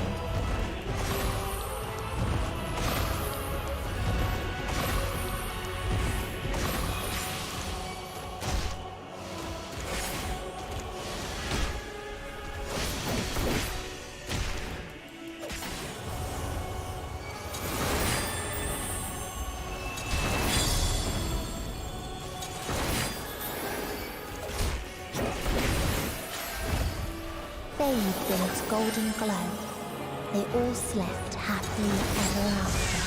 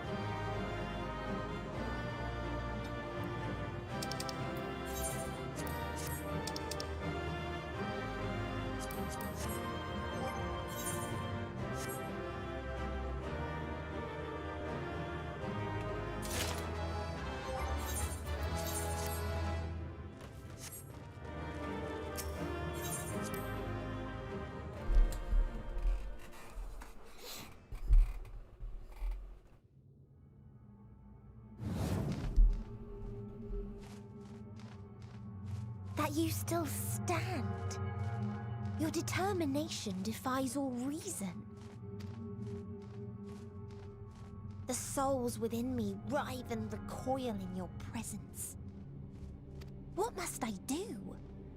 What pain must I visit upon you to make you surrender to despair? No one is unbreakable.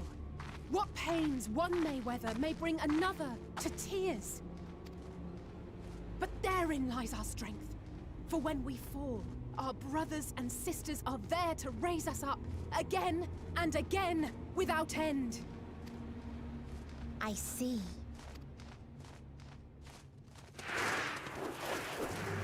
But no matter how much hope exists, ever will there be more despair.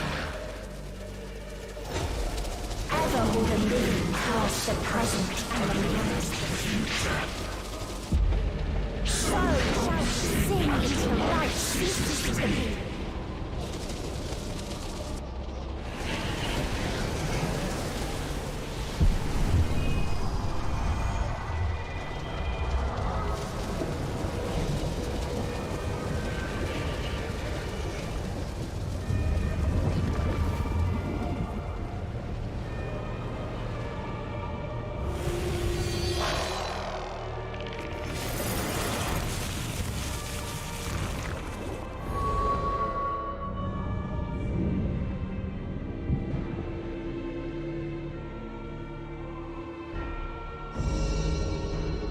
Seven hells.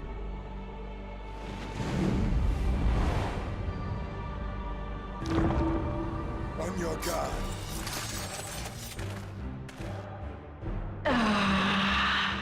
The rage. It rises. Rises.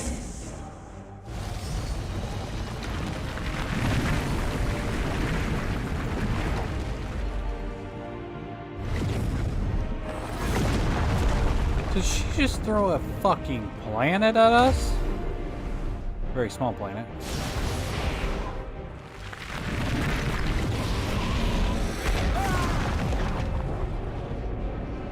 Stop! Calm yourself, please.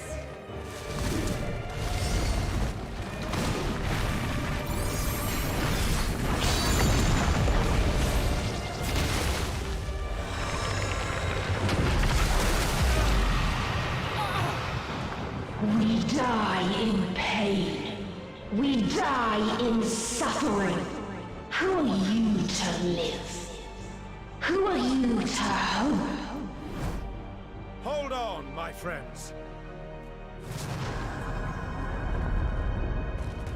Oriange, watch out!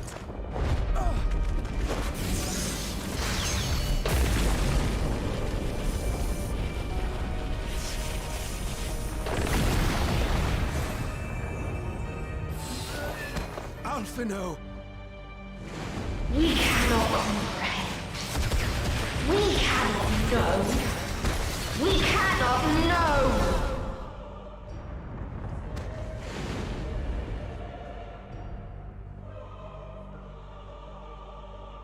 Don't, please! Don't do this to them! To yourself! Just one good strike.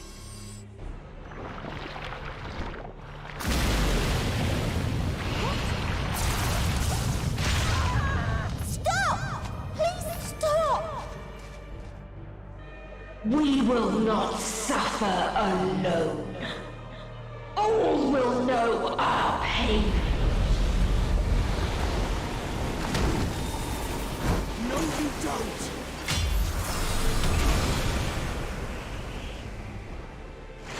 Nice.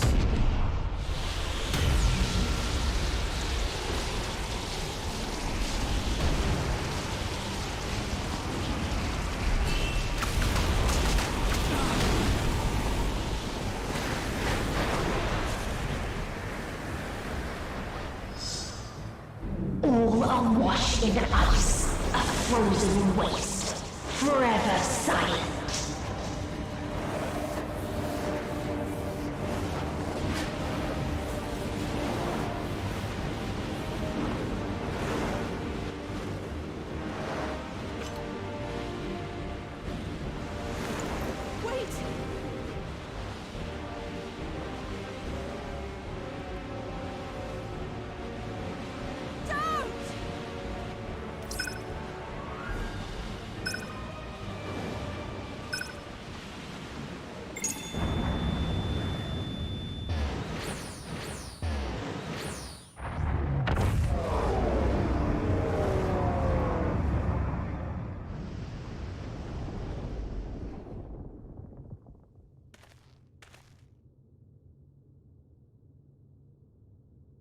That was a badass move.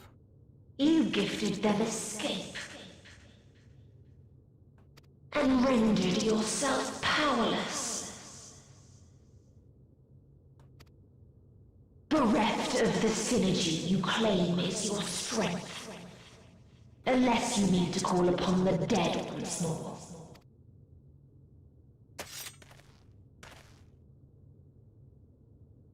Defiant to the last, but you will be one with us ere long. You will be battered and torn and made to crawl.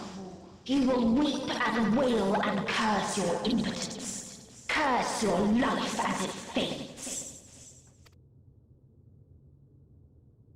As we did, as we died. Such pain and sorrow we felt. Such anguish and rage. We tried. We tried. But it was no use. Only when we surrendered did we find release. Only when we embraced death. So join us in despair and embrace yours.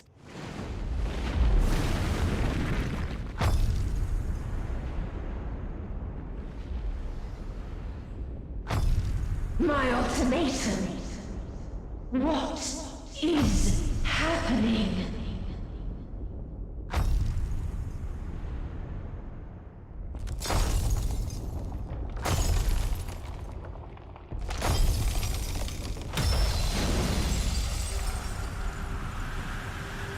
Excuse me?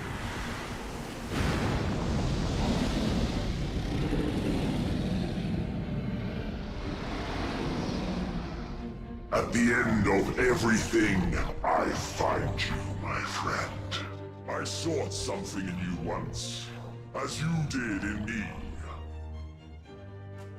You have to be fucking kidding me. When at last I understood what it was, I journeyed to Sharlayan to seek you out. Struck a bargain with the woman who shares your gift. In exchange for lending the Scions my aid, I was given the means to come hither. Gorging upon what remained of the Mother Crystal, I reclaimed the form of the dragon. And, hungry still for our reunion, I rode the light of the stars to you. I take it this is your prey.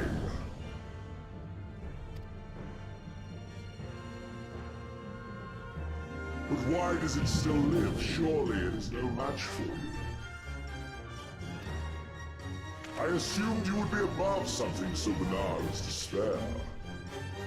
Am I mistaken?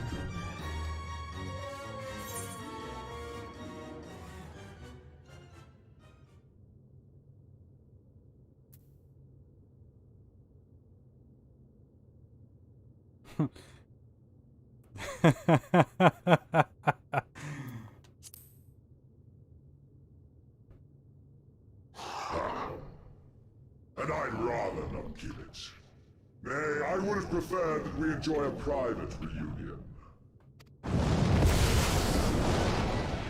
So come, let us dispense with this distraction, you and I.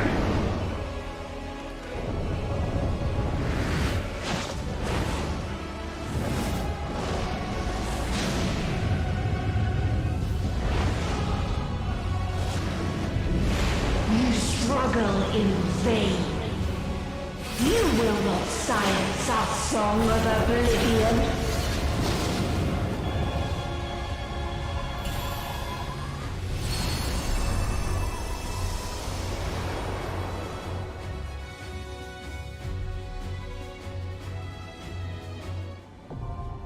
The final day.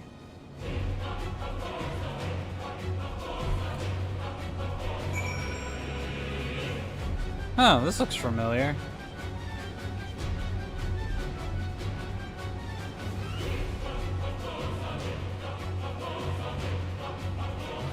Oh god, it's the song again!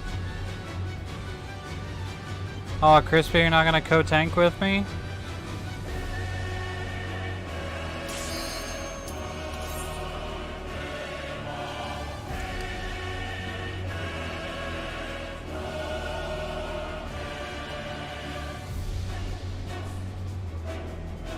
Of all the people to come and fucking find us. Fucking Xenos Yai Galvus. Or is it Van Galvus?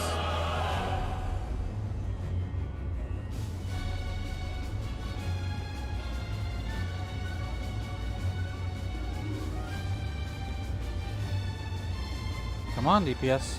Let's go.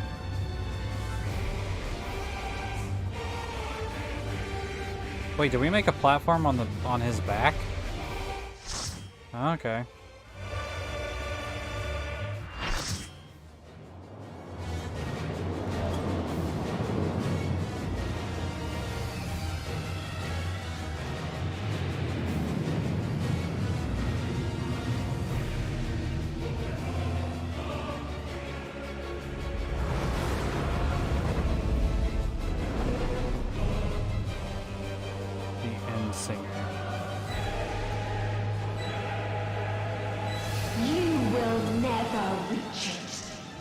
Will never reach the deliverance you seek.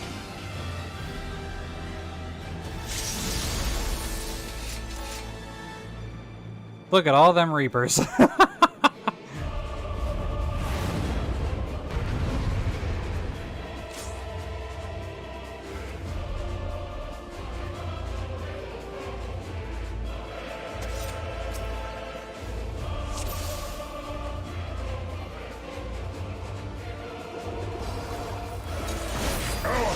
Ends this day. There is nowhere you can flee that we cannot follow. Even stars must die.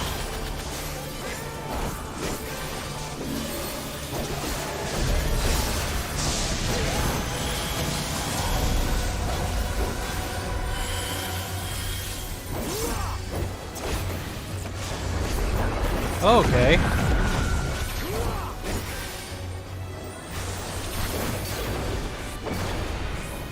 That's what you were meaning.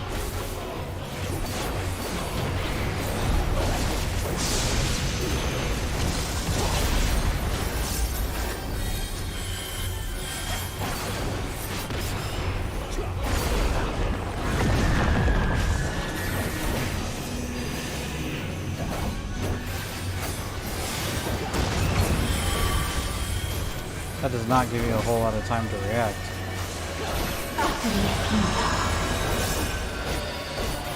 I'm gonna say that's gonna be right down the middle.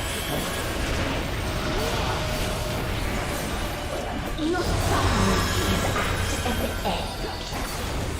That's gonna be on either side.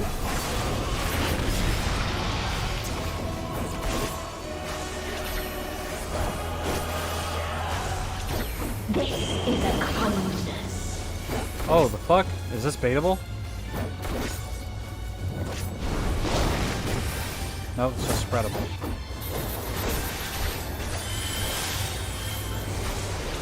All of us have known despair.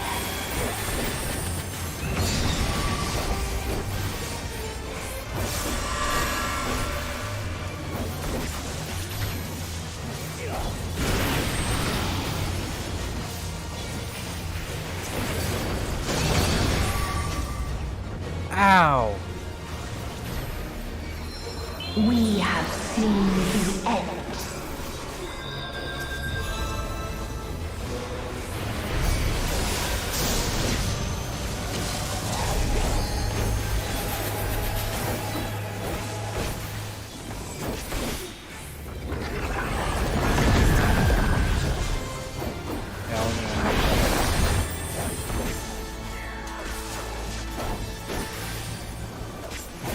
Same end. Again and again.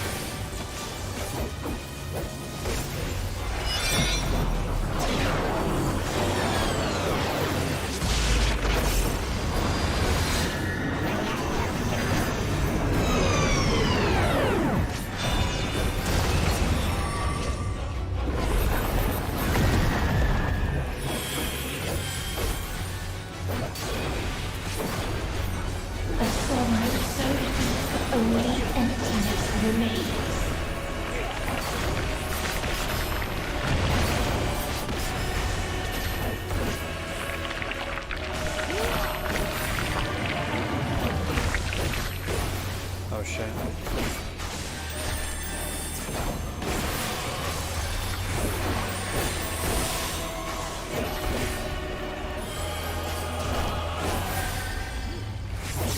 It's so lonely between the stars.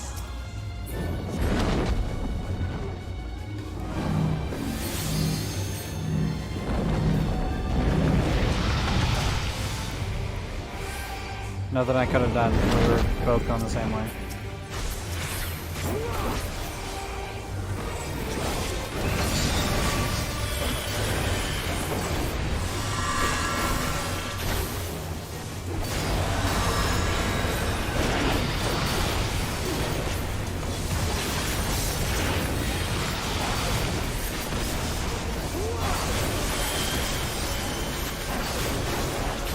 We have seen the end.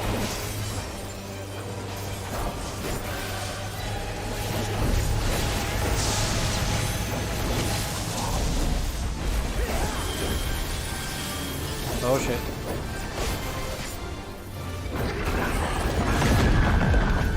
Hey, I finally dodged this one.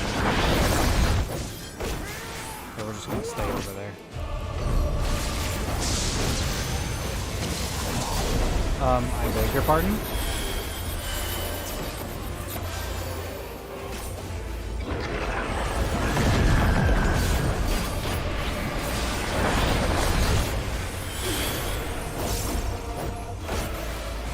The same end. Again and again.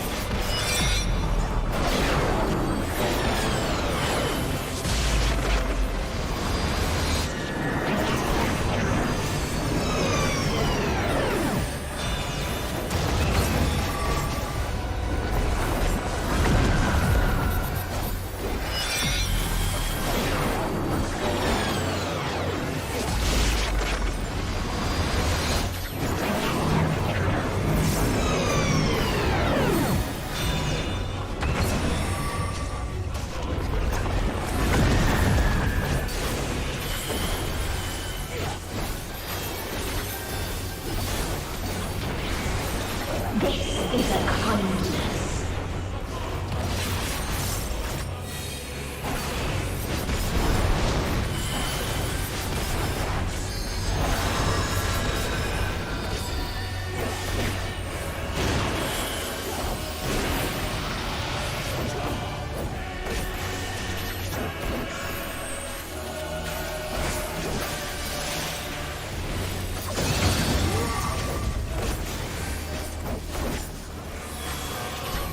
All of us have known despair.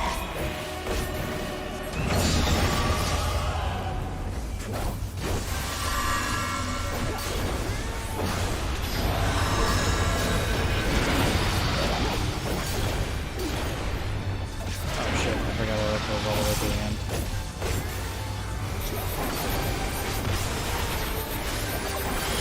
Even stars must die.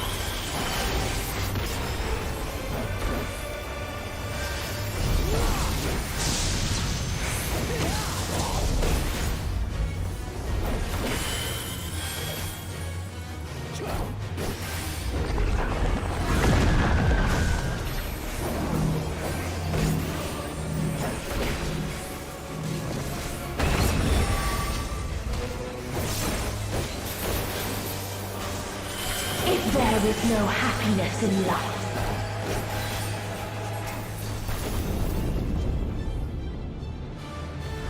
There is only one place it may be found.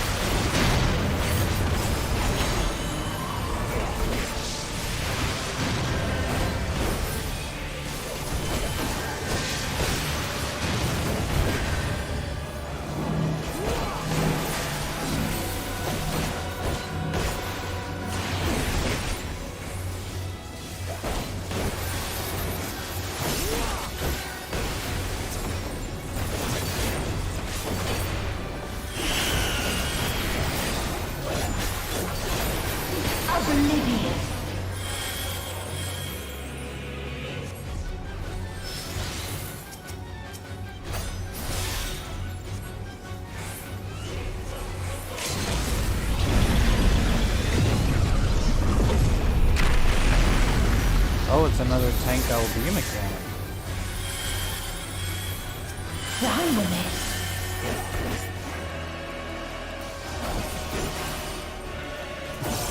No matter.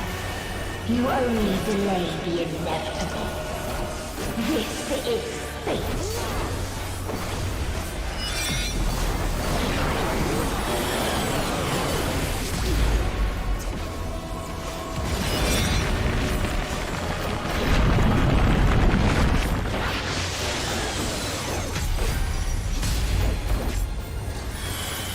Your time has come. It always does.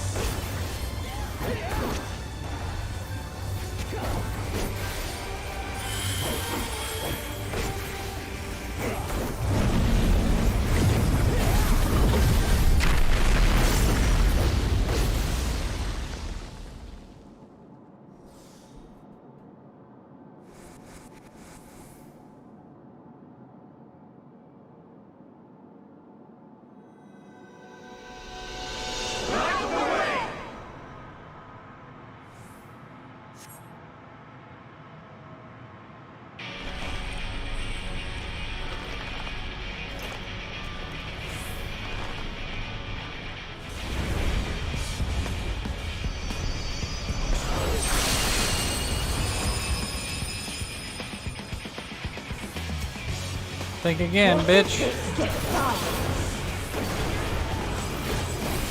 No. The hatred, the pain, the loss. We cannot suffer it again.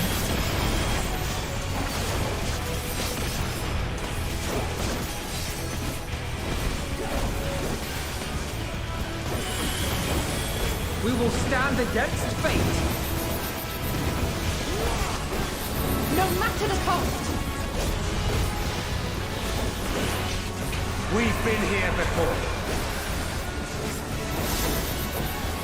Many a time. Thus do we know. to never give up. The hope will shine again.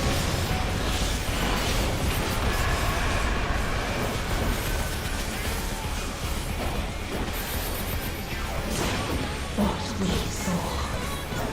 What I saw.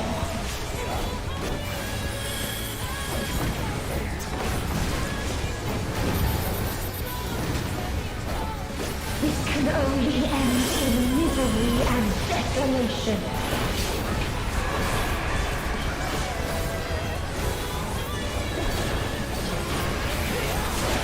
No light, no star, nor the universe itself.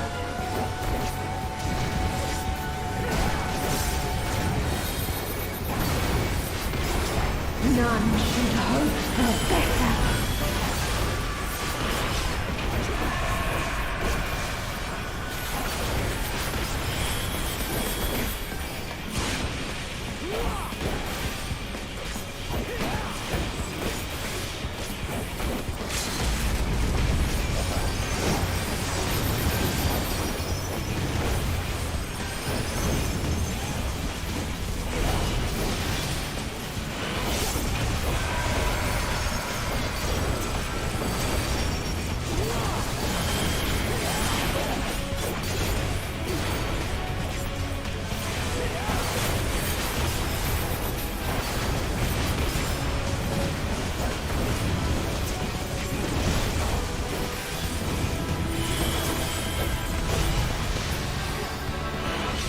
Let's go! If this was not the answer, then what is it? Where lies happiness? That was fucking sick.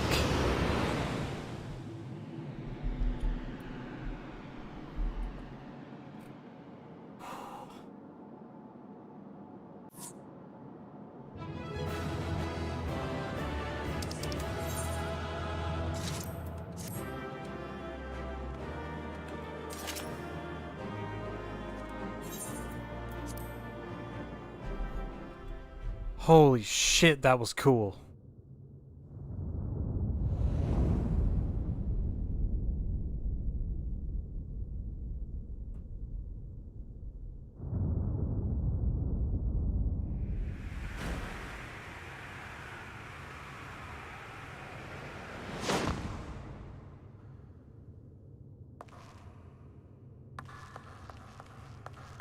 Fuck are we?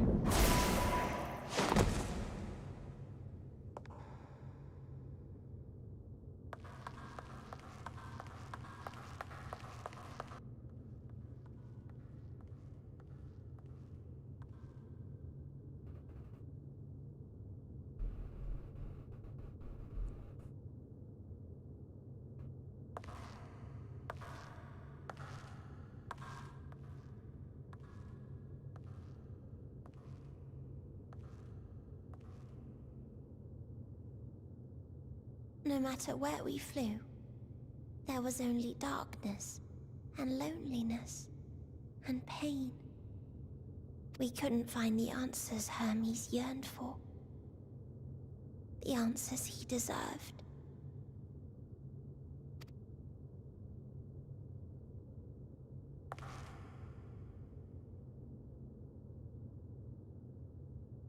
Greetings, you who are my final encounter. I wish to hear your words, share your feelings, know your thoughts. May we please be friends?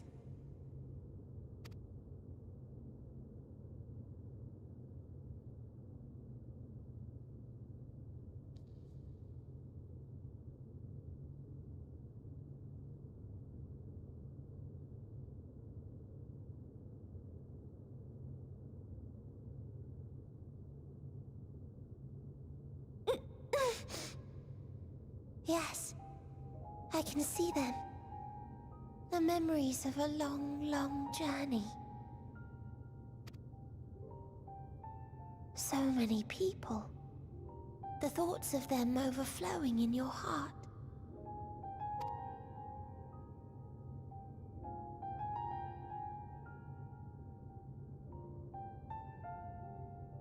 What they live for. What gives their lives meaning. There was never a single answer. You gather pieces of happiness, precious and fragile, only to lose them. Then start again. On and on it goes, until death takes you into its gentle embrace.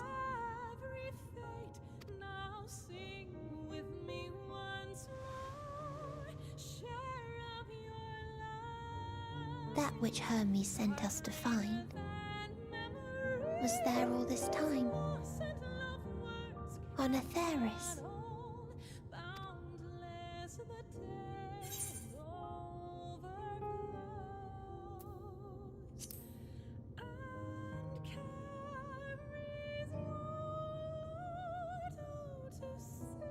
Like a field of flowers, perhaps. At first a single blossom. It spreads and takes on more colors. Thank you for guiding me here. To find these words at journey's end fills me with joy.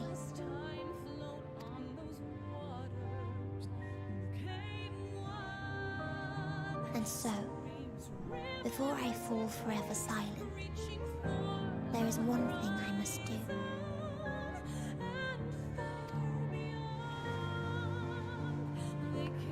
No expression of regret will undo what my sisters and I have done, or restore what we have stolen.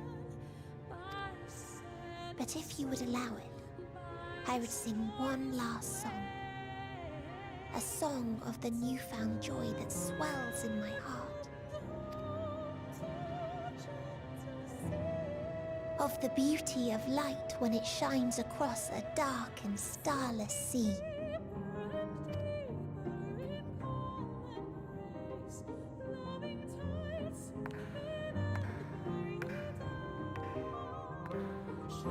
Of a dream that from the soil of worlds now lost to sorrow, life will spring forth once more,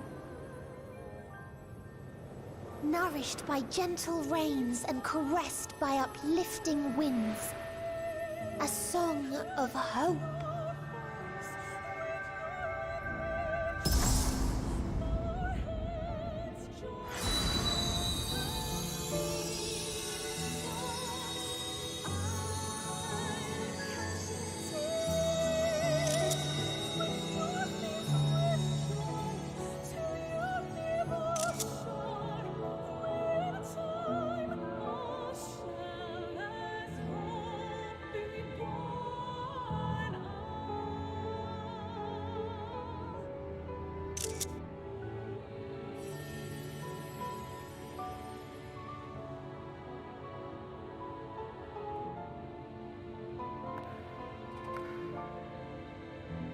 One day, life will fill the universe again, and Hermes will see this and smile. How, I do not know, but I do know that where there is a will, there is a way. After all, miracles happen every day, do they not?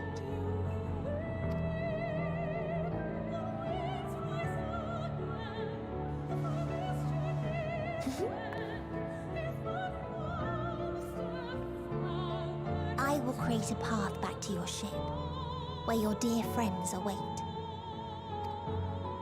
Hold in your heart your desire to return to them, then follow my lead and walk forth. That hope will surely guide you true.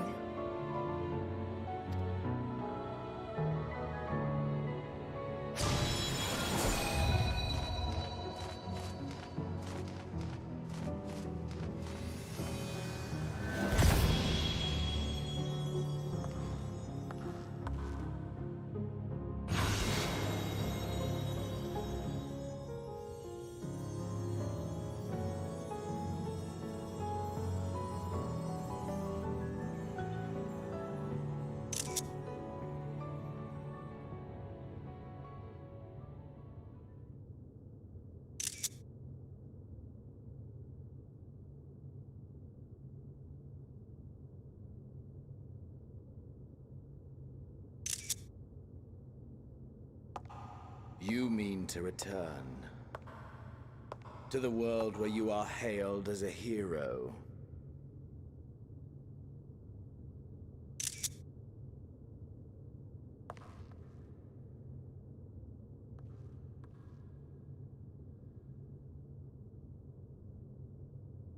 Hear me then. Not as a hero, but as simply you. As I learned in Alamigo, you are a formidable foe. Stronger than any I have faced. Against you, I need bring my all to bear. I need burn through the candle of my life. This is the sole pleasure I know. And it is the sole pleasure I have to share.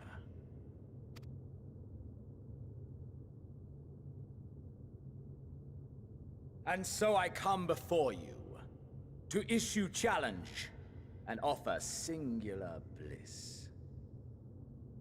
If you wish to walk away, I will not stop you. You value life. You do not burn yours save for reasons you deem worthy. Reasons such as those which brought you here. The salvation of a world and its people. The motives of a hero true.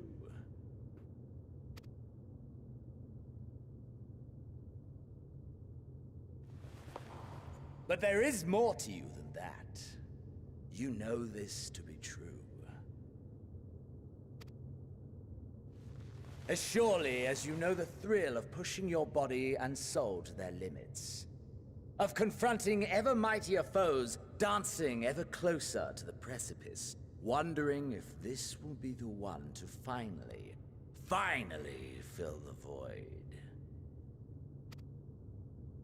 Such pleasures you seek for their own sake, and no other reason.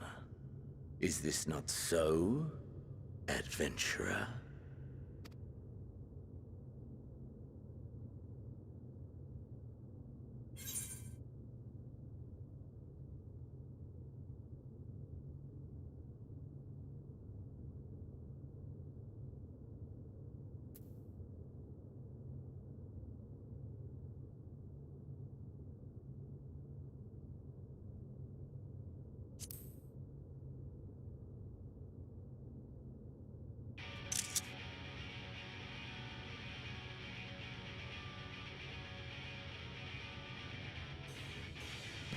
So you would still play the hero?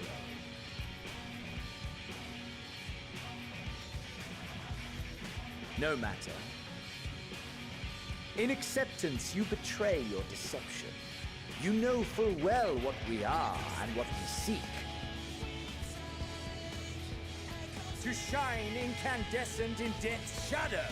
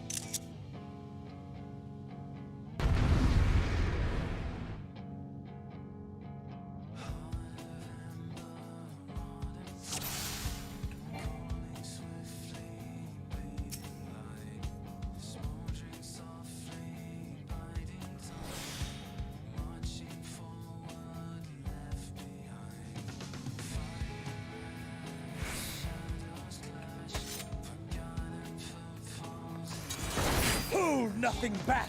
Push yourself to your limit and me to mine.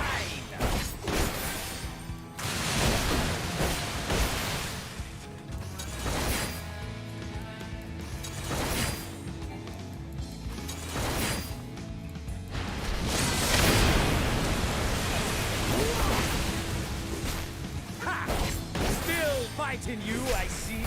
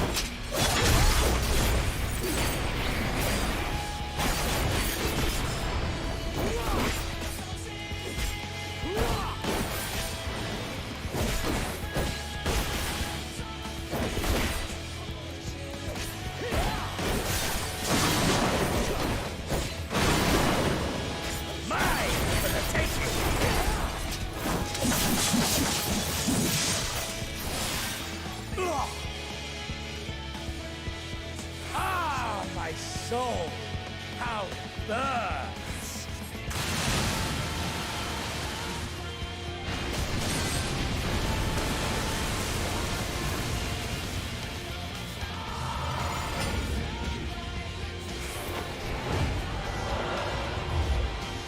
I know these two. The inferno swelling within you.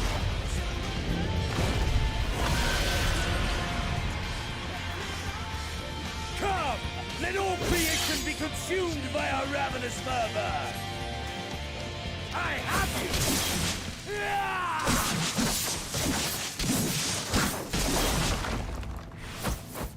Do Ow. not tell me your life's fire is already spent.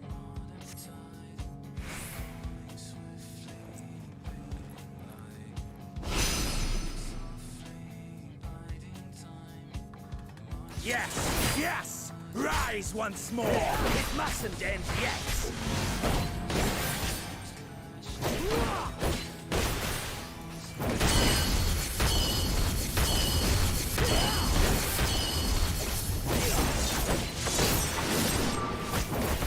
Okay. Mine for the taking!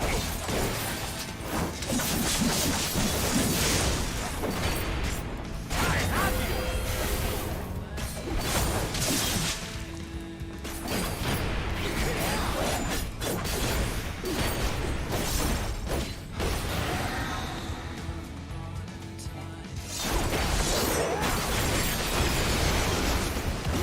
A test of your reflexes!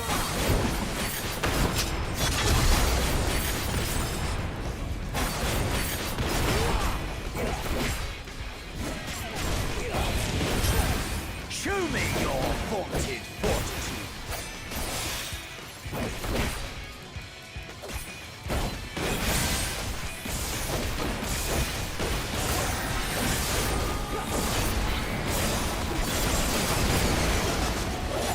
A test of your reflexes.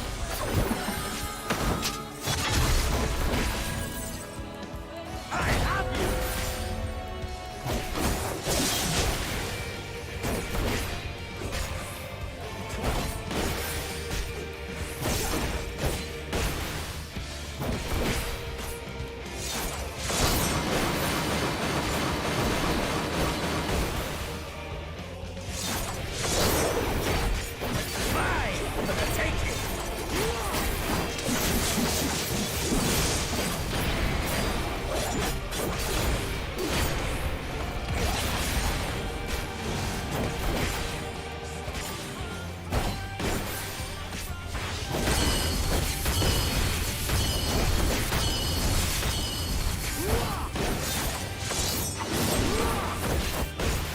Mine for the taking!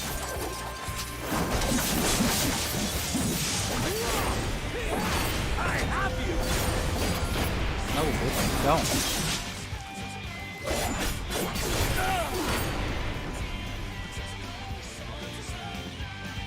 No, not yet. Not until the last of me is spent. There! Now fall!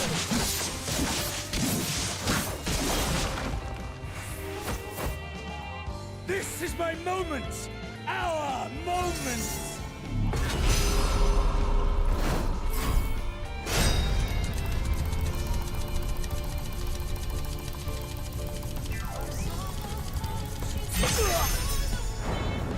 Bitch.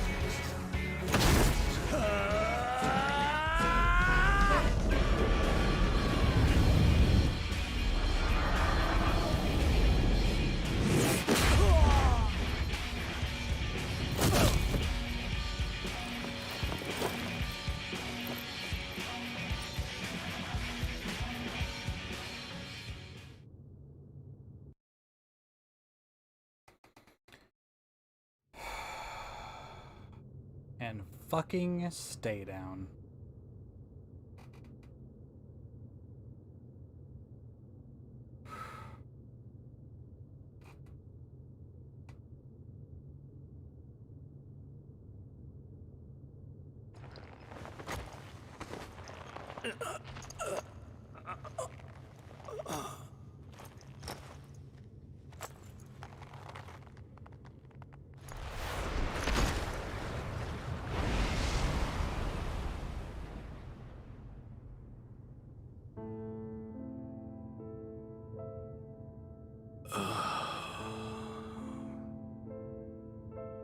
that I should lose again.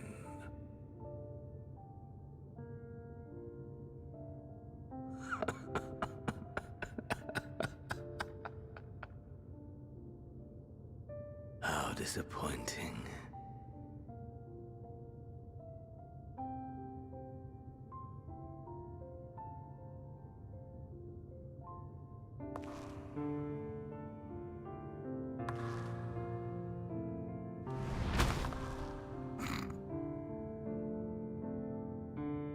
Yeah, that's a mood.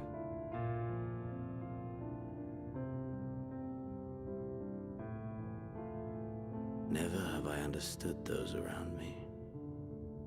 Understood their obsessions.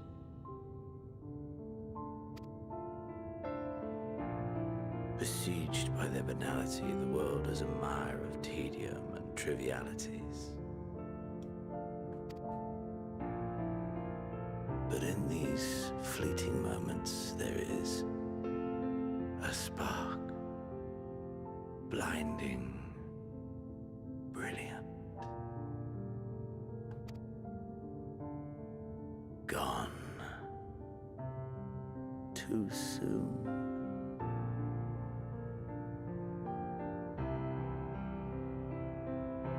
What of you, my mirror? Born into this world, bestowed name, bid to seek out strife and adventure.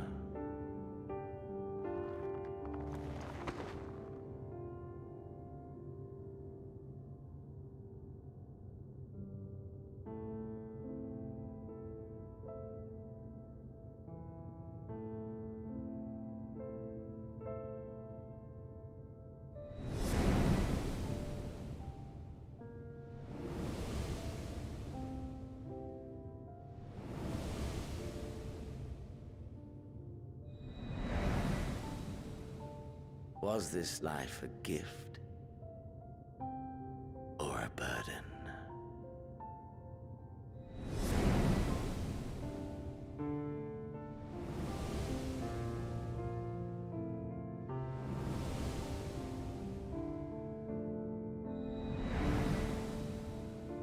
Did you find fulfillment?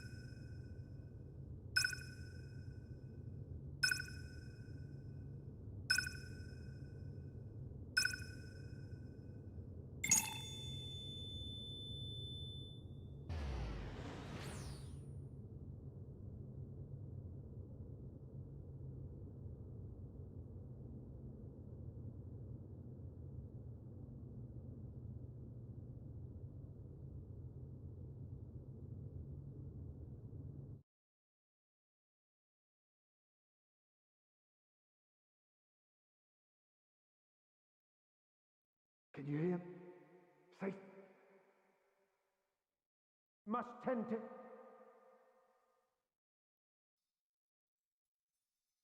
Open your. Please. Someone, and Please.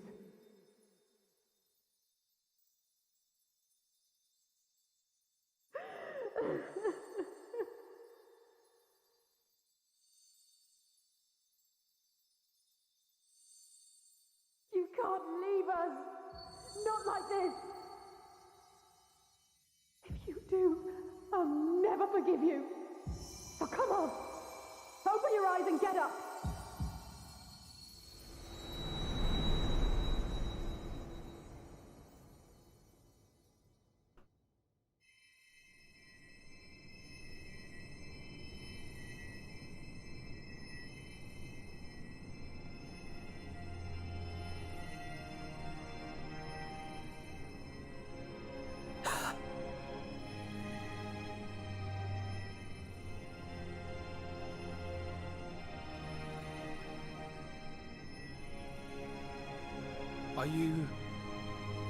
Are you with us?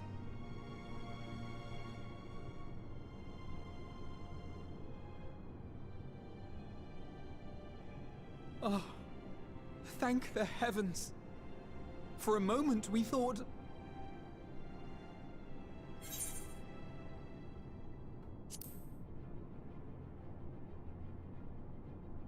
After what you've done, you're the last person to be asking that.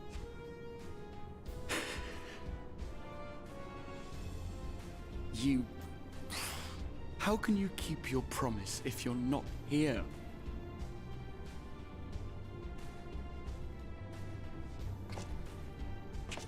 Another fine show you've put on, my friend. A fine show indeed. What were you thinking, fighting alone? Never do that again. My poor heart couldn't bear it. Put yourself in our place. If you hadn't returned, how do you think we would feel? And if that sounds harsh, it's because we care. We tended to thy wounds as best we could. But how is the pain?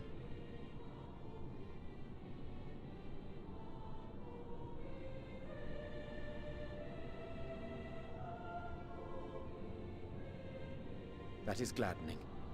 Grievous as thine injuries were, however, I would counsel repose for a time. Gladdening!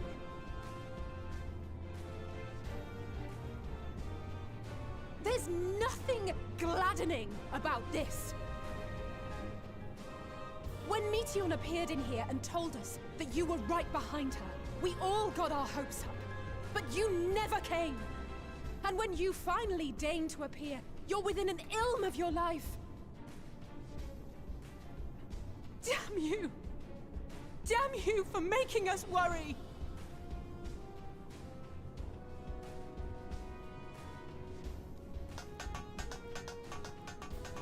Oh, those were cries of celebration!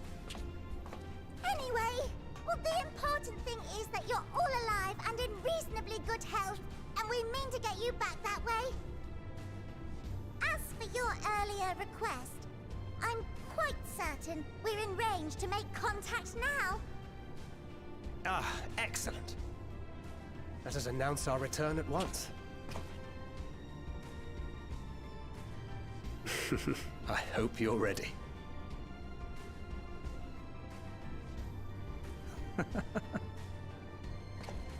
While you were unconscious, we set out from Ultima Thule, you see.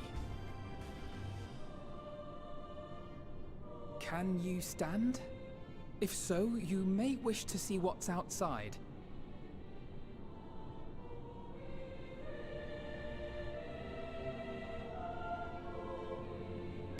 Yeah, that face I just made was a mood.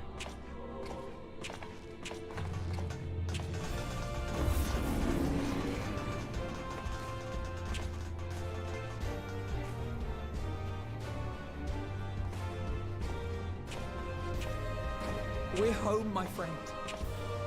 We're home.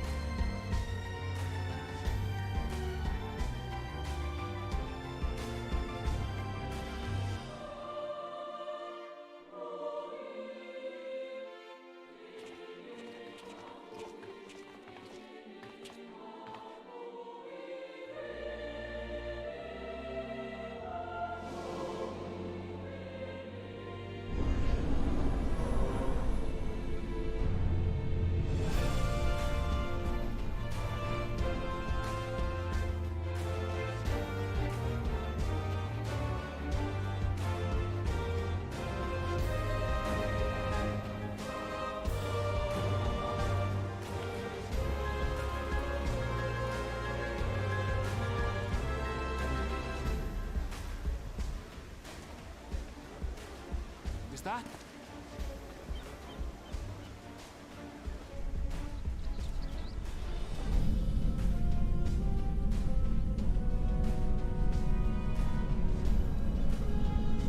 It is!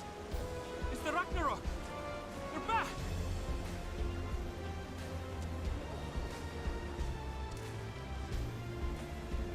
Thank heavens. Truly. They've done it! Welcome home. Yes!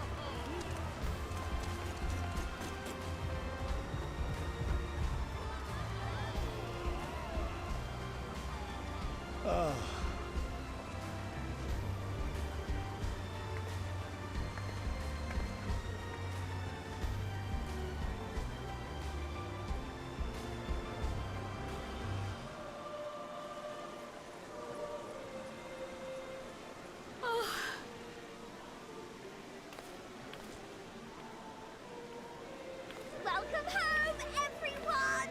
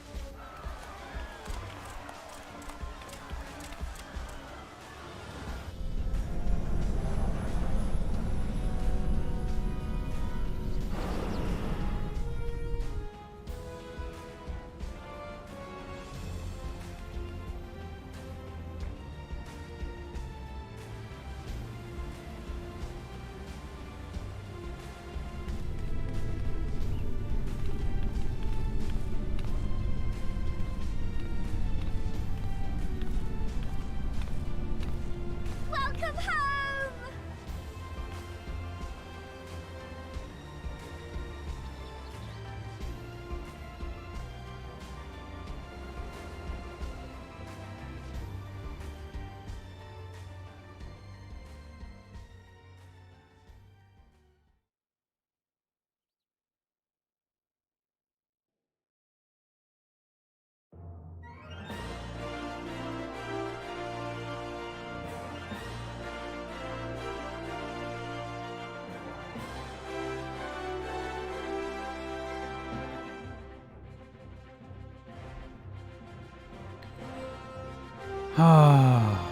We did it.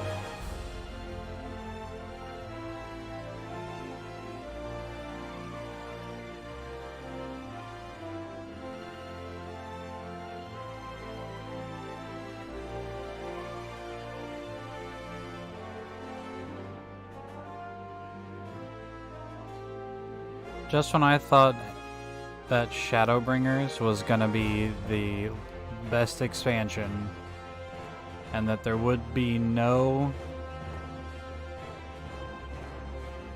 equal or something to surpass it, Then they made Endwalker.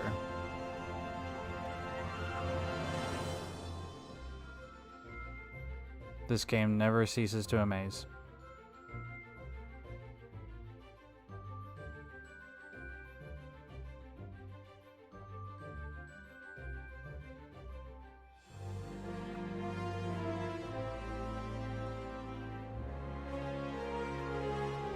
I'm scared to skip out of the credits because I don't want to miss anything, so we're just going to stay in here and you'll have to endure.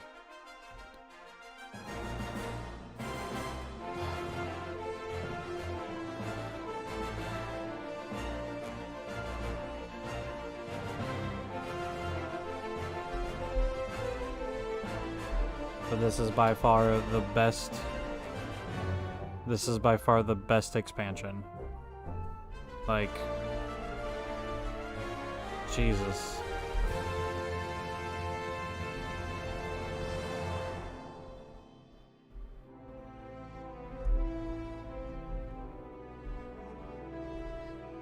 That was that. The whole just. I don't know where to start. I don't.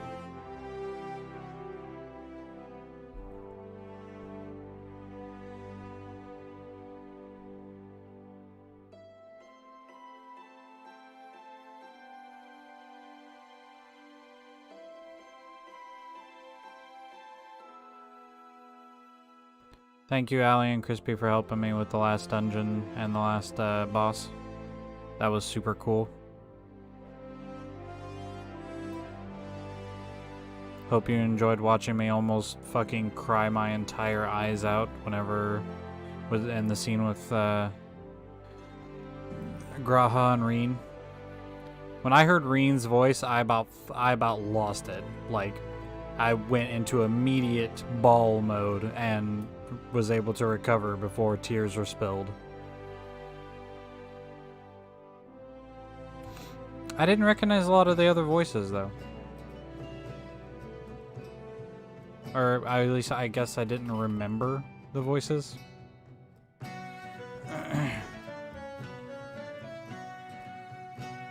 But holy hot damn.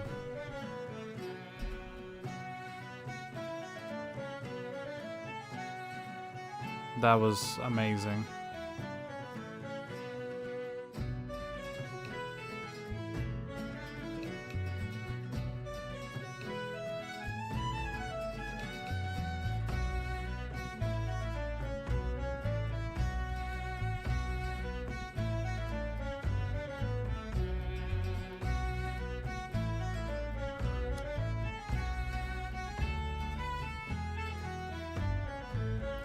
Can't wait to do the EX trials for that shit.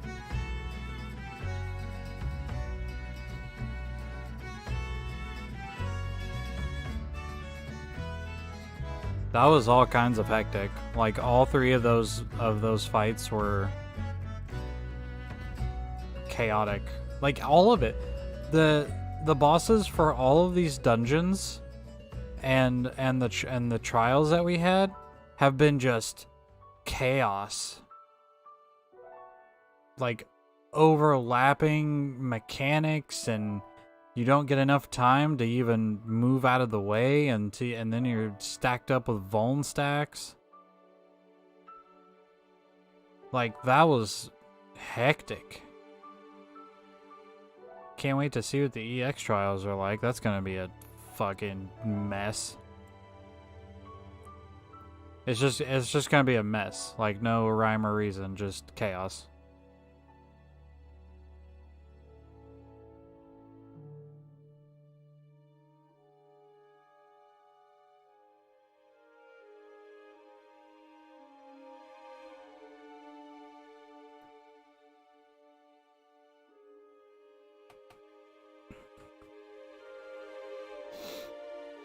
Oh man.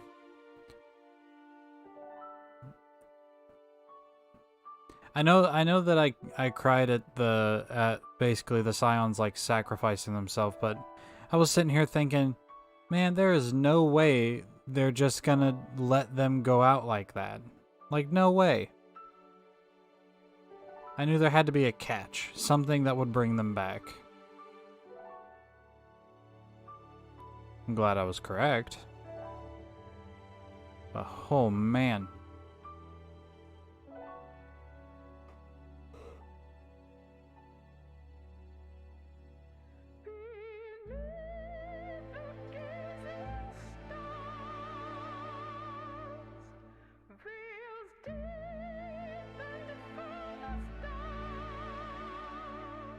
And yeah, Graha is my favorite Scion because he's just he's a fanboy.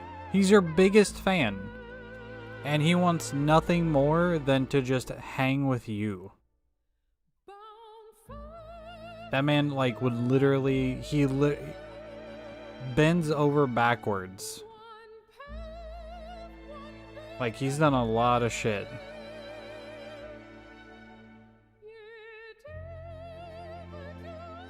But he just wants to hang with you. He just wants to be a homie.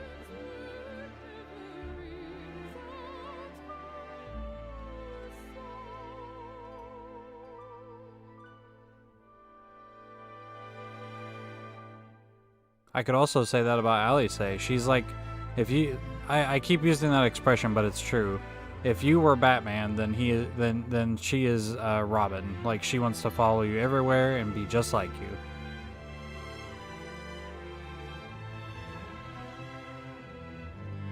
And wherever you dive into, she is right there next to you.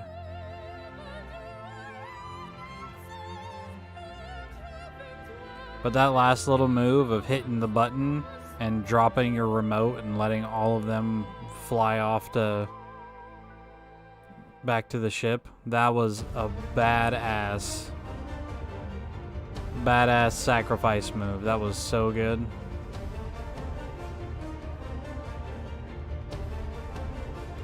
And I like how you just kind of go click, oops,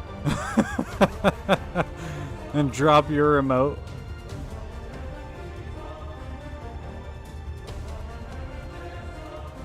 Oh my god. I cannot wait. I cannot wait to see what post Endwalker is gonna be like. I can't wait for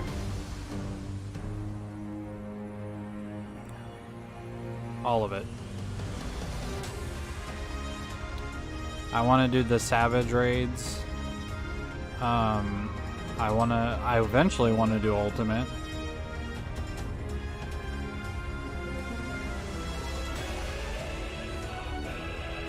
We have 2 of the EX trials already in the game. I thought there were 3. I thought there were 3 EX trials.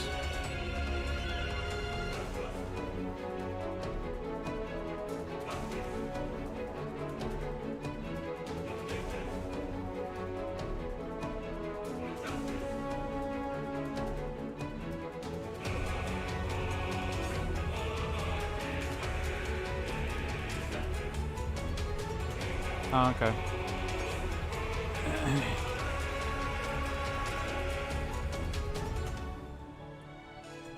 Well, we gotta do the EX trials. Gotta do the Pandemonium raid whenever it drops. I want to do Savage whenever that happens. I want to eventually do Ultimate and try to go for Quad Legend.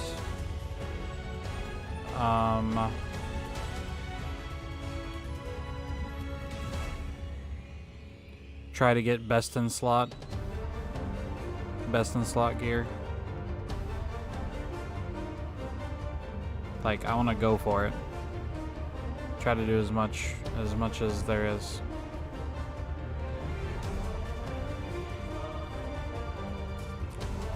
Max out all of my classes.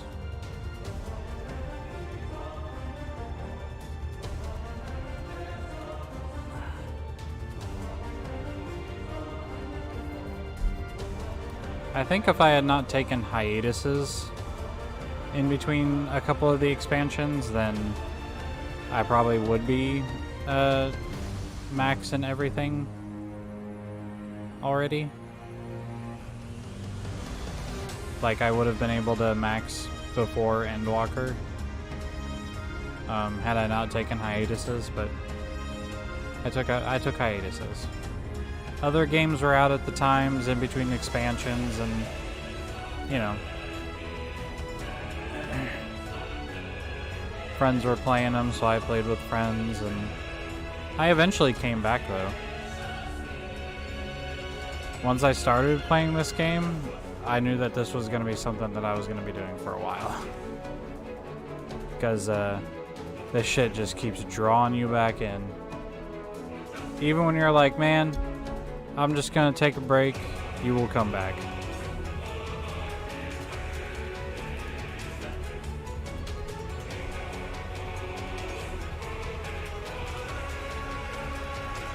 This was the end. The end to the 11 years of story that they told. And they did a wonderful, wonderful, wonderful job. Wonderful. It's been a long time since I've cried to a video game. I don't remember the last time I have. Well, I mean, I remember me crying to Kingdom Hearts. Back in 2002 or something. I remember crying to that, but I can't remember any other time since then.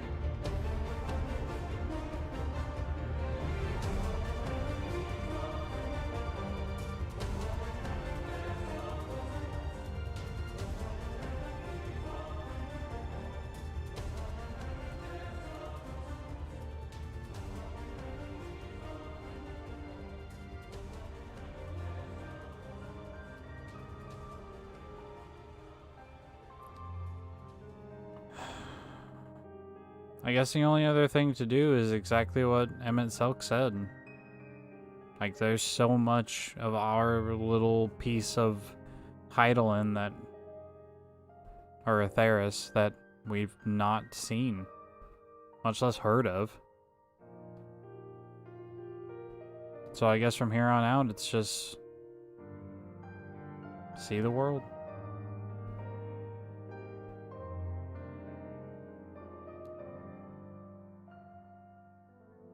I don't remember where I saw it, but somebody said that the new world that they refer to is the Final Fantasy XI continent. I don't remember what it's called, but somebody said that like if we ever for some reason go to the new world, well, that'll be what it is. Who knows if that's true or not, but.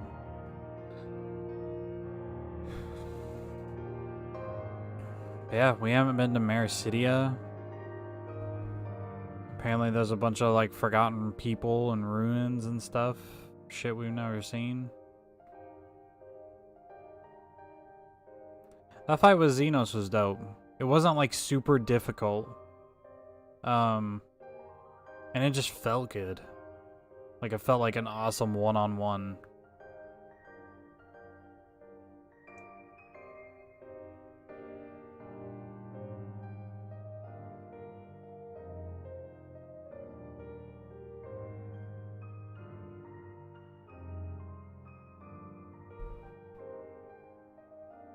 I don't know. I might do New Game Plus. At some point. Just play the story over again. Such a good game, you know?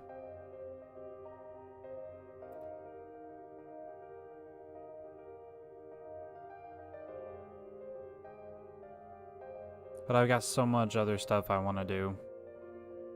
So much. That'll have to wait.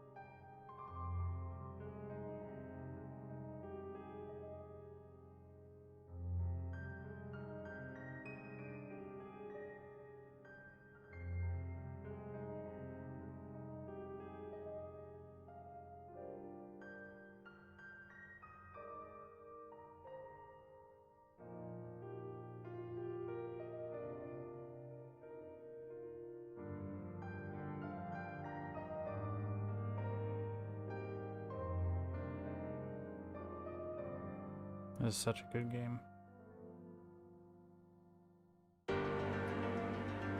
Fuck that guy.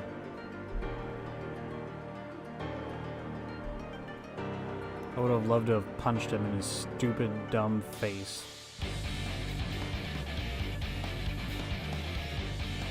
But he basically took him and Amon to fucking what is essentially hell or oblivion, Tartarus, whatever you want to call it.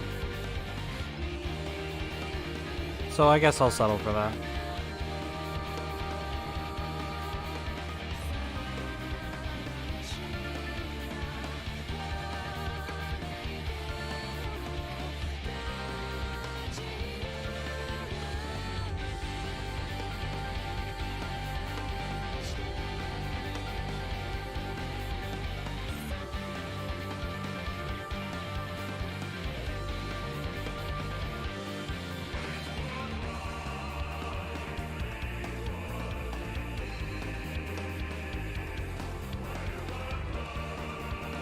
I like this song.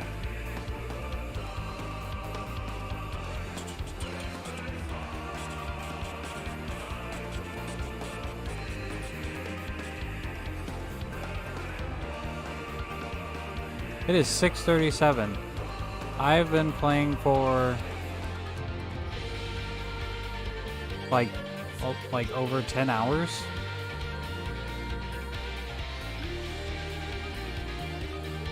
Shit.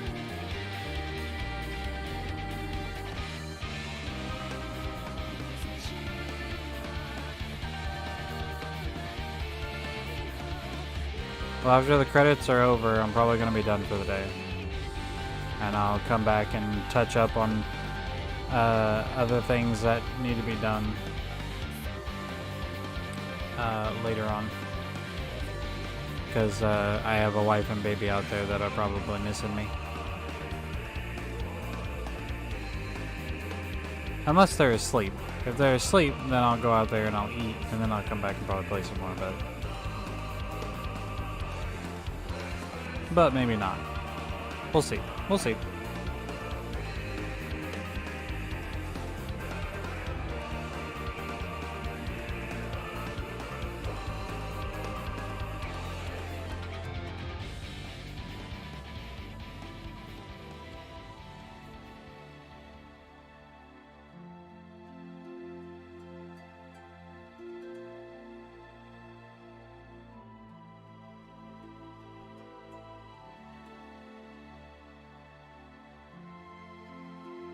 This is a lot to go through. A lot of people worked on this game.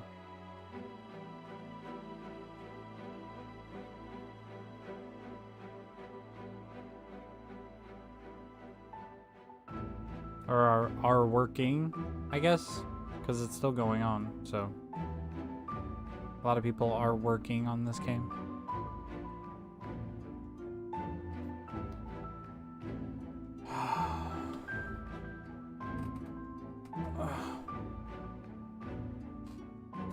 Stretch out my legs.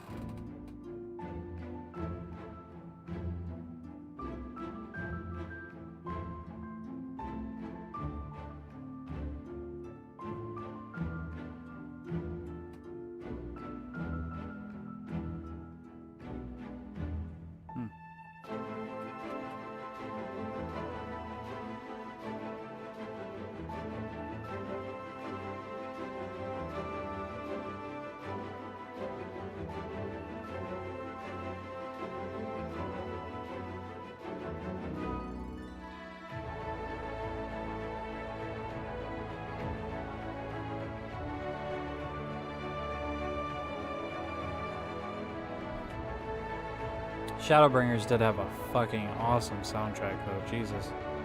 Like, this song, like Shadowbringers itself. So good. So good.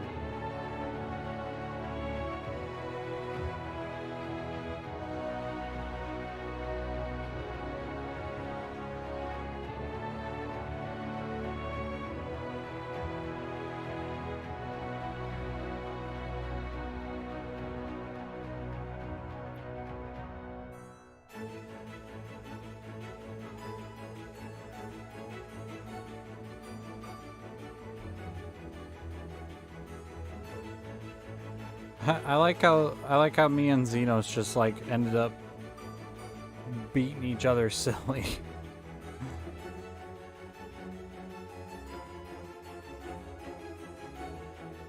Now we don't have to deal with him though. That's pretty poggers.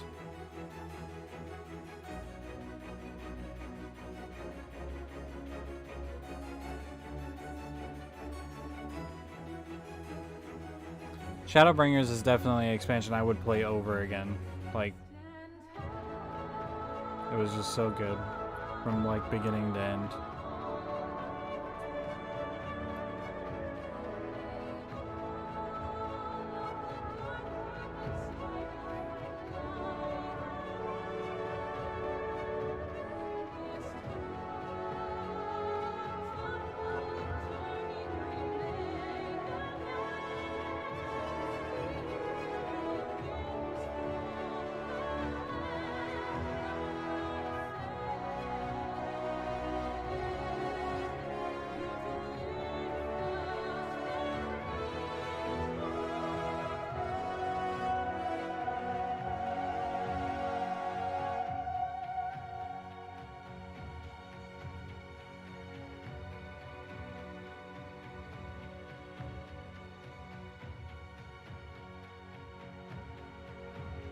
I still find reaction videos on my YouTube feed of people reacting to 5.3. Just bawling their eyes out at the end of fighting the Warrior of Light, or the Elidibus. And like seeing Ardbert's Amuro again. Graha becoming a statue.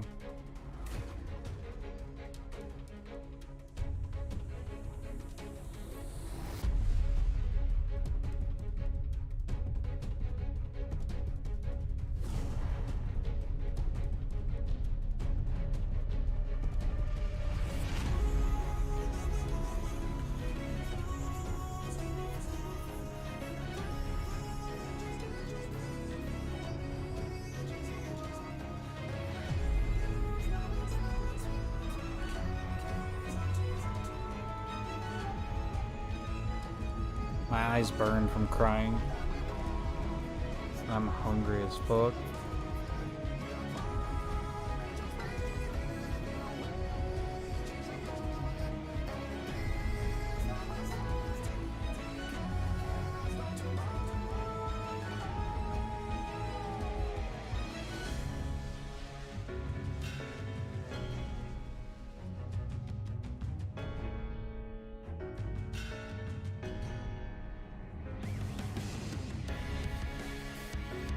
I love that Elidibus turned into the Warrior of Light. That was such a good fight. If I were ever a boss monster, I would want to be that. It was so good. I loved it.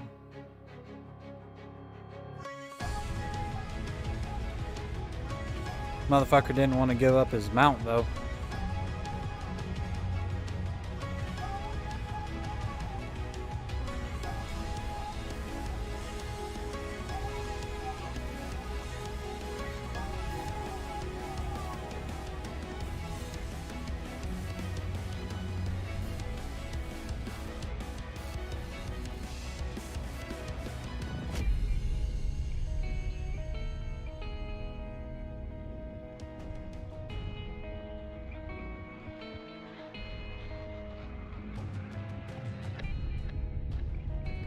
My wife sent me a message saying all socks are just being called knee-highs or booties for the foreseeable future.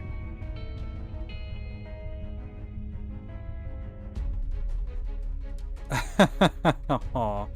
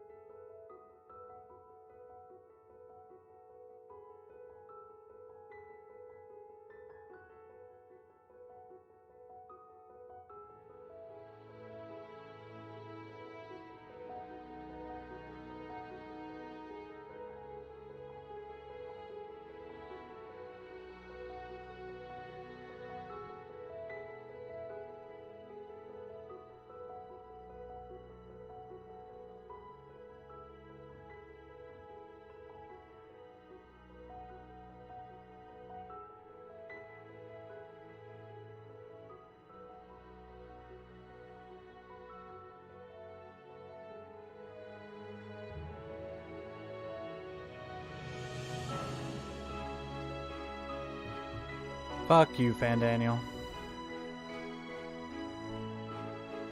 Fucking asshole.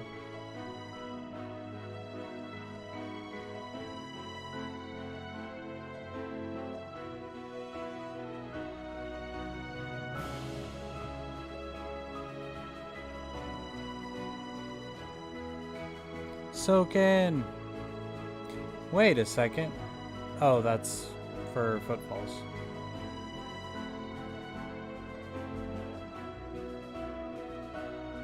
Yeah, I knew that James Charles Miller was a part of that.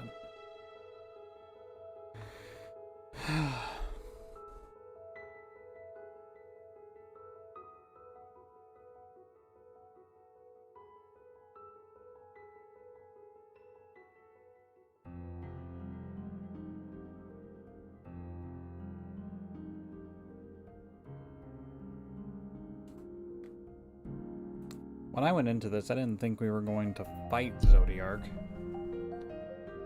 I thought it was going to be, like, prevent him from being let out. But that, nope.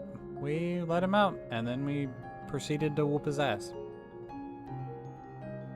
And then Fandaniel just kind of puppeted him to kill himself. It's like, okay. A lot of shit happened. We went from 0 to 60 real quick.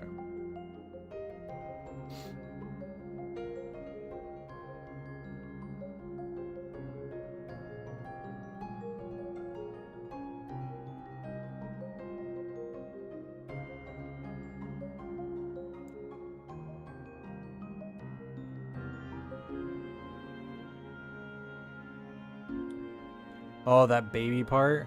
That scared the shit out of me. I was like, please don't fucking kill the baby.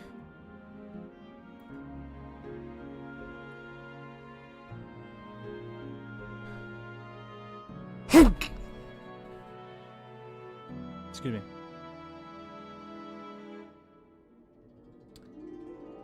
But the body swap part where Xenos got to puppet my body, that shit instilled legit fear, because I was like, oh my god, they don't know that it's not me.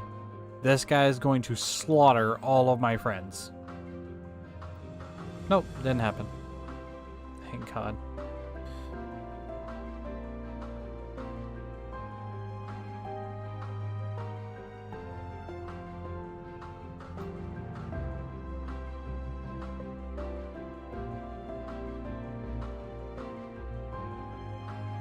I wonder if Medion stuck around. Or if she left.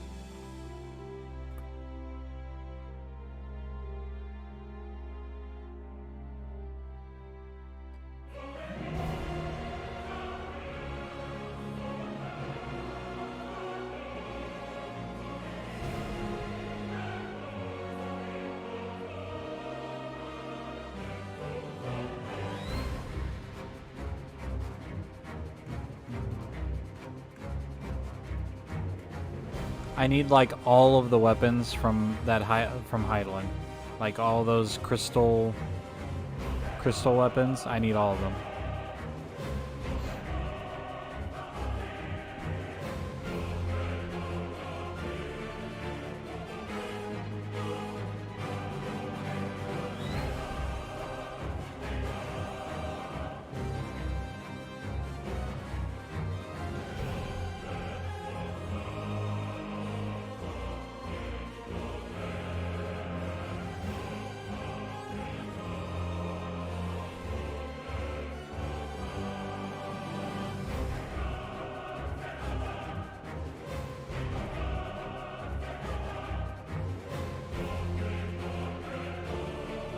That was a really cool character design. I like that a lot.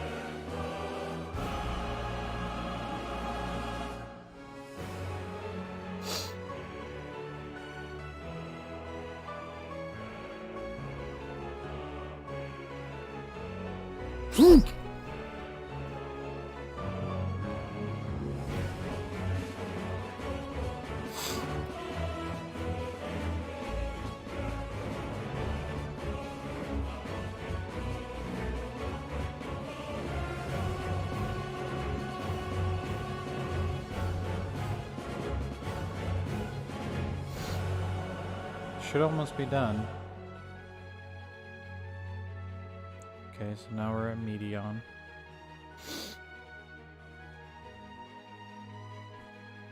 And we're out of Square Enix and we're looking at other people. Other companies.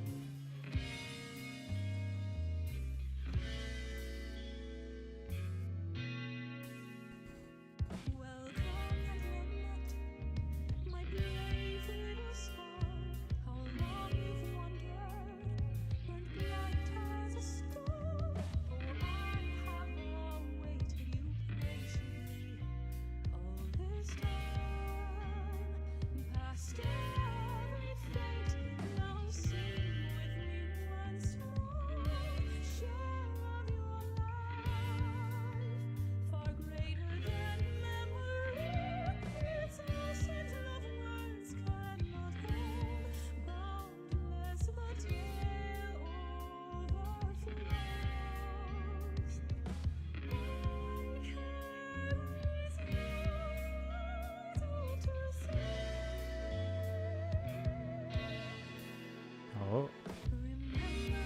Oh. Oh, okay. Hold on a second.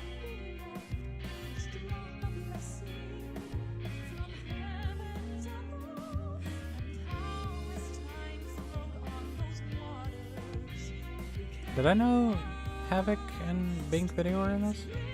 Part of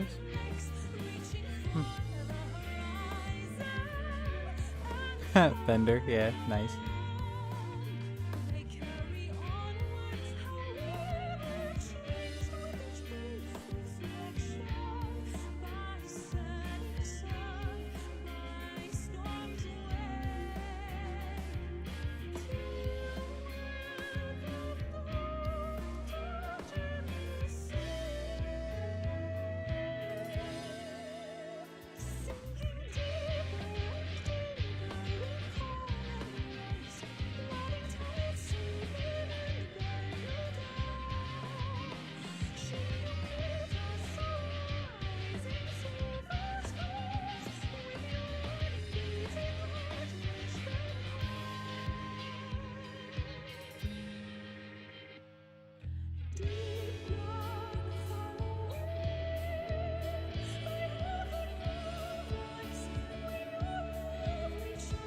This is the song that plays in Charlian.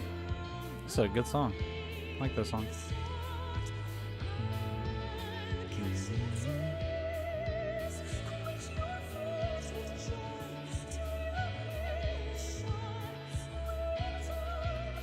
I wish we didn't have to wait so long for the soundtrack.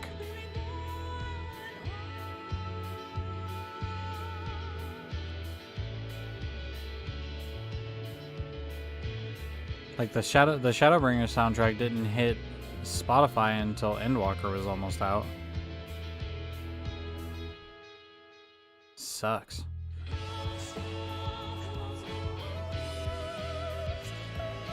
Oh, special thanks to all the Final Fantasy XIV players. That's cool.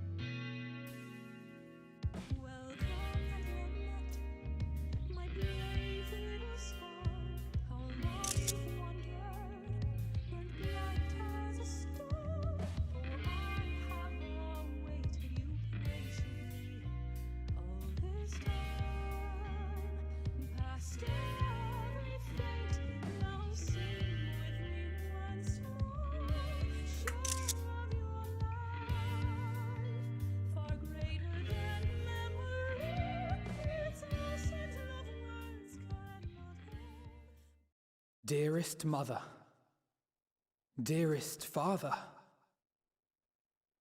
this letter will be the very last that I write to you from the Rising Stones.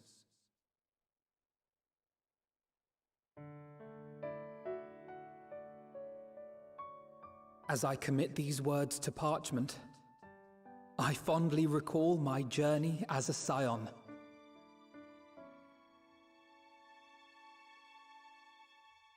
From the time I first walked into the Order's former halls, to the time I set forth to forestall the final days.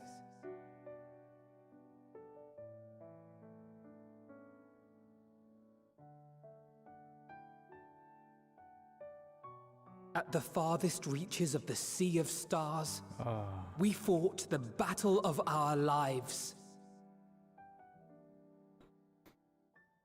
Fought against despair itself. A veritable maelstrom of it, fed by the resignation that dwelled in the hearts of beings not so unlike ourselves.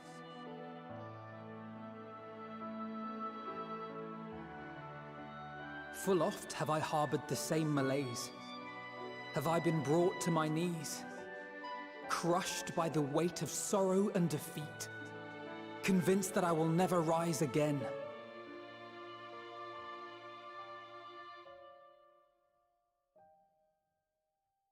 However, I have also known many moments of unbridled joy and happiness.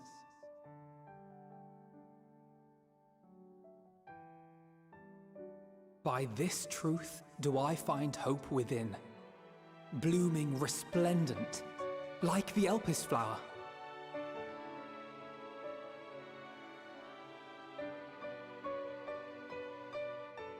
And thus do I endure. Do I look forward to creating more memories with my friends and loved ones.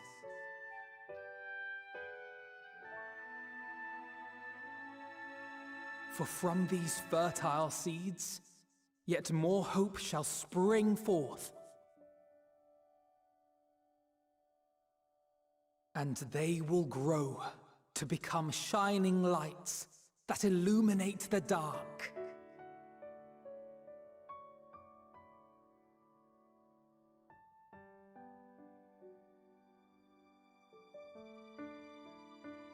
Thus believing, I leave the rising stones behind, as will my comrades. For, as we have decided, after careful deliberation,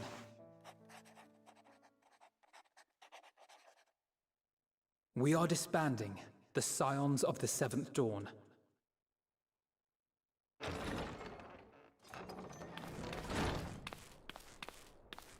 you are, Alphino.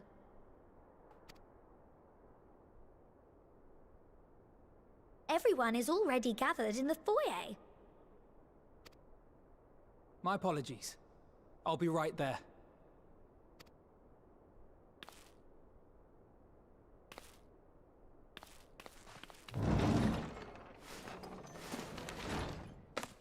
At least, that is what the story will be.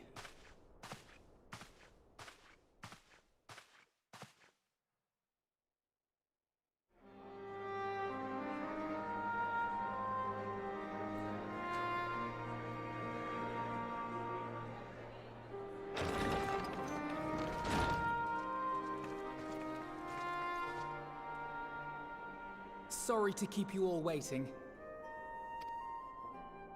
What could you possibly have left to do now? Oh, just a letter.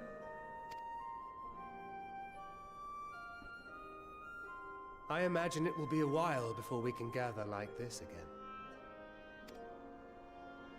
So it must be, if we're to keep up appearances. From now on, it falls to the Grand Company of Eorzea and its allies to deal with the realm's crises. Meanwhile, we shall return to our erstwhile ways. Retreating from plain sight, to take our place in the shadows once more. Indeed. For the foreseeable future, I expect that we must work independently as we seek out problems that want for solving. But a day will come when we face another great challenge, and we will face it together, as we always have.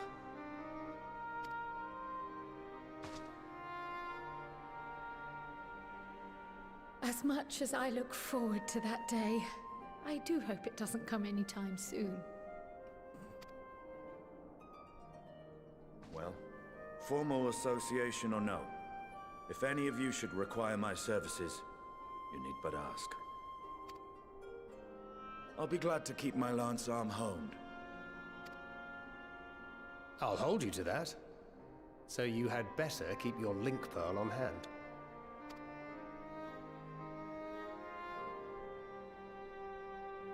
So you really mean to stay, Tataru? Oh, someone has to keep the Rising Stones in proper order. And even a super-secret organization requires a super-secret base of operations.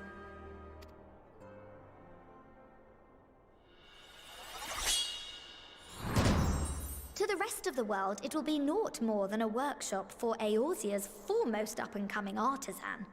If you thought our coffers were full to bursting before, just wait till I can devote myself wholly to the crafts.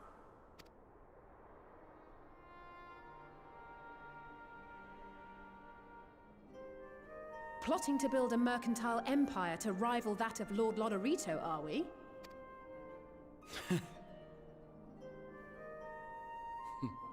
I, for one, look forward to your future successes, Tataru. As do I our next meeting.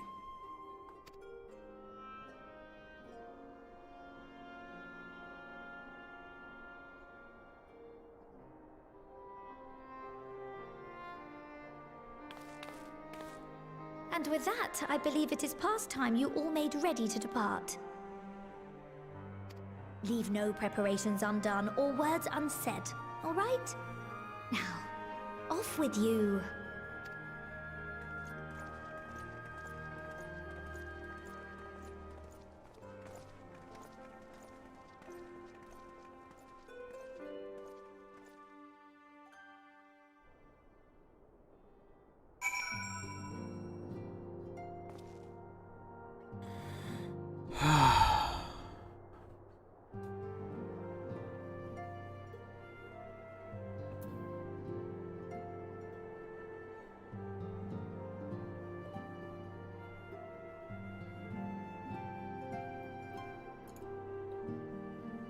Alright, guys.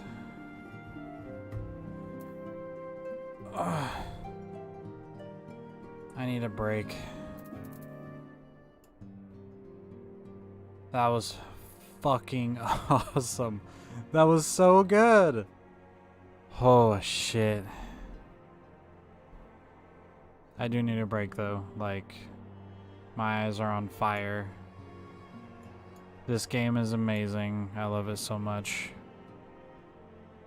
But, we're gonna go ahead and end stream for right now. We'll be back to playing a little bit more. I know it says Shadowbringers. Don't have an Endwalker one or just my own. So, thanks everybody for coming. Allie, Crispy, thanks for coming and helping me out. This expansion is so fucking good. We'll be back next time to kind of clean up our quest markers and find out what we're gonna do next. So, stay tuned and I'll see you around.